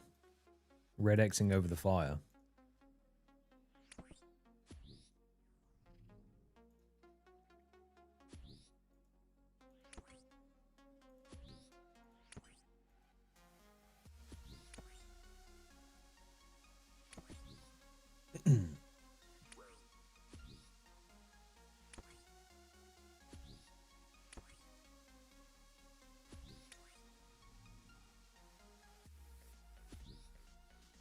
Chris, you're not a fan of the Foundry?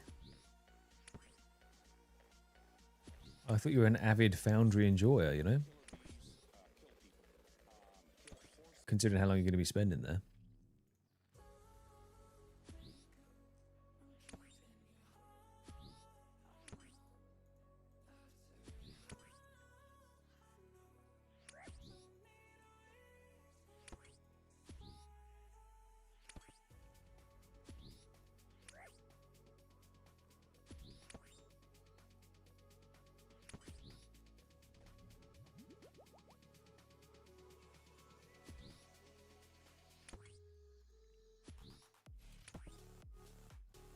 Okay.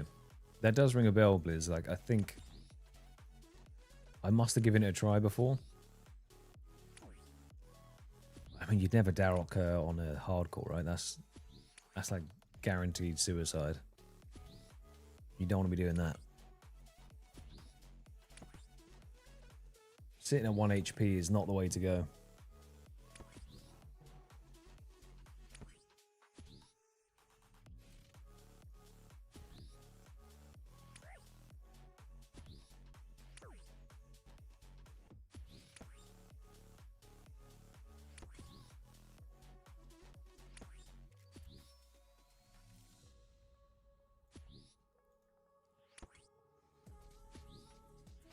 I think the problem is, Dank, because I've asked you so many things progressing through the game, and I always come up with these really stupid ideas on how to do stuff, and you usually have to correct me, which means you end up looking up the strategies of how to do the thing I was trying to do that I'm probably doing wrong.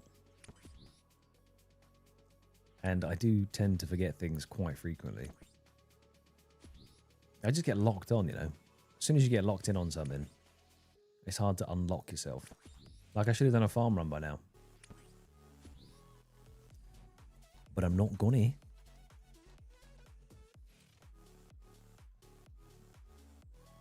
get some more swordfish in this inventory.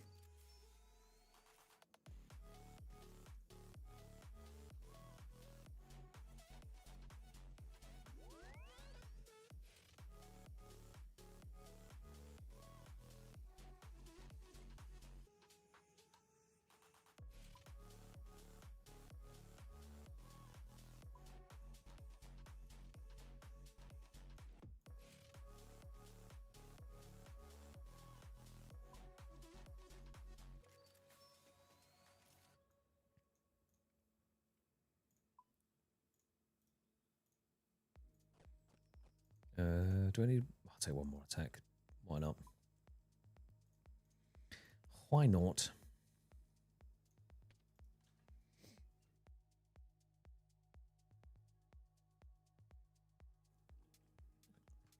Yeah, to be fair, whatever I did has been at least 114 days playtime ago. So I'm not overly sure. I know for a fact that I can do Alchemical Hydra. That's easy peasy.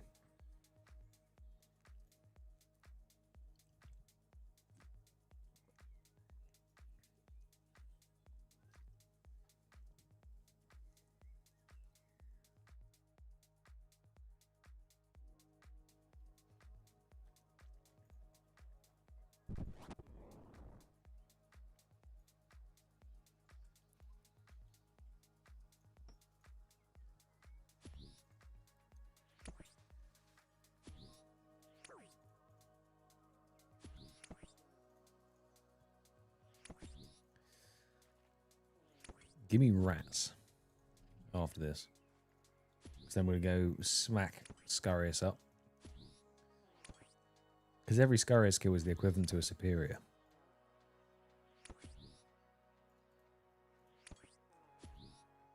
Excuse me. Are you still working on your sailing dank at the moment? Or are you off side questing?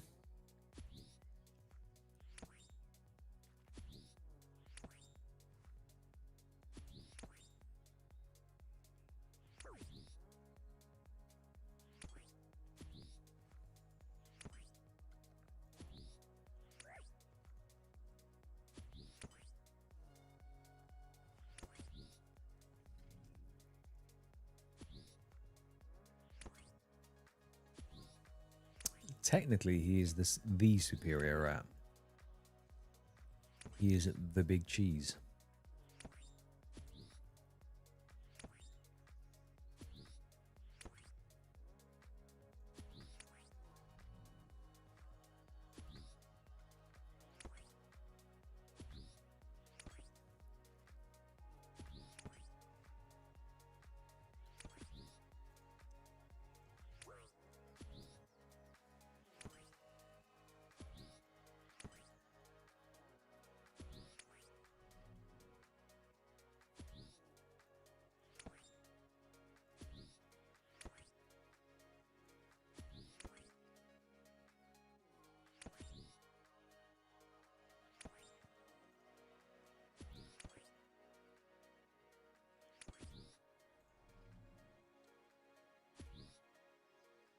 Can we get a couple more of these bracelet blocks?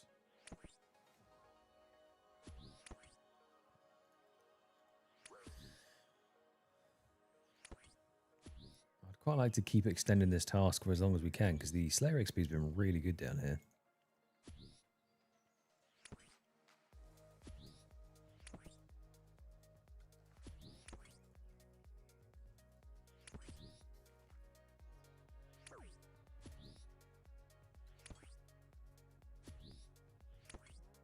I forgot the Soul Bearer again. Oh well.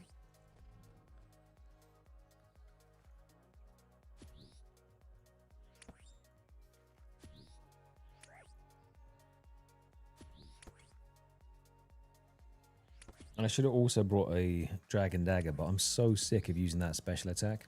I cannot wait till I get those claws. Still quite a long way off.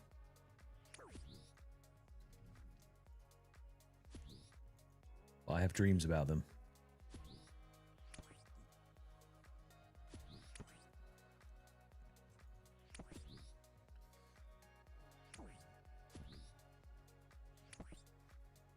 Being able to proc burning on someone. Muy bien.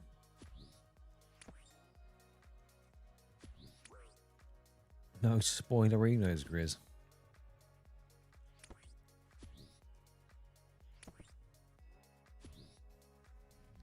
I actually haven't watched any of the last season.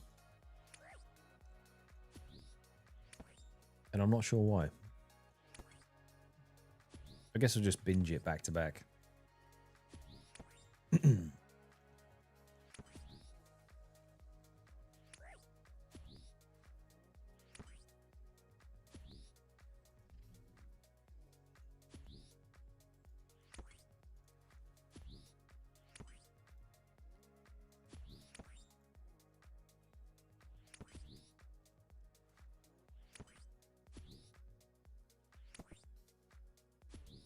How does that work out, Storm?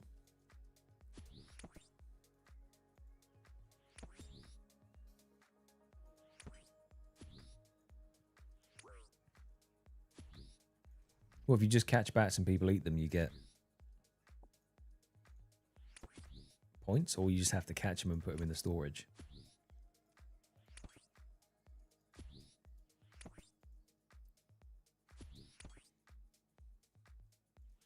Because when would anyone ever actually have one of the bats instead of a potion?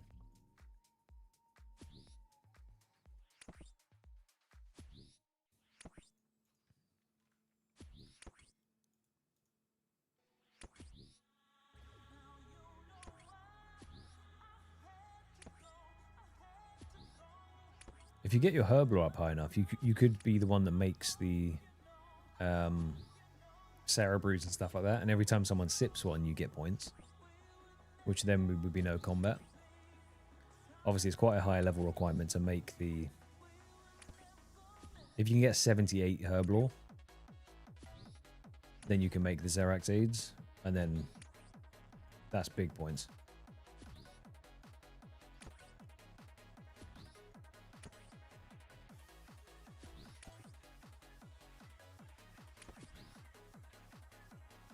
Yeah, that's a freebie for some points there. If you don't want to get any combat stat.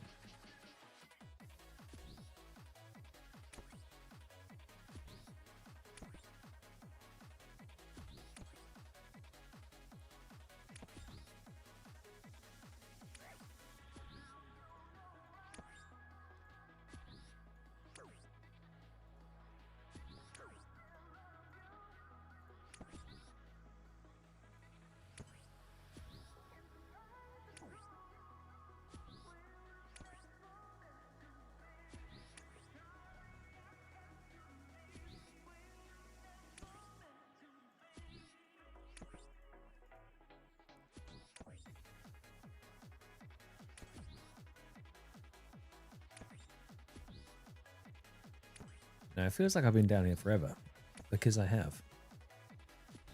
I don't actually mind at all.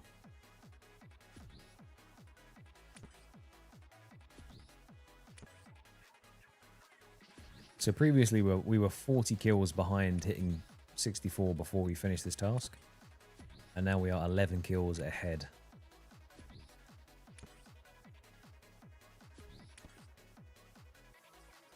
The beauty of the Bracelets of Slaughter.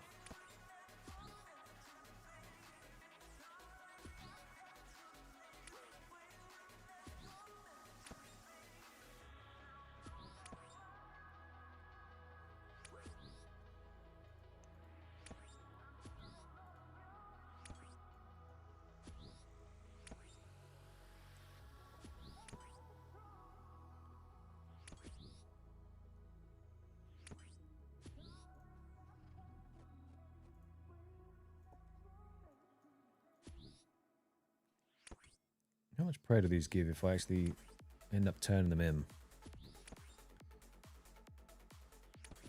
Oh, 1k.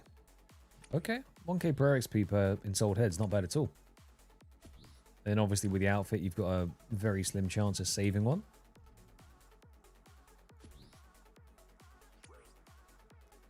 That is XP.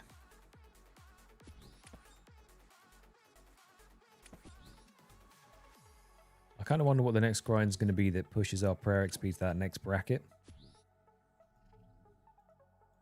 I would assume something like Perilous Moons, where you get a bunch of fragments just for doing it.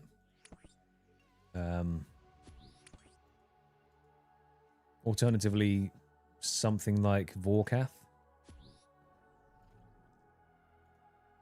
Vorkath would be pretty good. Superior Dragon Bones break down into quite a few of those shards.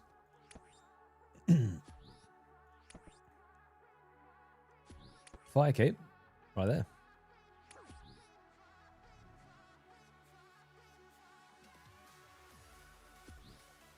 This one's actually more powerful than the traditional Fire Cape, which is hidden tech. No, I unfortunately haven't rolled it yet on the wheel. I have to roll the fight caves, and it's just not there. But this looks nicer. I do think the Fire Cape doesn't look great. The Infernal Cape looks sick. That one, not so much.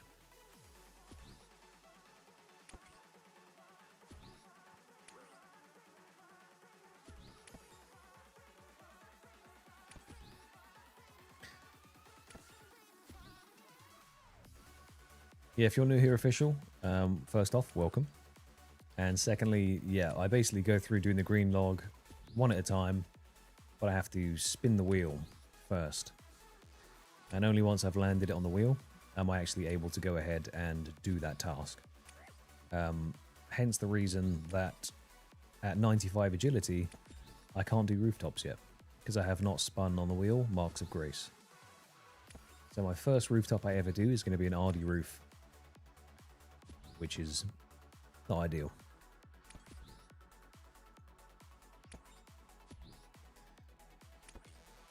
But it makes for an interesting route through the game, you know?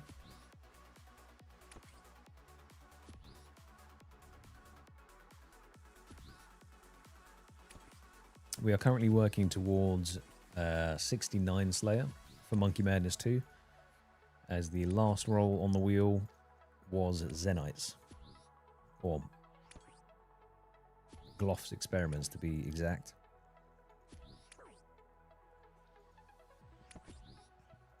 And Slayer had been left to the wayside. So we're now doing a bit of catch up, smashing through it, trying to get ourselves up to 69 so we can do the quest. And then we're going hunting. This is my second account. Technically, I do have a group iron, but this is my main account that I've been playing for the last 114 days. It is a hardcore Iron Man. So I haven't died yet. And I would like to keep it that way. But technically, yes. But I also do have a group Iron Man that is slightly higher total level.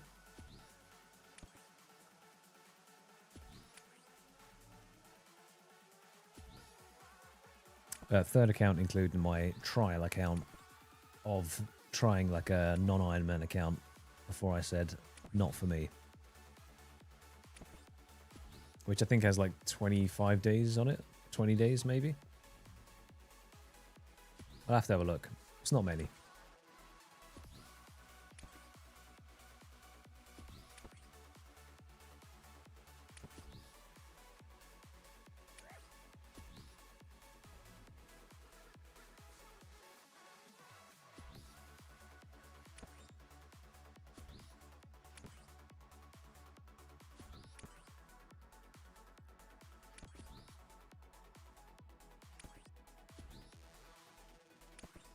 That's the thing, Grizz, isn't it? On a main, you technically don't have to do a lot of the stats. You just have to get it to the highest possible one for your like diary tasks. And then you just never have to touch it again.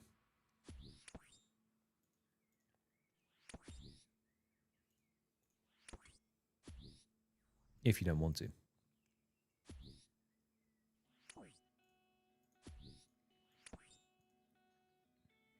Yeah, Iron Man is just the way to go. I feel like I lost motivation to play the other account pretty rapidly. On the basis that this was also my first time playing when I played this one. And my friends were telling me sort of what to do. And giving me gold and stuff to put into Herblore and things like that. Yeah, that one's got 24 days playtime on it. And then soon after, I decided to make a group iron with Dank and 2 others. And then I started making this Extreme Collection Log account. And I've been absolutely hooked on the Extreme Log playstyle. It is very satisfying. It's very non-linear. Makes you do things in a weird bookie order that sometimes can be frustrating, but also quite fun.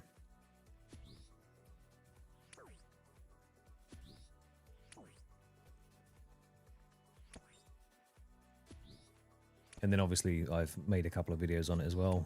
Progress in the journey from the start to where we are now.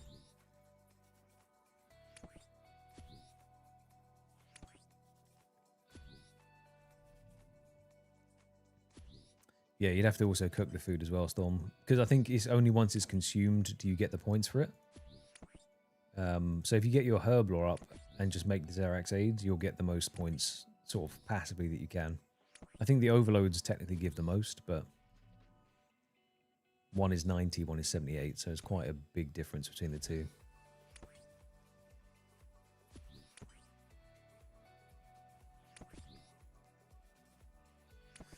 Yeah, I remember, Grizz, when I can't quite remember how the conversation went, and I'm sure Dank will chime in as my memory is not fantastic. But it was a case of I said, I think I'd been watching a random YouTube video, and then Old School RuneScape popped up. And I was like, oh, this looks sick. Like, do any of you boys play Old School RuneScape? At which point, Dank said, of course I do. Have you been living under a rock? And it turns out him and the other two boys have been playing for a long time. And yeah, they taught me how to play the game. Basically said, here's some gold. This is what you can do. Get your herb lore up. Go do some content. Is this on the Grind Wizard, Dank? If you forget, Gauntlet's not particularly hard, depending on how it tickles your brain. Like, Corrupted Gauntlet for me is not particularly crazy. The hardest part is consistently doing the armor sets, right? Like on the 3 attack cycle, blah, blah, blah, it's fine. It's the prep part that sucks. Because there's RNG involved. But the actual killing of the boss isn't that bad. Vorkath as well, you just play it safe, just walk around him, right?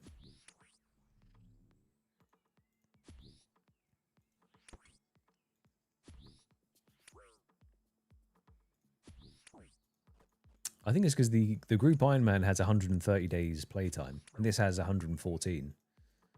And I wouldn't have touched the other account since playing either of those two. So in-game playtime, 230 days. Actual real lifetime, couple of years. So I definitely would have forgotten about that. 100%. I don't remember what I did last week.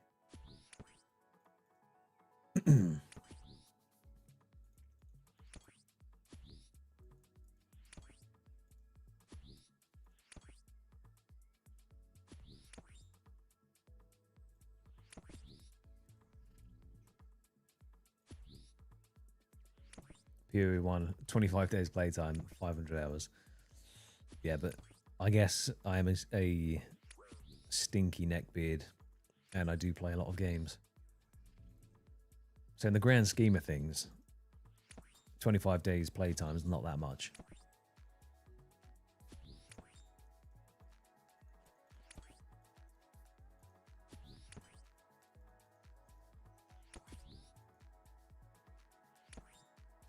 I don't know how many like days playtime I had on World of Warcraft back in the day, but that was quite a lot. But then you probably beat me in World of Warcraft, right? You were playing it since TBC.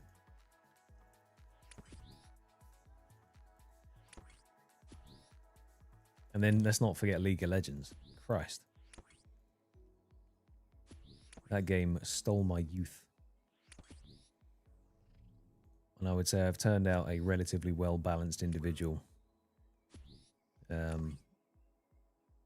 After playing so much League, I think I went through the trenches and I came out zen. You know?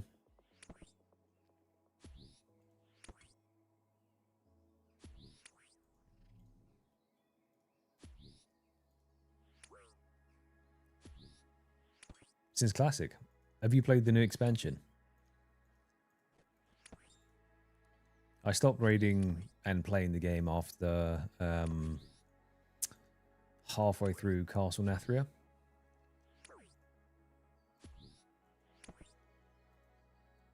Because we were doing mythic progression through Nathria, and then I kind of realised that I wasn't having fun anymore, so dipped.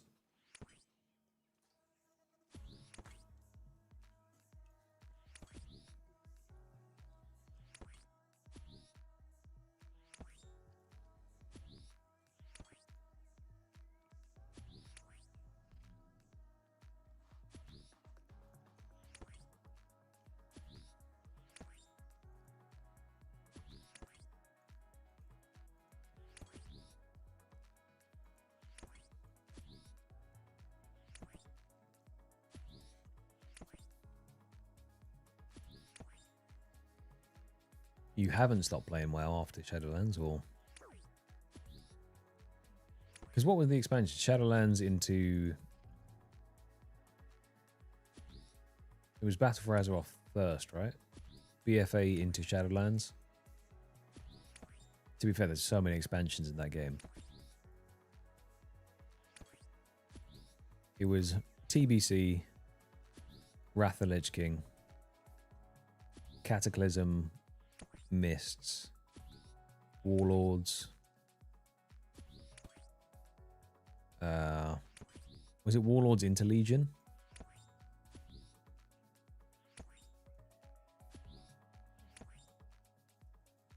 Yeah, honestly, I can't remember. There's so many.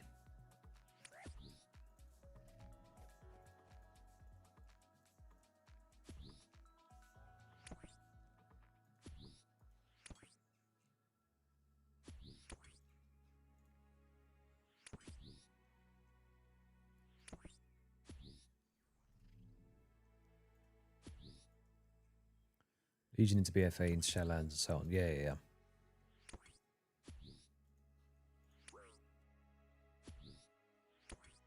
I mean, when I was playing it, I was playing with about 8 friends.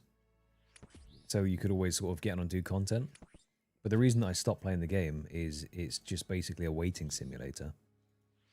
I cannot stand sitting in a queue waiting for 20 minutes for it to proc to do a dungeon. Or signing up to groups and getting denied all the time when you're trying to push like higher keys and stuff. Just for someone to wipe in the first 2 pulls and then leave. I just realized that I know playing games technically is a recreational waste of time, depending on how you look at it. I say it's just a different way of spending your time. Like, you either watch TV, you read a book, you play games, you go for a walk. Like, it's up to you how you want to spend your time. But sitting in a queue for 20 minutes doing nothing was actually wasting my time. Because I wasn't playing the game at that point, and I didn't want to run around doing dailies and all this kind of stuff, waiting for that queue to pop. And then Old School RuneScape came along. And I said, what do you mean you don't have to wait for anyone? You can do whatever you want, whenever you want, constantly. And you are the only one that is sort of directly responsible for your progress. I was like, hell yeah. Let's do that. Obviously, raiding, you can do solo raids and stuff, but it's always better to play with friends.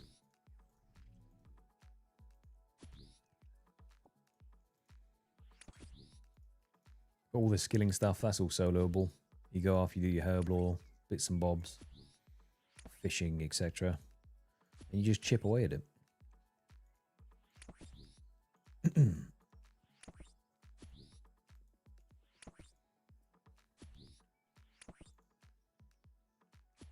Yeah, I don't mind team-based games. As long as you're playing the game, not waiting around.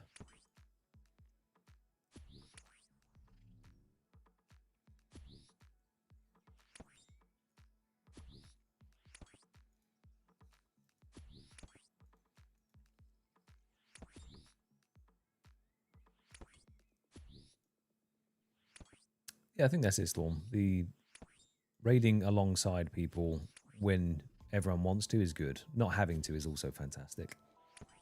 My brother, older brother, I think he's still playing at the moment. He is a severe mount collector. He has a obscene amount.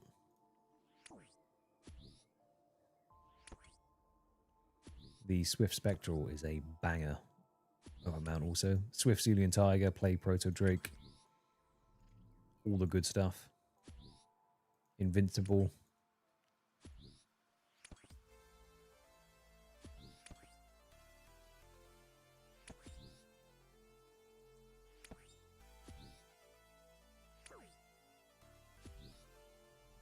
Time Lost as well.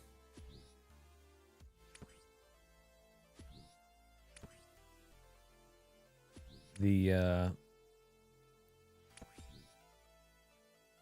what was the name of the serpent? Heavenly Onyx Cloud Serpent from Shah as well. And then they made it something you could just buy, which is hilarious. Or gave out the like identical skin.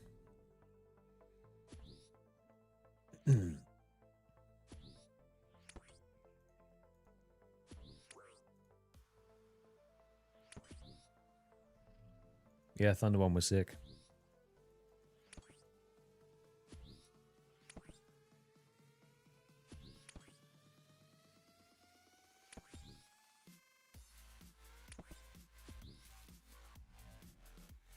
Can't remember what the rarest mount I had was.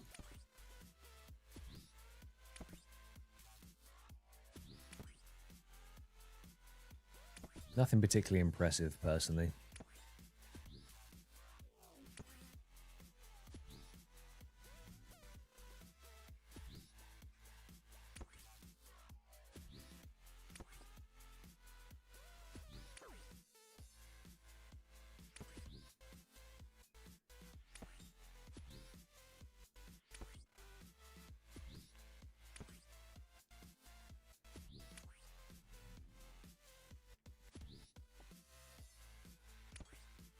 Almost 64 Slayer. 7 more kills to go.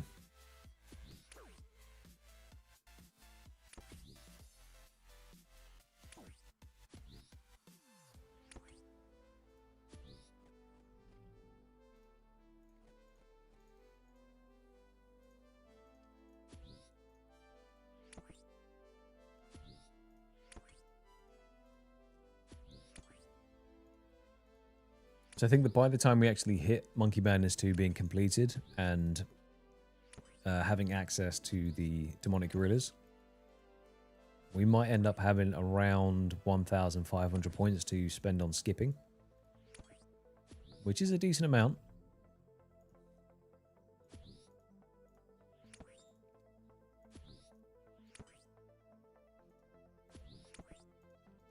That would be 50 task skips that we could do to look for black demons.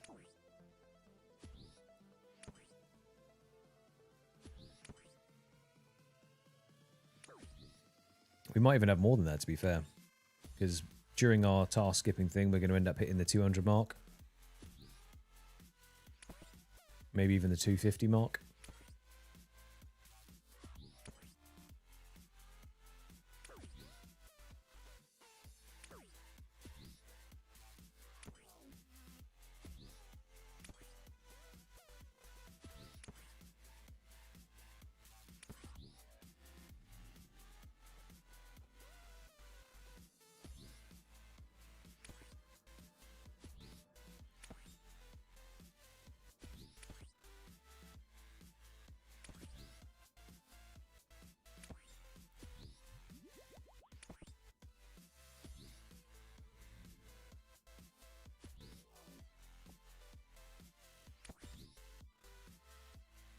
Okay, 2 more to go.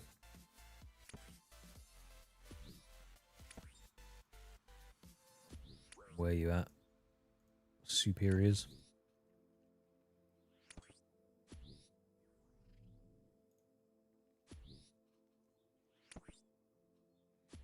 I don't think we unlock anything at 64, but at 65 we do get access to Dust Devils, which will be pretty good.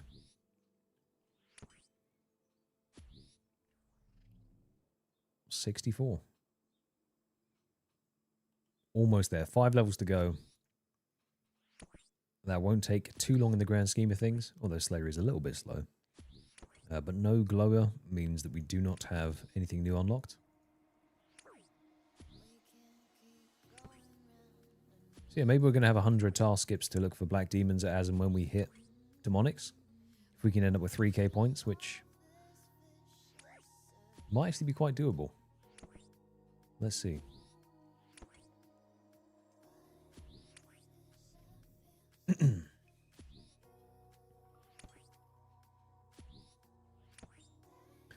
Do tortured gorillas off task with guthans and a cannon? Tortured ones? Do you mean demonics, or is that actually a different mob? Or is that what they're called? Are they called tortured gorillas? I always thought they were just called demonic gorillas.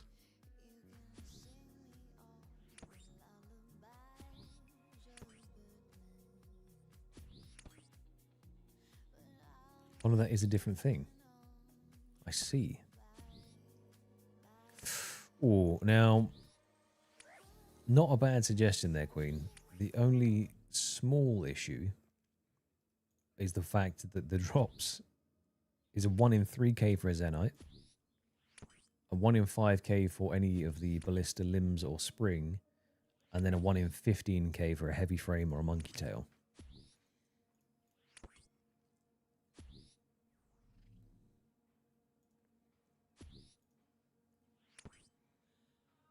I mean, if it's completely AFKable and relatively safe with guffins and a cannon, maybe it's something to do when I really can't actively play. Because that's then, it's technically progress, isn't it? It's going towards the goal.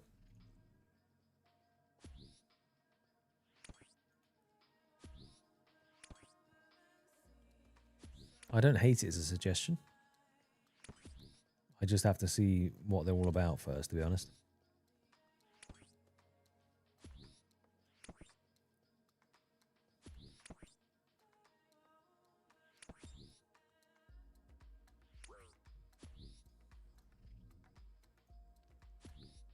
I probably wouldn't do that because, yeah, that 10x rate that's no bueno.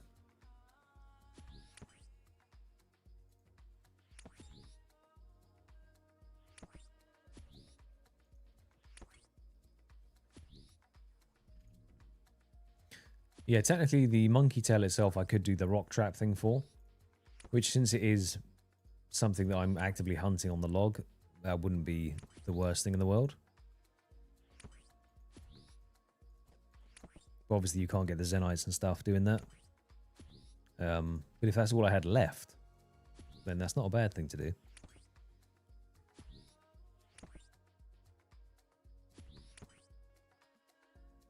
Yeah, I'd definitely consider doing that.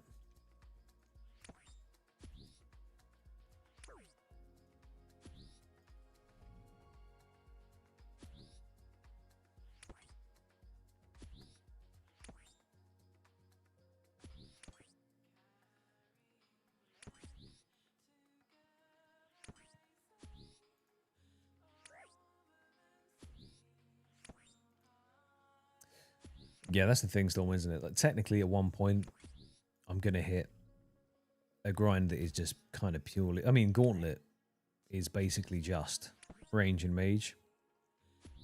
I don't like using the halberd, so I wouldn't use the halberd. I'd just use the bow and the staff. But there's different things you can do. Royal Titans as well. There's a lot of ranging involved in that and magic stuff. Vorkath. Doing the crossbow method on Vorkath would be pretty decent because you want to be sort of ruby bolting him as and when you can.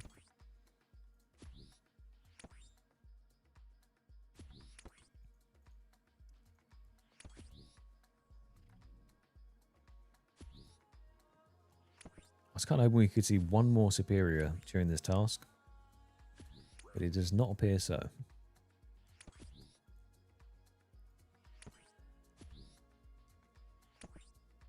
But we'll be able to see just how many additional kills we got with the Bracelets of Slaughter. Because the task was only set for 183, but it should say how many we got, right?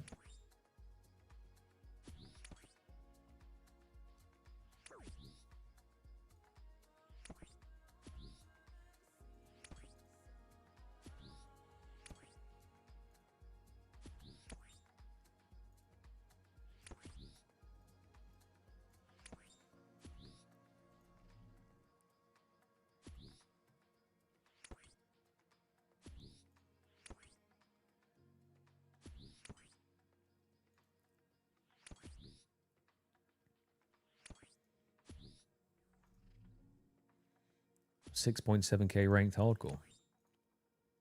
Oh, me? Am I?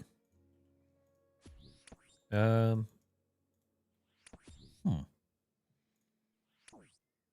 mean, realistically, the only way that my rank's going to climb a lot more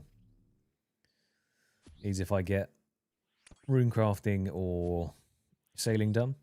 If rank is by pure XP or levels, then. Because technically, once we're done with the Zenites, I'm going to be 93 crafting. as well. Just so I can make all that jewelry.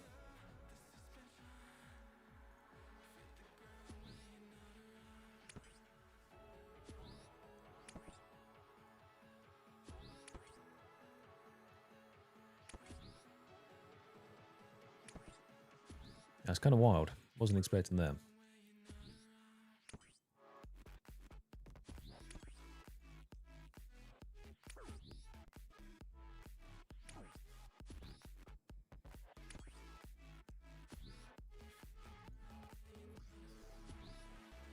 Considering we've almost died 5 times now, like actually died 5 times.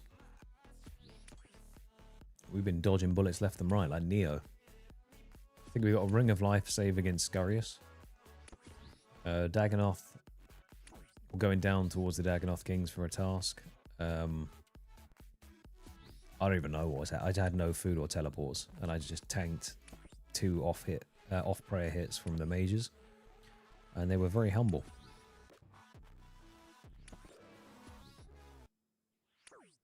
Pipe down there. Right, 5 more to go. Very, very, very good XP task, this one.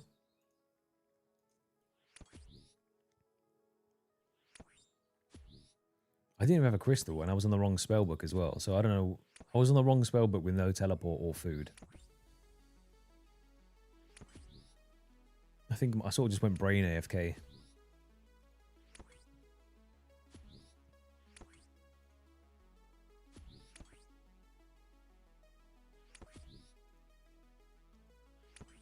Monkey Madness 2 gives you the seed pod, doesn't it, though?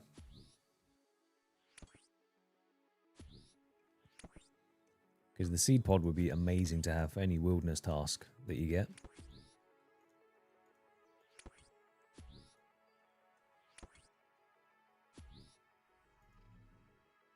And also, it's a pretty convenient teleport to a bank.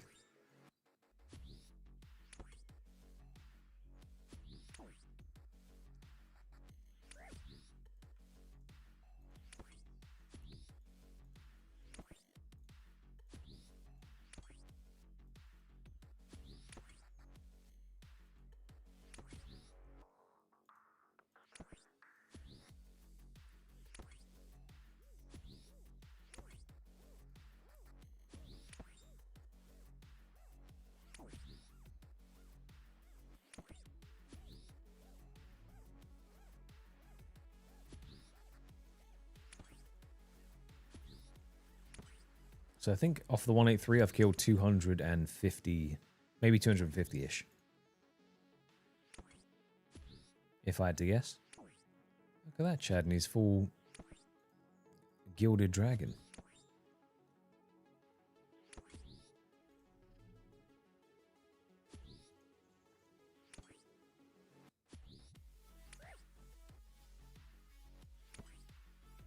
Squeeze one more of those big superior bloodvelds in there.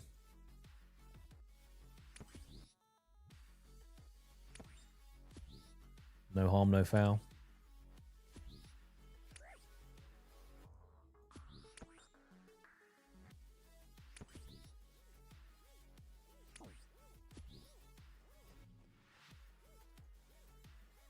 Right, last chance.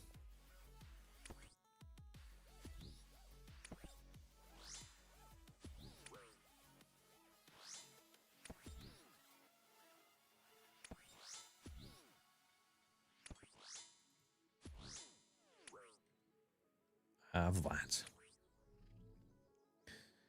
237 bloodvelds killed off that task.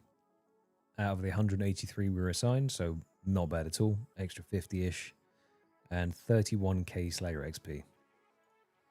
Beautiful.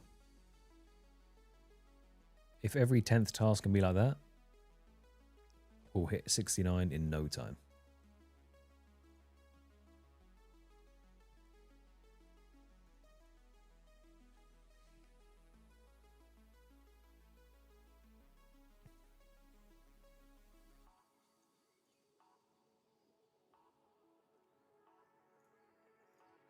Got re-gear into the skipping gear.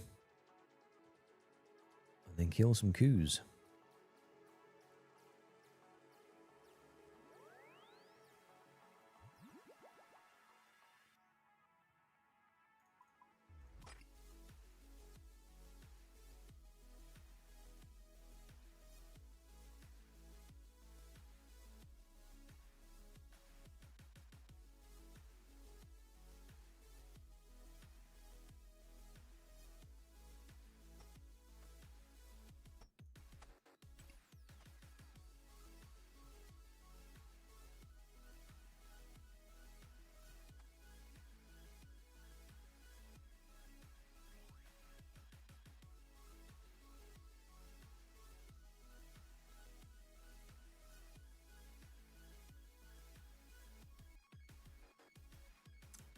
There we are.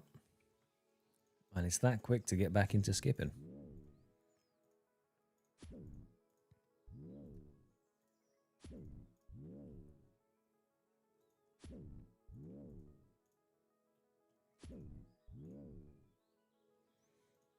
I guess as well then for the, I didn't really think about this, but the black demons or demonic gorillas that we end up killing, I will be taking bracelets of slaughter down as well, so that I can flick them on at the end of the kill.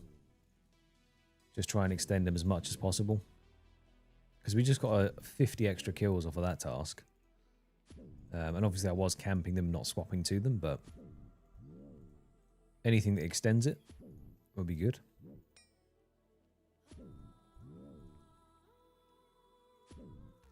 An extra 30 kills per type thing is always appreciated.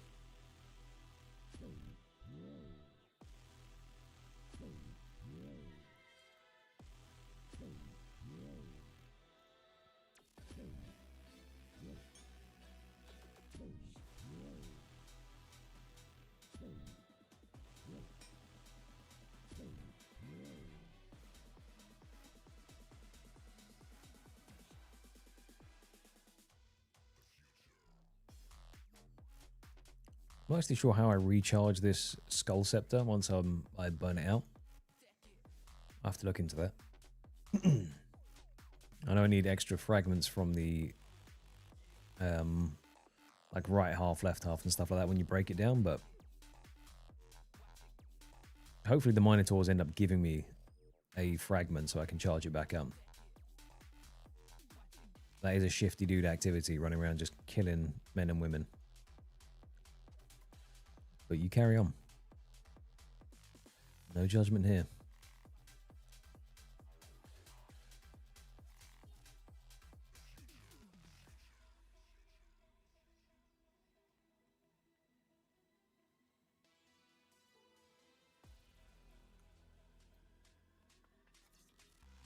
Okay, nice. I know I definitely got a couple of spares off of the Minotaurs at some point. Which means I do not have to worry about that for a little bit.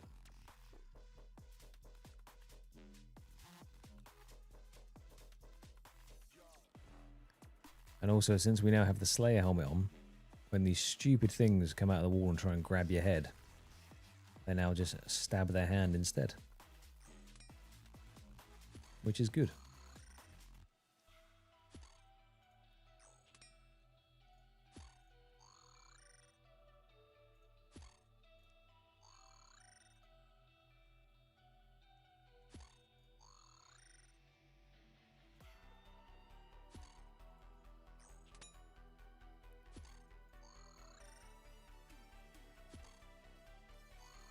You have to do the achievement diaries, right, to unlock more teleports on the scepter.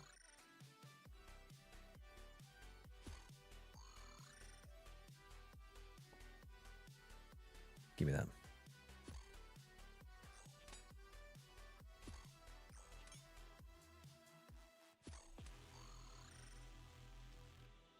See, I think now that we've rolled this grind as well, like before we hit the Gloff's experiments, I would have done Tormented Demons with my Oats choice. Now, because of how this has panned out, I actually think I would definitely reprioritize getting the Marks of Grace. Just because that unlocks so many of the different achievement diaries now.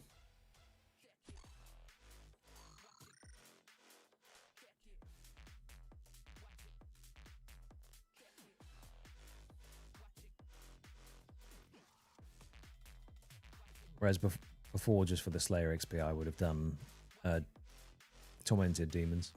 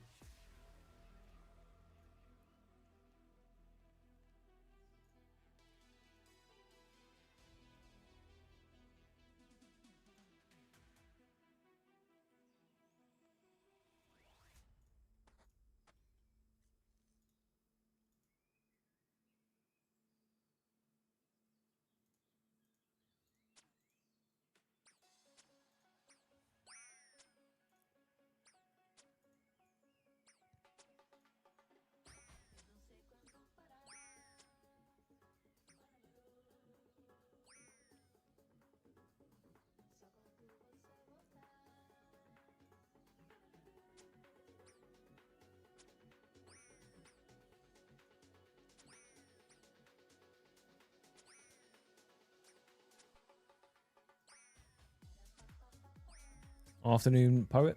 How are you doing?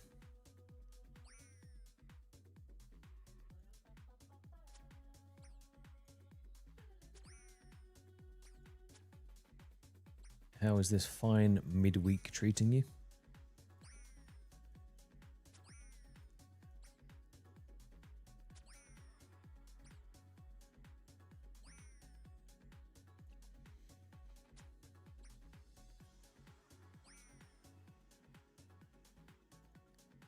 Oh, yes.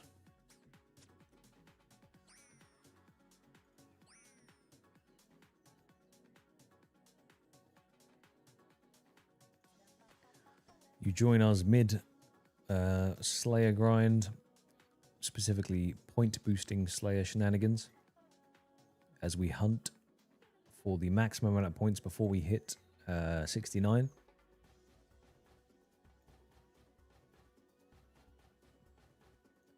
And progress onwards and upwards.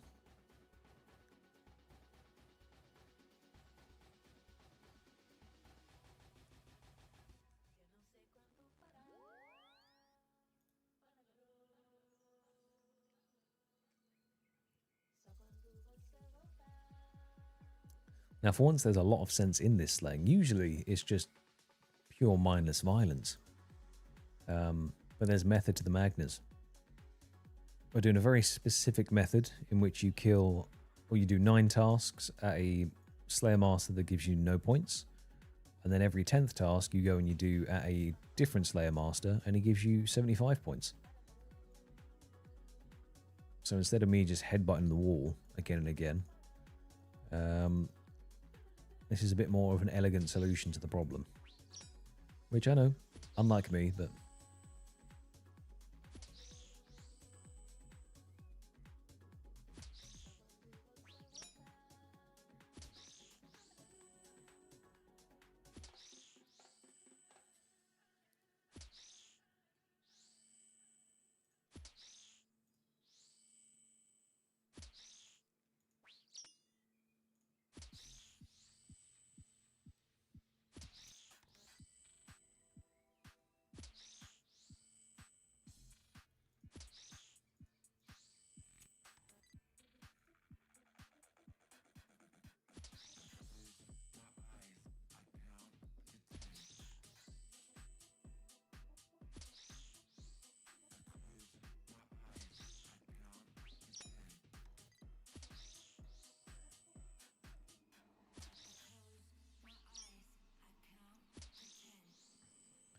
I say unto thee, nay, senseless 'tis not.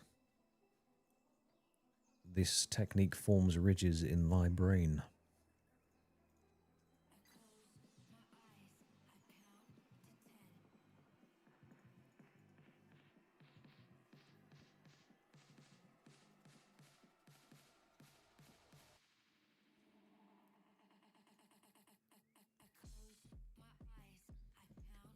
Bats.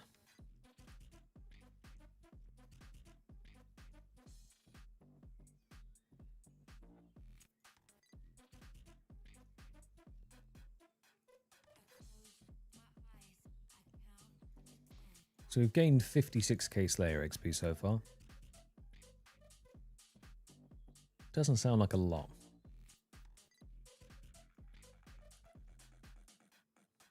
But for these lower Slayer levels, that's not terrible.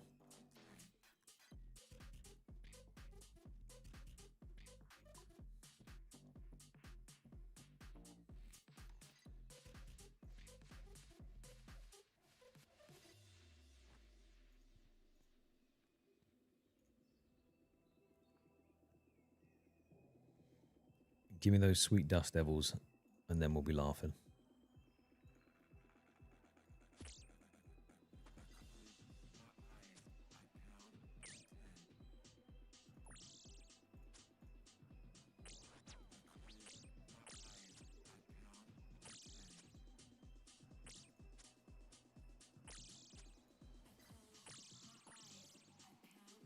Does anyone know, did Expeditious Bracelets come out as and when Slayer came out, or were they an afterthought they put in?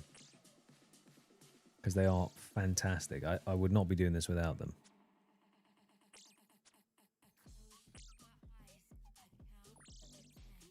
They just make such a big difference on these smaller tasks, just smashing through them.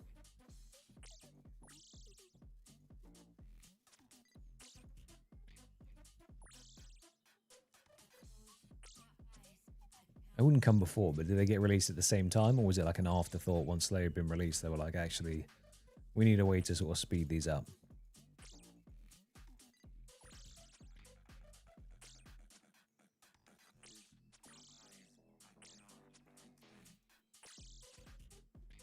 Or did they actually come? Are you see? This is the thing, dang mate. I can't tell if you're shitting with me, because they could have come out before, but been repurposed into Slayer bracelets. 12 years after, Christ.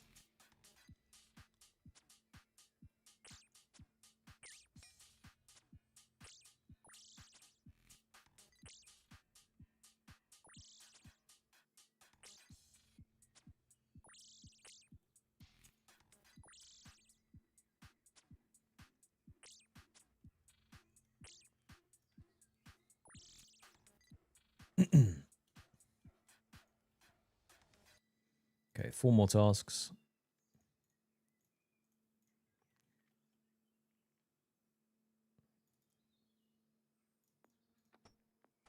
Still hoping for one of those rat tasks.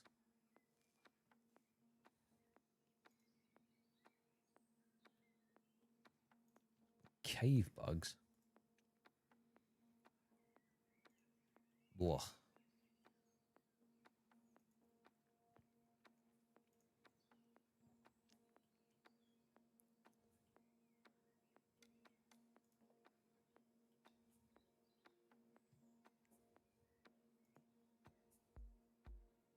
This is very shifty activity.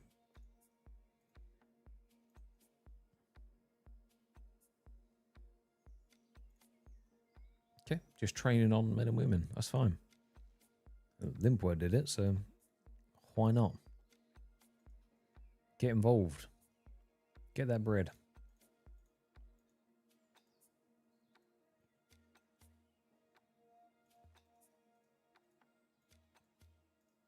Actually, I wonder if there's any quests I could do that have Slayer rewards.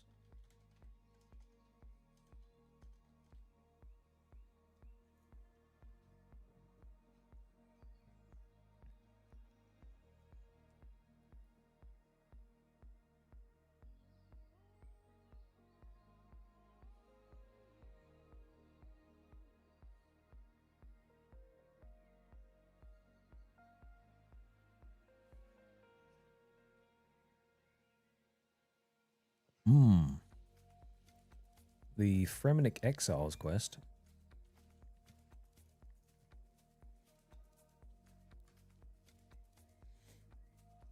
That has 50k Slayer, 50k crafting, and 30k rune crafting attached to it.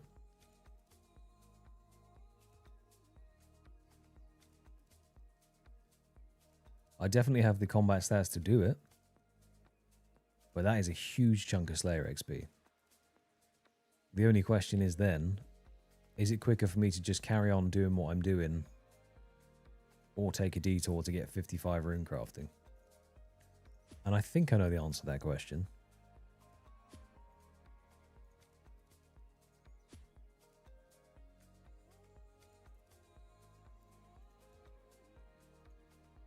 But that is quite tantalizing.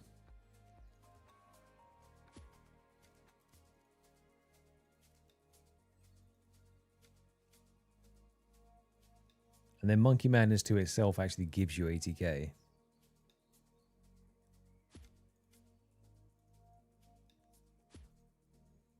But how long does it take to get 15 runecrafting levels, I wonder?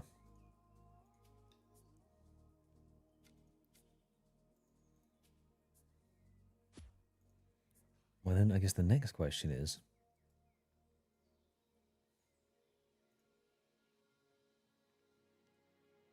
are there any quests that give a ton of runecrafting XP? And the answer is yes, the Final Dawn. Ah, never mind. As you were.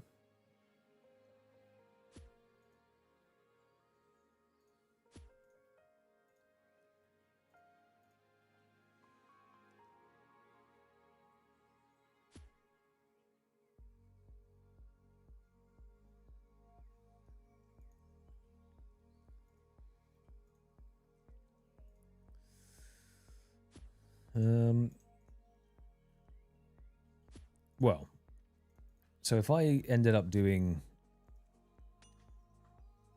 the Tears of Guthix quest, which I technically need to do anyway, I need 11 quest points to get another block on any of the Slayer Masters, so that I get a total of 5 blocks. So I will be doing that at some point. Ooh.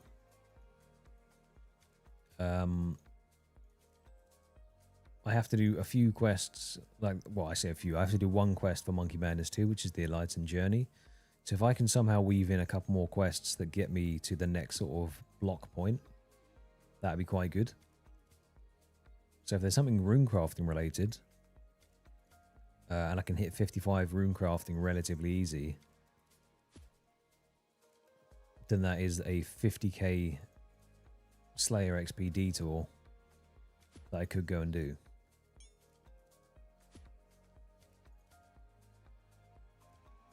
I would assume that it would have to be unlocked first.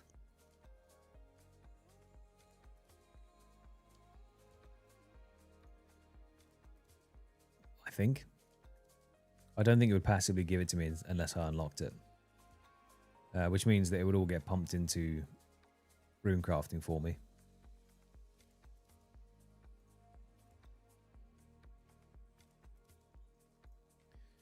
Minotaurs.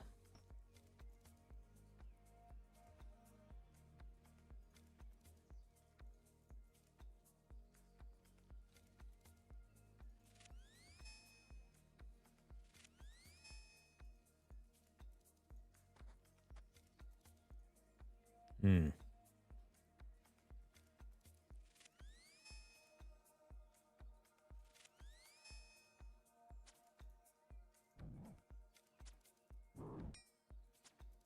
Yeah, I'm not allowed to do even the first thing because you can get a log. So until I officially roll it, I can't even start anything to do with sailing. Oh, another right half skull. Yes, please. You shall be chiseled down at some point.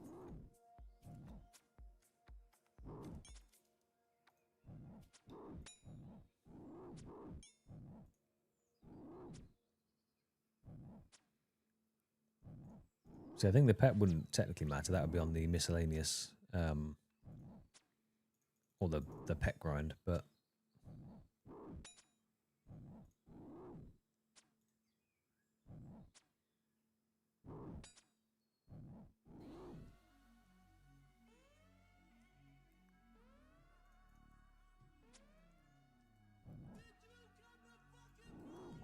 losing all of me rune arrows down here.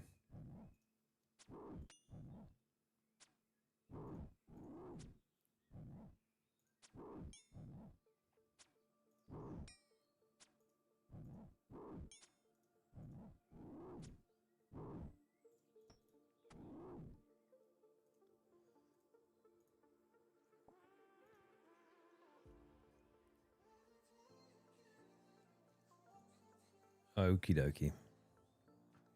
2 more tasks.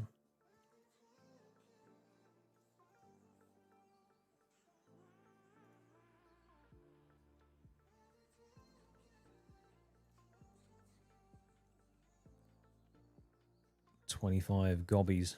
We can do that.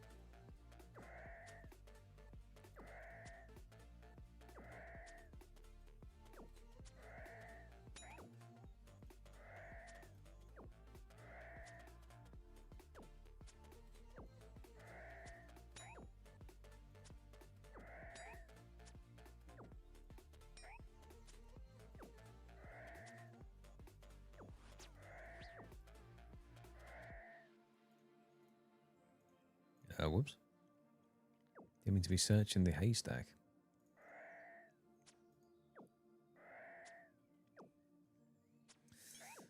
Yeah, that's the unfortunate thing. I can't even sniff sailing until I've got it on the wheel.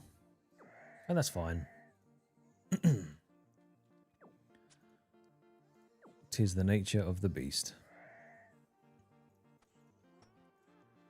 Right, one more task, and then we're on a 10-pointer.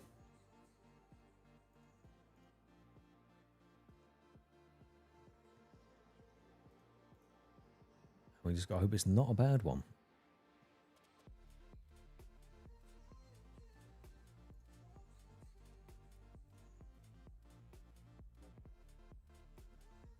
It's not a great one, because we don't have the infinite dig site teleport yet.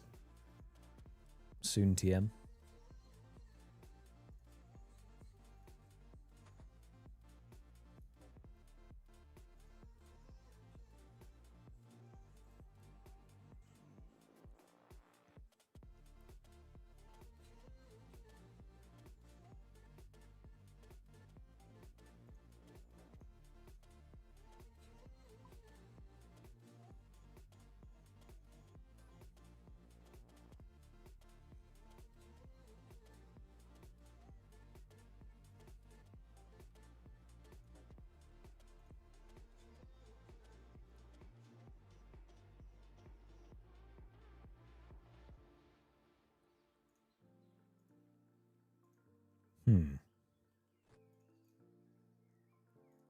I wonder how long it would take doing astral runes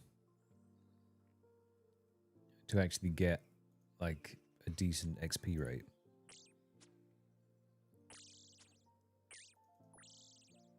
Because it says it's 8 rune crafting XP per rune.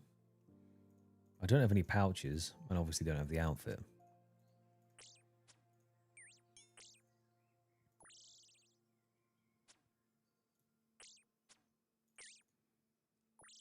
It's going to be one of those things where the fastest way to get the Slayer XP is just to do the thing.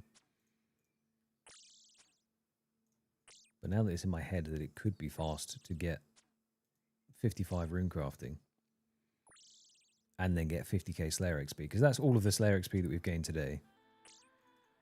And it's been 4 hours, nearly 5.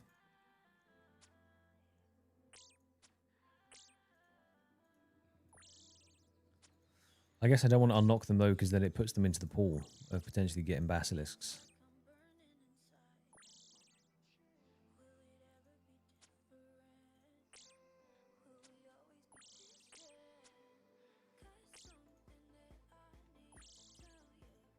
Right, let's go get our 170th task.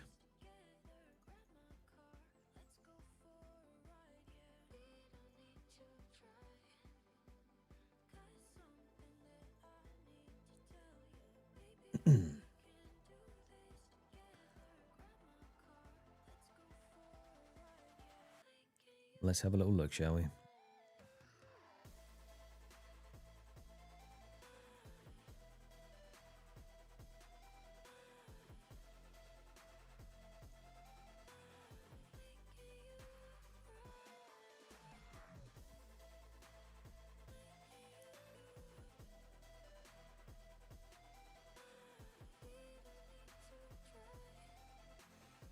Okay. Task 170, Duradel, what do you have for me? 213 black demons. Yes. Fantastic. So we're not going to cancel it. We are going to go to rewards. Tasks. We are going to store that one. So that means when we come to do black demons in the future, we already have 213 stashed up, ready to go. Fantastic. You are going to be stored. And then retake a task. What have you got for me? 160 bloodfelds. Yes, please. I mean, that's pretty much as good as it could have gone.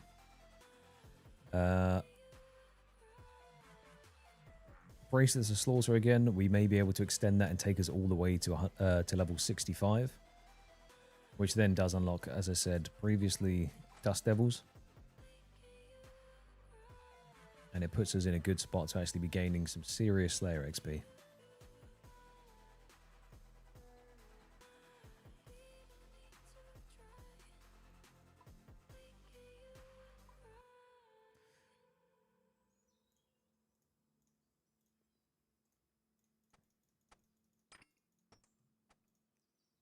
Are we kitted out appropriately? Yes, we are. Right. Take that.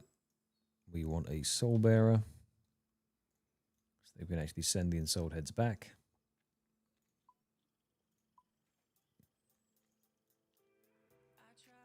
I'll take 2 prayer pots because then I can just extend how long I'm there for.